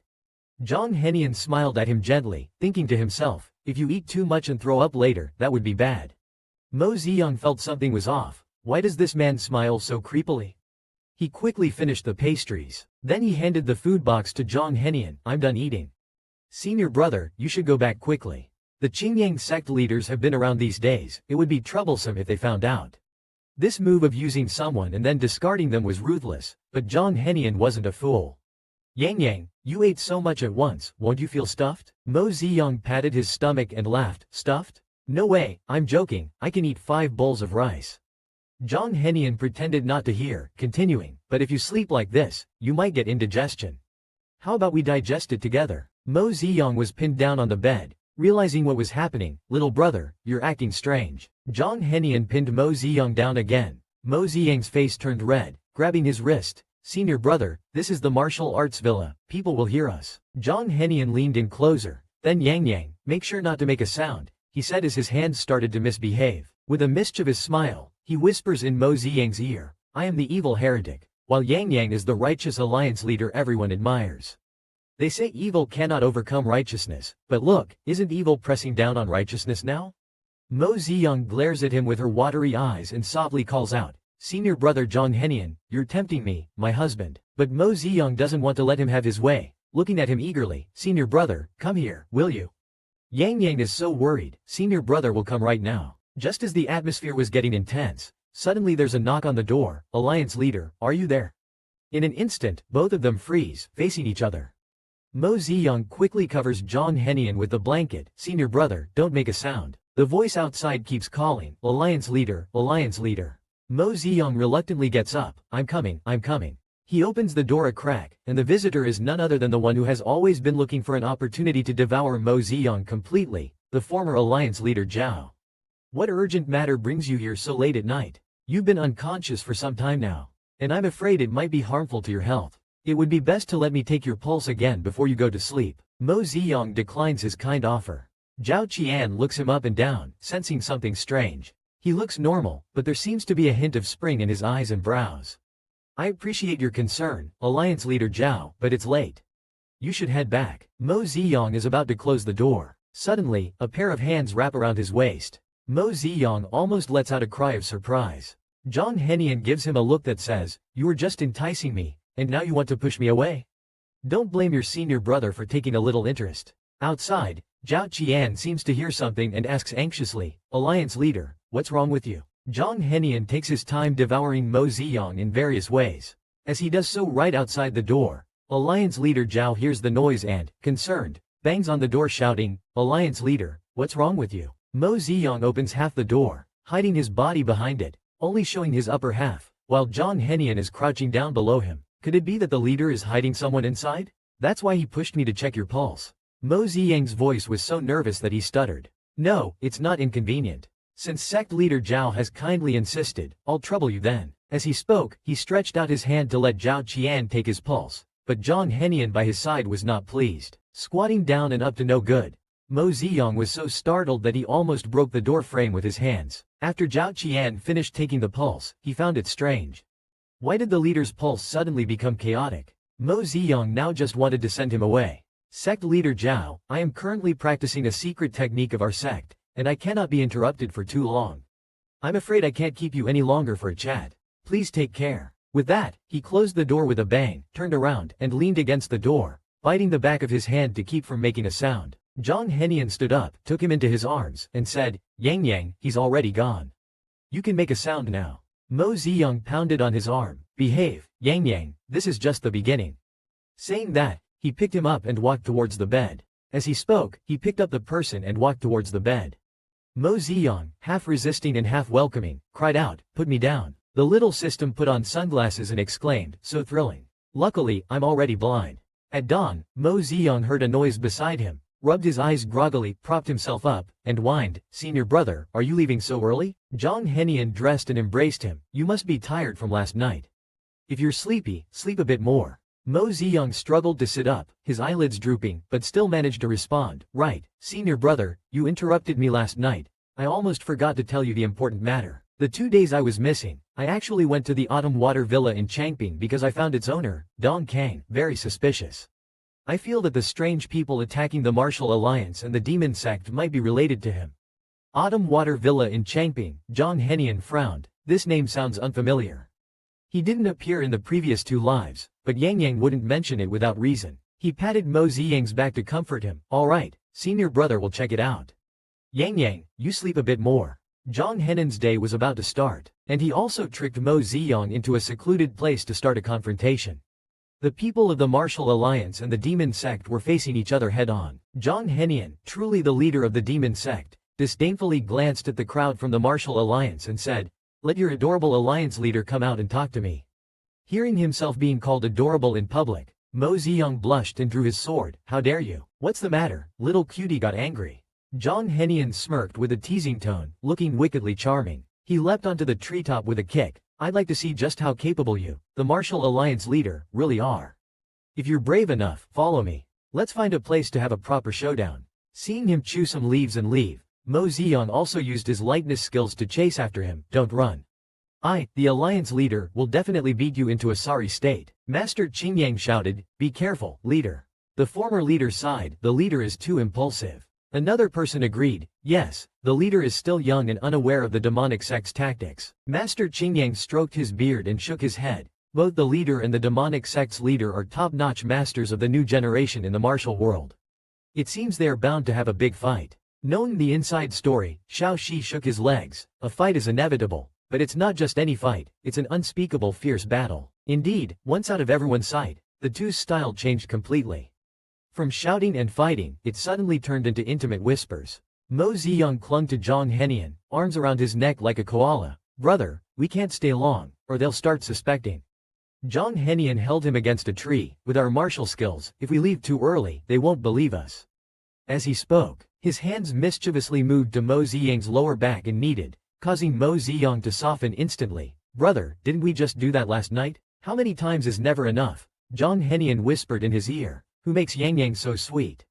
Mo Ziyang was at a loss for words. "I think we should quickly finish this, to avoid him getting carried away again." In the small woods, Zhang Henian was about to devour Mo Ziyang completely. Knowing they didn't have much time, Zhang Henian, getting into it, cooperated to make it quick. "Would, husband, be better, Yang Yang?" Zhang Henian held his waist, lifting him up. Mo Ziyang hoarsely still called out, "Brother." Perhaps not what he wanted to hear. Zhang Henian became even more intense. "Why do I feel like I could lose him anytime he calls me brother? Why won't he call me husband? If he did, I could rightfully be with him until the end." Zhang Henian reluctantly bites his shoulder, trying hard to restrain himself from hurting him. After letting go, he sighs almost inaudibly. "Yang Yang, I always feel powerless against you." The little system watches this scene with its mouth agape, sighing, "Ah, spring, another exciting season." An hour later, Mo Ziyang uses his light skills to rush back to the Martial Alliance. He almost couldn't stand due to weak legs when he landed. It took him a moment to steady himself. He cursed inwardly, "This thing just knows how to torment me, almost making me lose face." The leader might be injured. Qingyang, the sect leader, dismounts and hurries to check if he's hurt. "It's nothing, just a bit drained. But that time I was wounded by a sword, my arm had already fled." Mo Ziyang boasts shamelessly, while the little system can't help but expose him. "Your arm does have a wound, but I remember it was someone's bite." Annoyed, Mo Ziyang covers the little system's mouth. "Shut up, will you?" Qingyang, the sect leader, laughs heartily and strokes his beard. Indeed, a hero emerges from youth. The leader's martial arts are unmatched. Even the demonic sect's leader has become his defeated foe. However, one must not be too proud. The leader should remain humble to advance further. This advice carries a fatherly tone. Meanwhile, the evil sect's followers, hearing their leader was injured, wanted to step forward, but a signal flare from the other side of the dense forest made them retreat. Seeing this, more than 10 people retreat. The Taoist Martial Alliance is puzzled. What exactly did they come to Changping for? They left without doing anything. This isn't like the demonic sect style. Qingyang, the sect leader, finds it strange, watching them retreat. Just now, while I was entangled with that sea, it seemed he mentioned something hidden in the autumn water courtyard. Mo Ziyang timely provides an answer. Using Zhang Henan's name to lure people to the autumn water courtyard won't arouse suspicion. Indeed, Qingyang, the sect leader, is somewhat suspicious. It seems we need to check the autumn water courtyard. If there really is a demonic plot, it's better to stop it as soon as possible. Someone actually wants to assassinate Mo Ziyang. Let's see how our Yang Yang turns the tables. In the Chusui courtyard, Mo Ziyang is searching for the secret room entrance when he suddenly senses Qin Hong sneaking behind him. Are you looking for me? Mo Ziyang suddenly speaks, startling Qin Hong. Why are you following me? Mo Ziyang had already seen through his little scheme. This Qin Hong is ambitious and ruthless, having long wanted to eliminate him to replace him as the Martial Arts Alliance leader. Qin Hong was caught red-handed. Qin Hong was caught red-handed and tried desperately to exonerate himself. I just happened to be checking around and saw the leader passing by, so I thought to come over and help. While speaking, Qin Hong secretly hid the poison needle in his hand. Mo Ziyang pretended to be naive and unsuspecting. I see, you've come at the right time. I indeed need help. Search the main house carefully for me. Look for the mechanism that opens the secret passage. This free labor is too good not to use. Qin Hong respectfully agreed, but he despised the idea internally. How could such a naive young man be trusted with the responsibility of protecting the martial arts world? After searching for a while, they finally found the entrance to the secret chamber. Qin Hong tricked Mo Ziyang into going first. Mo Ziyang pretended to know nothing and entered the secret chamber. The small system quickly reminded, "Host Dad, be careful. Qin Hong is going to stab you." Mo Ziyang cleverly responded, "Shush, let's not expose him. Just watch how I deal with him." As expected, Qin Hong made his move. Mo Ziyang pretended to sneeze loudly, successfully dodging the first poison needle flying towards him. Suddenly curious about the scratches on the wall, Mo Ziyang studied them and successfully dodged the second poison needle. The next second, he yelled, "Ah, there's so much water on the floor, my shoes are wet." He bent down to take off his shoes, successfully dodging the third poison needle. Frustrated, Qin Hong panted heavily, cursing, "How could I not hit him?" It was now Mo Ziyang's turn to counterattack. "Ouch, I've fallen, come help me up." The leader has fallen. Qin Hong couldn't just watch and hurried to help. The small system mocked, "Could you act any more exaggerated?" Mo Ziyang suddenly felt weak in his legs and fell onto Qin Hong. His hand that was holding her wrist also forcefully pushed towards his thigh, and the poison needle originally aimed at Mo Ziyang ended up stabbing Qin Hong's own leg. Mo Ziyang quickly got up, his face full of gratitude. "Thank goodness you supported me." But then he turned his head and asked with confusion, "What's wrong with you? You look so pale." The poison acted swiftly, and Qin Hong had no time to talk. He ran towards the exit, needing to find a secluded place to detoxify quickly, or it would be too late. The system wondered, why let him go? It would be easy to finish him off here without anyone knowing. No one will know, right? But that might not be the case. He lazily leaned against the wall. "Brother, I can hear your breathing." A figure appeared in the darkness. It was Zhang Henian. I knew I couldn't hide it from Yang Yang's ears. Mo Ziyang raised an eyebrow at the system. "See? If I had acted just now, my persona as a kind and innocent flower would have been ruined." The system gave a thumbs up, worthy of the boss. Zhang Henian is always thinking about taking advantage of Mo Ziyang. Inside the secret room, Mo Ziyang lazily leaned against the wall. "Come out, brother, I can hear your breathing." Sure enough, Zhang Henian's figure slowly emerged from the darkness. I knew I couldn't hide it from Yang Yang's ears. "Look what I've brought for you." He lifted a pair of men's shoes in his hand. "My shoes got wet from the water in this underground chamber when I came earlier." This was truly a timely help. Mo Ziyang rushed over to flatter. "Indeed, brother, you treat me the best." Zhang Henian personally knelt down to change his shoes. He instructed, "Stay away from that Qin Hong in the future. He's not a good person." Mo Ziyang obediently agreed and naturally stretched out his other foot for his shoes to be changed. Zhang Henian thought to himself that it would be best to find an opportunity to get rid of that guy sooner rather than later, to prevent him from plotting against Yang Yang again. Suddenly, Mo Ziyang clutched his chest and spoke in confusion, "But brother, it's strange. I feel a boiling sensation throughout my body now, as if something's burning. My heartbeat is also so fast." Zhang Henian stood up, kissed his cheek, and said, "You've been in the secret room for too long. The effects of the medicinal fumes you inhaled are starting to show. With that kiss, Mo Ziyang felt even more restless and asked intermittently, is this medicine poisonous? Zhang Henian smiled heartlessly at him. Do you remember those people in black who attacked the Martial Alliance and the demonic sect? They turned into what they are by taking this kind of medicine that sacrifices lifespan for power. Is it poisonous? What do you think? Mo Ziyang, now nervous, sought Zhang Henian's help. What should I do? Am I going to mutate too? Zhang Henian took the opportunity to grasp his chin and caress it slowly. There's only one way left now. Before he could ask what it was, Zhang Henian kissed him directly. After a long while, he finally let go of Mo Ziyang. There. The poison has been neutralized. Mo Ziyang punched him in the chest. You scared me. Zhang Henian held him in his arms and kissed his forehead. Good boy, Yang Yang, someone's coming. I'll bring you something delicious tonight, wait for me. Saying that, he vanished in a flash. Mo Ziyang glared angrily in the direction he left. I'll settle the score with you tonight. Zhang Henian came for a secret rendezvous with Yang Yang late at night. He wore a set of casual clothes tonight, shedding his usual bright red attire, looking just as handsome. Mo Ziyang's eyes were filled with little hearts of love. Wow, this outfit looks great on you, it has that flair. The little system handed him a tissue. Wipe your drool first. Coming back to his senses, he pretended to be angry. Brother, why did you come so late? I'm so hungry. Zhang Henian walked to the bedside, opened the food box he brought, and explained softly, actually, I wasn't late. It's just that I saw Qin Hong lurking around spying on you, which delayed me a bit. Mo Ziyang chewed on a piece of sugar oil cake contentedly. HMPH, I knew he had a problem. Today during the day, his gaze kept drifting to my shoes. I suspect he has already discovered our relationship. Zhang Henian reached out to pull him into his arms, letting him lean against him while eating.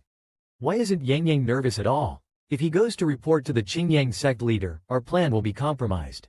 Mo Ziyang remained completely unflustered. I thought about this issue long ago. You don't know, do you? I went to see the Qingyang sect leader in advance and informed him of half of your plan. This way, if Qin Hong goes to report, he will only end up being accused of harboring ill intentions towards the alliance leader. Zhang Henian was momentarily surprised. Yang Yang actually understood the principle of planning before acting. The little system quickly warned, boss, watch your innocence. The persona of the naive little white flower is about to collapse. This little thing, watch me. He wrapped his arms around Zhang Henian's neck and acted coquettishly. He caught Zhang Henian's neck and acted coquettishly, senior brother, am I very smart? Praise me quickly. Hearing this, Zhang Henian lifted his chin and kissed him. After a moment of entangled kissing, he let go. You're the smartest, Yang Yang. It's no big deal. Just act cute to divert his attention, and everything will be fine. The little system was embarrassed. Who said pretending to be silly and sweet doesn't require intelligence? Just as the two were about to get intimate, they suddenly heard a series of knocks on the door. Leader, are you there? It turned out that when Qin Hong was spying on Mo Ziyang earlier, he discovered Zhang Henian sneaking into Mo Ziyang's room. He was thrilled, thinking he finally had evidence of Mo Ziyang colluding with the demon cult. He immediately brought a team to surround them. Zhang Henian came to find Mo Ziyang in the middle of the night, only to be caught red-handed by the Martial Alliance people. Qin Hong led his men to block Zhang Henian inside the room and then forcefully opened the door. It really is you, demon. Qin Hong said with a grand tone, but inside he was extremely pleased. Great, Mo Ziyang can't talk his way out of this. The position of Martial Alliance leader is finally mine. Mo Ziyang, as the leader of the Martial Arts Alliance, why are you mingling with the leader of the demon sect? Won't you give everyone an explanation? Mo Ziyang's face shows he has no idea what he's talking about. Zhang Henian stands up displeased, staring at Qin Hong. Yang Yang, you always say in your heart that the people of the Martial Arts Alliance take good care of you. Is this how they take care of their leader? Mo Ziyang is also surprised, looking at Qin Hong. Qin Hong, what are you doing in the middle of the night? Qin Hong didn't expect to catch these two in the act and still pretending, immediately gets angry. What are you playing dumb for? He is the demon sect leader, the big demon. Qin Hong, don't be rude. Qingyang, the sect leader, speaks up. He points at Zhang Henian and asks Mo Ziyang, leader, this must be the senior brother you mentioned to me? Mo Ziyang nods repeatedly. Zhang Henian introduces himself. I've met sect leader Qingyang. I am Yang Yang's senior brother, Zhang En. Qin Hong's jaw drops in shock. The system laughs until it cries. Sect leader Qingyang strokes his beard, looking at the person in front of him, feeling strange. This face, except for the teardrop mole at the corner of the eye, is almost indistinguishable from that demon, but the temperament and the heart are completely different. Truly, they are two different people. May I ask, young friend Zhang, do you have any brothers? Zhang Henian frowns and starts spouting nonsense. I was taken away by my master at the age of 3. I vaguely remember having a younger brother, but I don't know where he is. Later, Yang Yang sent me a letter saying that the leader of the demon sect looks very much like me, so I decided to come out and see. Mo Ziyang and the system cover their mouths to suppress their laughter. Qin Hong is split on the spot, having never heard such outrageous lies in his life. You're fooling ghosts. But his master, sect leader Qingyang, believed it. In the end, sect leader Qingyang even checked Zhang Henan's pulse and internal strength, indeed finding them to be of the same origin as the leader. Qin Hong believed it to be true and vomited on the spot. Zhang Henian often shaved the heads of his subordinates to practice styling for Yang Yang. Since Zhang Henian, under the alias Zhang En, successfully infiltrated the Martial Alliance, he has been inseparable from Mo Ziyang. While styling his hair, Mo Ziyang worriedly said, "Senior brother, although the Qingyang sect leader no longer doubts your identity, the other two leaders won't trust you so easily. They will likely continue to test you." Zhang Henian, confident, replied, "Naturally, I have ways to handle it." Mo Ziyang happily finished styling his hair, securing it with a silver pin, and praised, "This hairstyle looks really good." "Yang Yang looks good," Zhang Henian said, seeing the boy styling his hair in the bronze mirror. The mirror couldn't fully capture his appearance, but in his heart, he pondered over Yang Yang's image countless times daily. Having said that, Mo Ziyang felt embarrassed to admit that he was praising his own styling skills, not Zhang Henian. But since he was praised, he reluctantly accepted it. Zhang Henian stood up, then pressed Mo Ziyang into the chair, loosening his slightly messy hairline. "Yang Yang, let me style your hair too." "No need, my hair is already styled." Mo Ziyang hesitated, internally shouting, "Don't mess up the hairstyle I carefully crafted." Zhang Henian held him down, placing a kiss on his hair. "Don't move, let senior brother try." "Alright then," he reluctantly agreed. "Little system, quickly check if my hair is still there. I don't want to be a bald boy." The little system took off its straw hat and pitifully said, "How can you bear to make a system bald?" Such a cruel question. After a while, Mo Ziyang slightly opened his eyes, surprisingly finding it wasn't too bad. He asked in confusion, "Senior brother, I used to comb your hair. When did you learn to do it yourself?" Zhang Henian replied gently, "Because I want to comb Yang Yang's hair for a lifetime, I must practice well."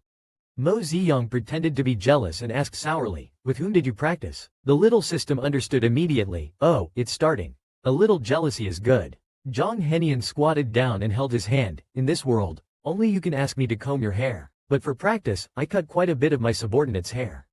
The most popular hairstyle in the demon cult recently is bald." How afraid is Zhang Henian of losing Yang Yang? After combing Mo Ziyang's hair, Zhang Henian took out a jade hairpin he had prepared from his sleeve. "Yang Yang, this hairpin is a pair with the one on my head.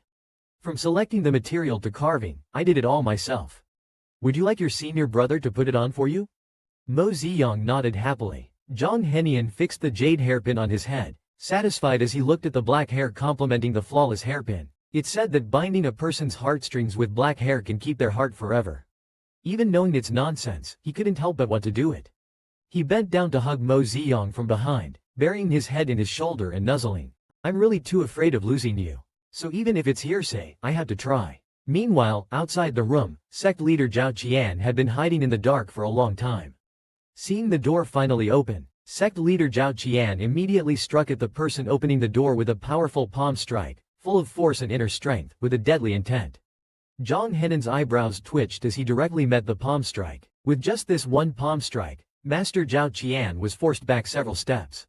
His fist instantly became red and swollen, losing strength. Mo Ziyang poked his head out, pretending to be surprised. "Master Zhao Qian, what are you doing here? Is there something you need? Is there something wrong?" Zhao Qian secretly hides his injured palm behind his back. "I heard someone saw the cult leader in the leader's house. I came to check, only to find it was just a misunderstanding."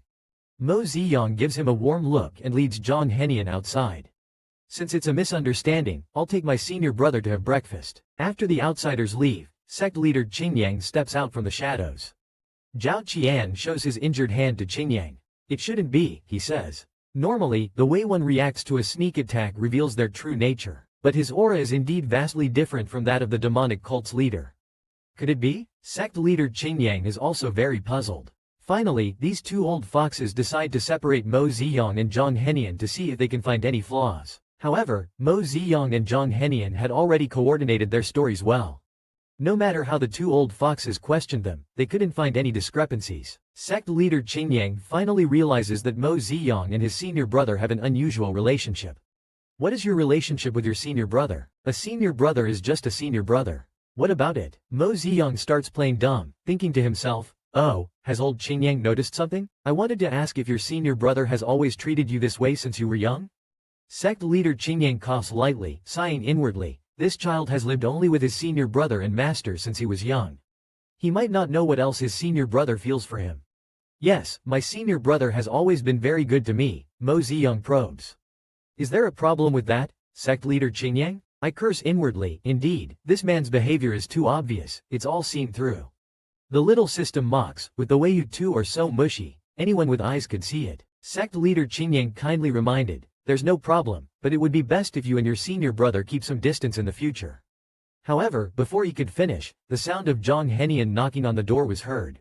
Sect leader Qingyang, is my junior brother here? Yes, senior brother. Mo Ziyang immediately stood up, joyfully going to open the door. Sect leader Qingyang sighed, never mind, I better not meddle too much. Mo Ziyang, holding Zhang Henan's sleeve anxiously, asked, senior brother, what did you and sect leader Zhao Qian talk about? Zhang Henian rubbed his hair, his eyes filled with indulgence, it was all trivial matters. Seeing Mo Ziyang let go of his hand, he lightly said, if you don't want to know, let's drop it. Unexpectedly, Zhang Henian, in front of others, held his junior brother's hand and coaxed softly, if you want to hear, I don't mind telling you every detail, but I'm afraid you'll find it boring and be unhappy. Sect leader Qingyang and sect leader Zhao Qian were shocked by the atmosphere between the two. Such a gentle and indulgent attitude and tone. It's more like towards one's wife rather than his junior brother. Mo Ziyang actually has a rival in love. Members of the Martial Alliance plan to infiltrate the underground chamber of Chusui Villa again to uncover its secrets. Zhang Henian held Mo Ziyang's hand, signaling him not to move. This time, you don't go down. I'll go into the chamber with sect leader Qingyang and sect leader Zhao Qian. It's all water down there, and you'll be unhappy if your shoes get wet. Sect leader Qingyang and sect leader Zhao Qian stood there, like two glaring light bulbs, perfectly shattering Mo Ziyang's wishes.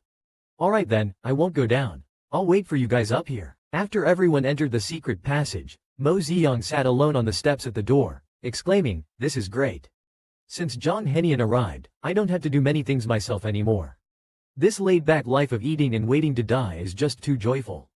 The system mocked, so you agreed to Zhang Henan's pretend plan just to slack off, right? Mo Ziyang smiled brilliantly, of course not. I regret not having him come earlier. Just then, a dart flew towards Mo Ziyang. He dodged to the side and stood up. Who's there? A man in blue leapt onto the rooftop, his charming face smiling at the young man below. Just a brat, not good looking, but his skills aren't bad. The newcomer was Lu Xiangyi, an elder of the demon sect. Lu Xiangyi coldly stared at Mo Ziyang. This guy is cute, indeed cute, but not enough to be called a national beauty. Why does the leader think about him all day? Am I not more appealing? Mo Ziyang looked up at the flamboyant man on the roof. You actually called me a brat? I'm much older, after all, I'm your grandpa. He felt quite indignant. This person looks good, just a bit effeminate. But attacking right away, do we have a grudge? Lu Yi didn't expect this person, who seemed innocent and naive, to be so sharp-tongued. He sneered, speaking so disrespectfully, I'll pull out all your teeth and see how you take advantage of me. When it comes to fighting, Mo Ziyang isn't afraid of anyone. He stood there with his arms crossed, unafraid, and mocked, oh, but I must say, you're quite good-looking.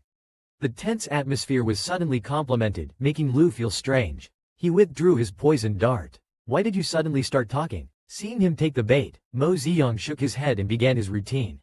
I not only talk, but I speak the truth. So when I say you're good-looking, I mean it. When I say I'm your grandpa, I truly am. Lu Yi didn't expect this person to be so cunning. As he was about to retort, Mo Ziyang didn't give him a chance, stepping back slightly and provoking him. If I'm not your grandpa, then it proves you're not good-looking. Lu Yi was truly angered, brandishing his whip and charging at him.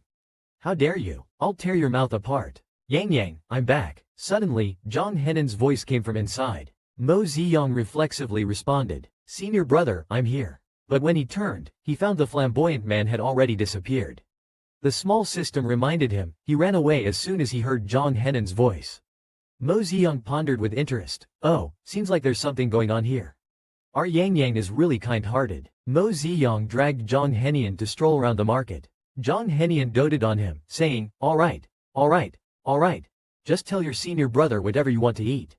Mo Ziyang's eyes sparkled as he said, I want to eat roasted chicken legs, sugar oil rice cakes, sugared chestnuts, and deep-fried pork loin. The masters Qingyang and Zhao Chen following behind felt full, as if they had had their fill of dog food. Mo Ziyang had a sugar-coated hawthorn on his left hand.